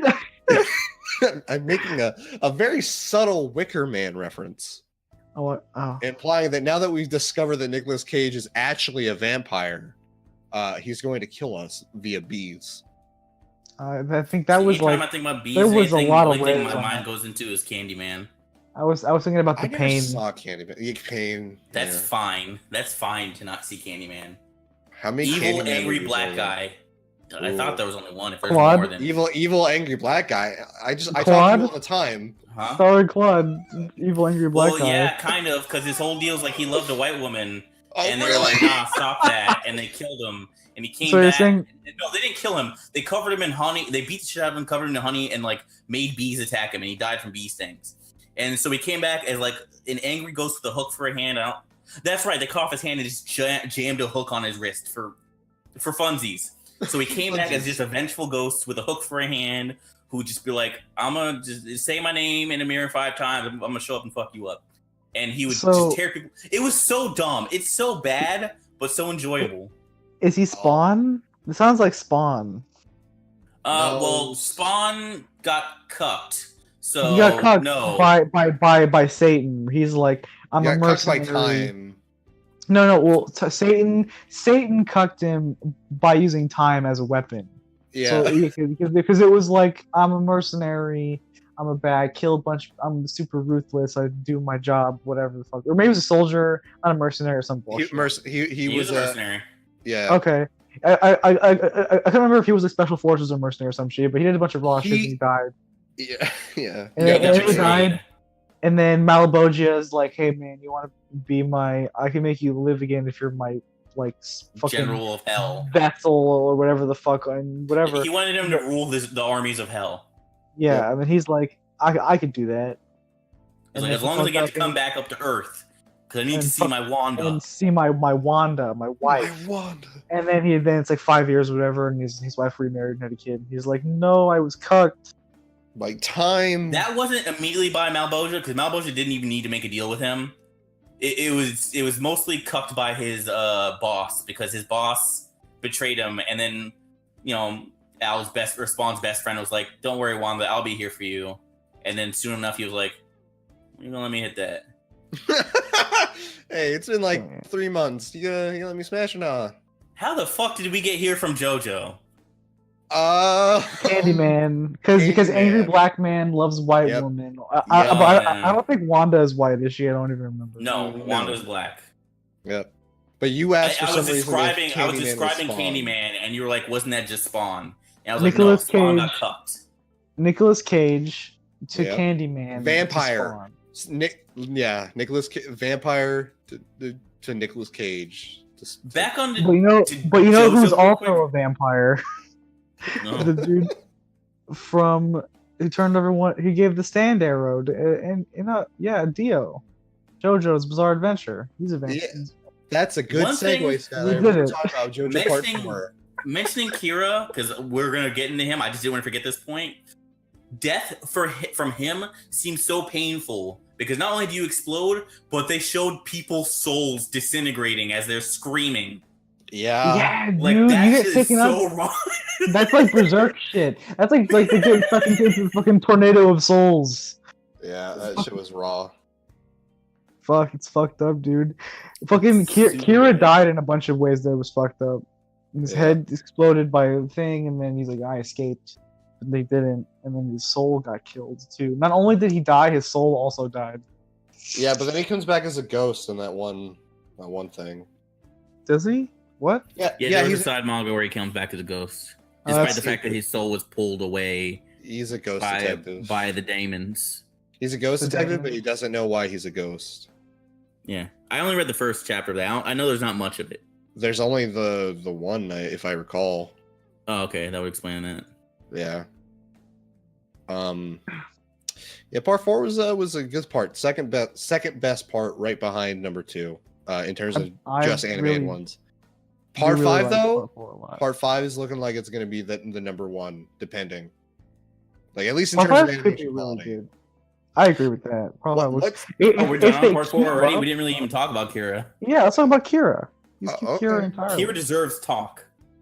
Kira's We're the gonna best talk about villain. Nicolas Cage and go to this dumbass movie that is Candyman. Hey, we can talk about Kira. Look. Kira is the best JoJo villain, maybe besides President Valentine. I like Kira's the best. I like Diablo more. Really? That's I like Diablo's power more and stuff. I thought I thought the whole thing with Doppio was way cooler. I don't know about all that now. I don't know, but Diablo's alright. I don't know about any of that. Diablo was one of the things that hit me the most. I'm like, okay, this is the part in the JoJo story I have to just accept that I'm confused. Like when he's pulling up his shoe to talk on the phone, like, hello? I'm like, all right, Rocky, just sit down on the train and take me where you want to take me, I guess. I feel that actually. I agree. Yeah. Maybe my opinion is skewed because I actually read like a really good translation and stuff, so it's like I actually understand what was going on more. Because because you guys when you guys read it, like the I had the bad translation. Yeah. So it was like halfway done with the good one, but yeah. Yeah, you wanted to read it right away, but yeah. So I didn't have. I did in fact wait for the color translation of Part 6 to come out first. By the way, those colored scans make reading the manga so much easier because they do, especially with Part 5. Yeah, Part 6 as well. Confusing for me to read.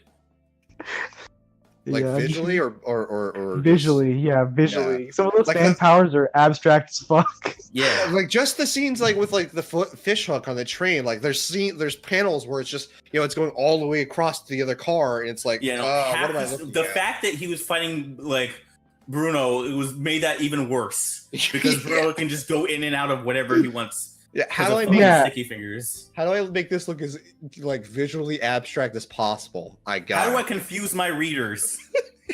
Like that feels like that's like I feel like there's a chalkboard that Rocky writes something like guide to writing. Step 1, make interesting story. Step 2, make interesting powers. Step 3, figure out methods behind confusion. How do I draw this in the most confusing way? Yeah, it's like when people were trying to figure out what King Crimson did, and they were trying to be like, because that's a whole meme in and of itself, right? Yeah. But the one I loved was the one where the guy was talking about how like epitaph works. So he's like, King Crimson's ability is not do this; it's to it just erases the whatever or something, because epitaph lets him see like a couple of minutes into the future or some bullshit. So it's just that it just erases the time or something. I forget entirely. Basically, his whole deal was that King Crimson's ability is just a very specific thing that only works because he has epitaph also. Pretty much, actually. Are we done with Kira already? Are we moving I don't want to be done with Kira because the thing with Kira is that it's like he's just really cool. It's just, there's not that much to talk about though, aside from like I love his when he got a boner at the greediest, the man who gets the most stand power out of anyone. Yeah, what I say is the best is I actually love the part where he's pretending to be that man's family. Yeah. Like because take a bath, son. There are parts of that where you are almost rooting for him because he's like an awkward guy trying to fit in with this family. And it's super weird. He's like fighting a fucking plant in his front yard, and you're like, "Oh, I gotta protect my wife." Yeah, there is like I felt the person I felt the most bad for was like the wife because she was like the whole thing like she's waiting for her husband to come home before she eats, and it's even extra fucked up because she was never attracted to her husband, but then she was super attracted to Kira as her husband because Kira's a fucking weirdo who was more like. I don't know. He was more like assertive and cool. Yeah. Like holy shit! I saw you rob that man. Oh. Like the juices is looses. Yeah, man. Poor Shinobu, she got cucked so hard. Nah, man. Kira, he has no interest in anything but hands. Yeah, only people. She probably gave him a handy. Maybe that happened. Maybe. Handy, I don't know. Let me look at your nails. Not today. Go to the salon tomorrow. It really fucked with me the way he was like biting at the edge of his nails to the point where he started bleeding. I don't know why that gets under my skin. Yeah, I agree with that too. Like, yeah, finger shit is fucked up though. Like anything to do with like your cuticles and your nails, like all like body horror that has to do with that fucks me up. I'm a force a segue. Can we move beyond cuticles and shit, please? That actually makes me grossed out and uncomfortable. Also, what about future? Can you think about how Kira, I think, is the first person in JoJo to fucking murder a child? I think so. Dio did that. Oh, Dio did. Yeah, right. He did. The fucking made the mom eat his baby. Her own mom eat the baby. That's right. I forgot. Damn. But Dio will tell you, no, she did that of her own volition, That's true. Or something. Yeah. She had free will. I do love the scope of part 4 versus part 3, where it's like this monumental battle of fates for part 3, like motherfuckers learning how to fly also. Versus part, which was extra weird to read. Because I'm like, wait, can he fly now? Yeah. learning and then subsequently forgetting. Wait. Before we move on from flying, I can't remember if in the manga, did Rohan and Jankan, whatever boy, did they fly? And when they did the last thing in the last game in the manga, it looked like they jumped super high. But yes, in the anime, they totally started flying during the last game of Rock Paper Scissors, and I remember just fucking losing my shit. I'm 90% sure they flew. I know it was a bit extra. So that's why I love that arc so much, because Rohan gets he so fucking wants to beat this kid at RPS. He hates him so much. It's really good. Anyway, what were you gonna say? Just the difference of like that whole monumental battle and whatnot, and then you get to part 4, and it's just two motherfuckers flinging bullshit at each other from around a corner. Yeah, like a sniper battle, basically, with the last battle fight of part 4 is. I can confirm they do in fact fly. Damn, godlike. That's super good. Fucking what about like shit? I had a thing. I forgot what it is now though. The most like I actually like was shocked how they handled his death in part 4, because like the fact that they showed like 2 frames of animation for it was shocking to me. It's fucked up. It looks fucked up in the anime. Like, man, that's a rough way to go. Wait, 2 frames of animation for? I didn't actually watch the part 4 anime. Yeah, the Kira neck snap looks really raw. Because you see his face turning, and then like you only see it for like a second, but you see it. It's one of those things that they do really good in like a lot of games where like they show a character dying, and then it cuts away right before the thing that would actually kill them. So it's like the ambulance is backing up, and you see his face turning very quickly, and then it cuts away, and you hear the crack, but you see enough for it to fuck you up. Yeah, like it's like yeah, that's pretty accurate. What I was gonna say was remember the line. Well, first of all, let's appreciate how Pepsi is an important plot point in JoJo Part 4. Is he?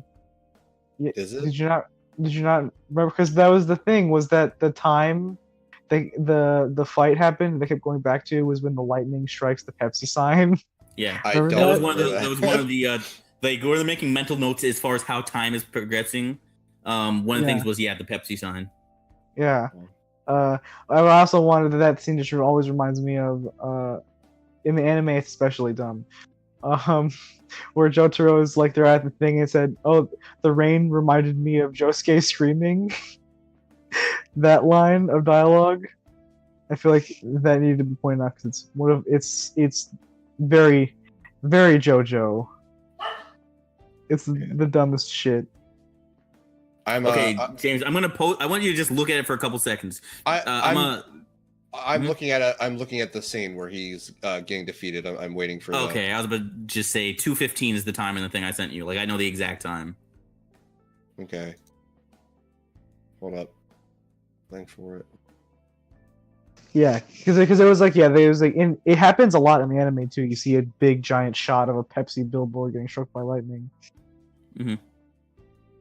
Yeah. I don't know, I don't really have much more. Akira's great. That's all I want to say. Like, I really like the very simple motivations he has. Oh, fuck. Oh, fuck. Yeah. Wow, that is... Did you just come? What the fuck happened? No, I just saw... He got a boner.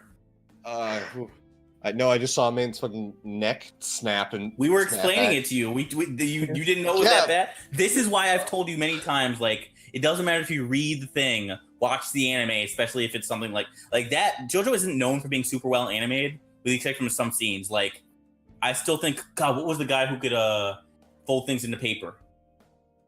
Enigma. Yeah, right? Like him doing the whole punch battle with the fucking crazy diamond, and like their hands meshing, and that just the effect of him turning into paper in there. That's fantastic looking. Mm-hmm, it is. So like there is parts in part 4 that look good, but that right there and your reaction being like, "Oh man, I read it, but I didn't know it was that bad," is the reason that it's like if it's a series you like, watch the anime as well. I started watching the part 4 anime and I just kind of stopped for some reason. I think now that we're talking about anime, sorry, continue. No, that's it. That's pretty much my whole thought. Yeah, now that we're talking about animation in JoJo, perfect segue into part 5. Yeah. Skylar, what did you think? The scene where he's like folding his ear into itself, I was like, they really put effort into that. Holy shit. Yeah, they put so much.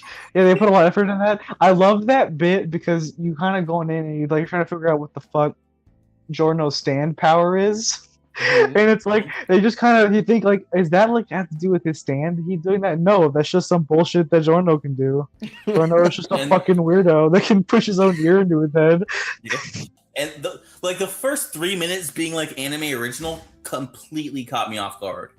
Yeah, that scene was all really good. Where it's like he had with the tourist girls and like he was stealing from her wallet and stuff. That's really I actually like that because people complain about how Giorno is kind of a wet blanket in the manga. It really solidifies who he is at the get-go. Yeah, and so I like that. It was good. I also like his voice. I think his voice is good. Uh, his delivery of the mudas in the sentences, I like them teasing that. Those were good. I really it's good. I feel like that stuff was maybe not as pronounced in the manga. I don't know, but I like what they hear it pronounced. Yeah, you couldn't. So like, I feel like they did handle it very well. And one of my favorite is just the panning shot for the shovel for Leaky Eye Luke. Also, Leaky Eye Luke got some scenes that didn't exist in the manga. Also, yeah, the one where he's threatening the guy right at the beginning. Yeah, he's like they put a lot of work doing the anime original stuff in here, versus like being like, all right, let's just. It's one of the few times I'll say the anime adds stuff, and I feel like it worked for the better because it really puts the context of everything. You get who Giorno is as a character at the beginning. You get Leaky Eye Luca's like role versus him being some asshole who can't stop crying from one eye, like he's that asshole from Afro Samurai. Like so, it just does a good job establishing people at the beginning. Yeah. Also, that scene with fucking Bruno bitch slapping Giorno and putting fingers in his mouth. Yeah, that was good. So good. It's so good. Bruno is the best, by the way. I'm really fantastic. Bruno and fucking Guido. I'm really excited for. You're not a fan of Arancia? Arancia's cool. I just love Guido though. Like he's fucking sick. Just the idea of him being so bad at math, he has to get stabbed in the mouth with a fork. Is super good. Yeah, dude. He's like, and the smug look he has when he puts something, he's like, I'm right, aren't I? He gets it really bad all the time. Tries to eat some soup and there's a shark in there. A shark in the soup, I forgot. Yeah, dude, JoJo Part 5 is wild. People are gonna have there's gonna be the bit with the fucking jellyfish tooth. Yeah. The fuck is that about? Gotta drink that piss. I don't actually want to get into spoiler talk for Part 5. I just want to even though that's not even. No one knows what that means. No one even knows what Giorno does. Fucking Giorno's power makes literally no sense to me at all. I hope that kind of clarifies. Especially with how it's used later as well. Yeah. There's a certain element that's shown at the beginning that's not shown anymore after a certain point. Yep. I feel like of all the stand users, Giorno's is probably the most confusing when you get a new JoJo. Yeah. Like Part 4 is weird, but you can kind of get it. Part 5 is weird, and then when you get it, you don't really get it. You don't really get it. Yeah, like fucking Crazy Diamond makes sense as a stand. He explains what it means and you understand how it works. All it does is you can return things to their original state. And he does it in some weird ways sometimes. Mm-hmm. Right? But it's still spaghetti. But he fixes the spaghetti, he breaks the motorcycle and fixes it in midair. Cool. You know. It was. Yeah. Saves that baby. He saves the baby. But in Part 5, you're like, what is Giorno doing? What is? I don't understand. I don't quite understand what the fuck's happening. He's creating life. Because he also turning dollars into butterflies and having them turn back into dollars. Because JoJo Part 4 set the trend where the main character becomes the healer of the party, right? Josuke healed people. Stand healed people. Giorno's stand heals people, I guess. It doesn't heal it. He bullshits it, but it doesn't heal. That's why fixes the thing them. That happens later is a problem, and it's not actually healing. He fixes them enough, and then also Jolene's stand. She quote unquote heals people. I don't remember that. What are you talking about? Because she can use her stand to sew the wounds shut. Oh, right? that's not healing. Okay, that's why I was like, wait, what are you talking about? I don't remember that. But that's why super big asterisk on healing with Jolene's stand. When does Johnny heal somebody with his spin? By the end, he can if he wants to. Yeah, because he wants to. It like Tusk when it gets to 4 is the most broken thing next to the thing that I don't want to say in Part 5. Tusk. Okay, yeah, Tusk is up there with the one. There's a couple in Part 5 that are the most broken thing of all time. Fucking. Never mind. I can't even say spoilers, but Well, should we do There's more than we'll one. do a part 5 spoilercast, I guess, when part 5 ends. Yeah, I we'll guess- do it. Sure, Why yeah. not? All right, cool. So look forward to that. But Man, I can't wait for Mr. President. Man, I can't wait for fucking the 5-minute punch. oh yeah, that I better can't be wait for like the multiple dance. minutes long, dude. Okay, yeah, the dance is gonna be great. Yeah. That's- Oh god. Then we'll finally have every version of 2 to the 1 to the 1 to the 3. That You fucking know what? song. Yeah, we finally can put the meme to rest. Yeah, because we'll have it in manga. We'll have it in both video games, all 3 video games, because I think it shows up in the PS2 game. I think it does. You're right. And now we'll finally have it animated. Oh, That better be like the Idol Master quality dancing animation. Just fucking where they have to switch to 3D models in the middle, so because it's too much. The fucking Idol Master has really good 2D dancing animation. That's why I made the But reference. doesn't it also have 3D in it mixed in? No, that's Love Live.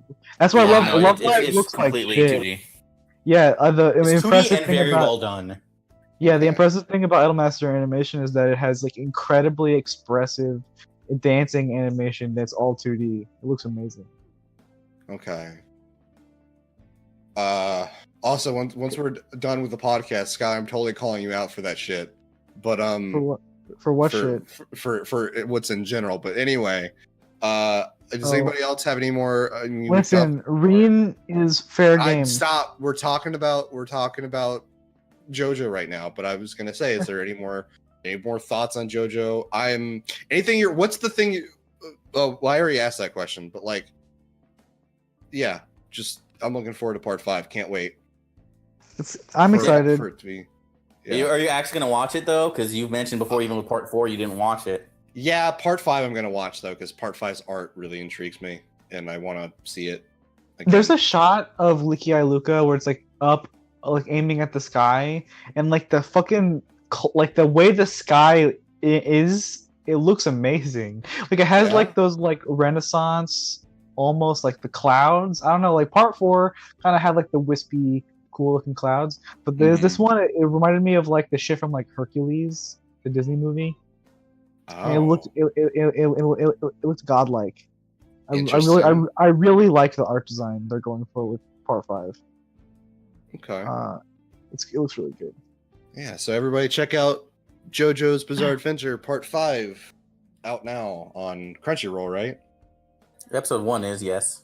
Yes, episode 1 is out on Crunchyroll. Oh, I also think if you're a crazy person like me, there's a sub track on Ya that just fixes the stand names. Oh, good. Yeah. So I was using that. So there's that. How? Oh, yeah. If you're so inclined. What do they call Bruno's stand? I don't even know what. Oh, it's a Zipper Man. Was what it was. Zipper Man.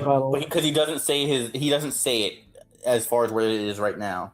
I forget what they call Gold Experience though in that Golden game. Wind. Yeah. Golden Wind. That's right. Which is that dumb. That's the name of the part. Don't worry about it. That sucks. Don't worry about it. Can't wait for Flaccid Pancake.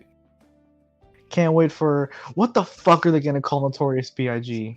The thing that caught me the most, I loved it, is the guy in Lotto in the Best Friends Discord said they would rename it to was it Infamous Small Lad or something like that? Infamous Small Lad. That's really good. I like Big Bad. I think Big Bad would be a decent change. What about Largy Littles? I don't know. Biggie Smalls. Largy Littles. Fucking Infamous Two Sons. I don't know. Maybe we'll do some cross. I really hope when we get to part 7 that they don't back down from fucking filthy deeds done at a reasonable price. Oh man. Ugh. That's the worst one. That one's my favorite one. It's so fucking bad. Let's see if I can find the list of Flaccid Pancake and Filthy Deeds Done at a Reasonable Price are like the best ones in my opinion because they're just so ridiculous. What are they gonna call that fucking chocolate one? The one? No, it's not called chocolate, but it's like chocolate whatever. Oh, chocolate disco. Is that what you're talking about? Okay, infamous. Sorry, here's the names that they all made up in the Discord for like different things. Like there's flaccid pancake. They said, what else did they say? Well, Six Pistols. They were like, yeah, all right, Little Bomber and say Aerosmith. Narasia stand. Dude looks like a lady. Dude looks like okay, sure. Purple fog instead of purple haze. Then there's purple smoke. Notorious Smalls. Condiment girl. Widely known fat man. Widely known fat man.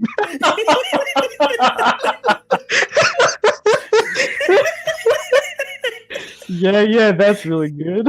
That's my favorite now. Then there's infamous large boy, Smalley Biggs, dark maroon. That's so much podcast title right there, dude. Widely known fat man. What? Yeah, okay, that's good. Yeah, I'm gonna maybe write that down. Hey, did you hear about that fat guy? Yeah, he's widely known. He's widely known. Anyway, fucking. You guys got anything else about? No, I'm done. We've been going. How long is this podcast, James? 4 hours and 23 minutes are long. Cutting out the stuff that for when we restarted, because I know we've been recording the whole time. That was only like 5 minutes. Yeah. Well, because I came in first and it was recorded when I first got here. That was long before Skylar even got on. Oh, that's true. Yeah, because Craig. But I didn't start recording on OBS. Anyway, no one gives a shit. Let's move on. Yeah. No one there's nothing to move on to. There's James ending the podcast, plugging what he got to plug, and telling everyone they need to watch Flip Flappers as well as JoJo. Well, not that first thing, but that second thing, yes. So I didn't know James loved homo erasure. He hates the gays, everybody. James hates gay people, confirmed on podcast. All right. He hates it. Well, that's why he hates himself. All right, now, everybody, thank you for joining us today on this weekly DADcast. I've been your host, James. We've been joined by Claude and Skylar here today. Send us in your JoJo stand name replacements at officialdadcast@gmail.com. Hit us up on Twitter at officialdadcast. You can download the podcast at weeklydadcast.podbean.com or find us on iTunes. And this episode will go up on Monday around 10 or tomorrow. So tomorrow, Monday. You don't need to date this. You can just say it'll be up when it's up. By the time they're listening to this, it's up. Why are you explaining that? Maybe who knows? Who knows what? It's like if there was like the ending of like some sitcom. They're like, all right, guys, this episode will be up on Monday. But I'm watching it now. Why the fuck did it matter? End the podcast. Hold on, damn! I was almost done. Damn! Thank you everybody for joining us today. Have a good night.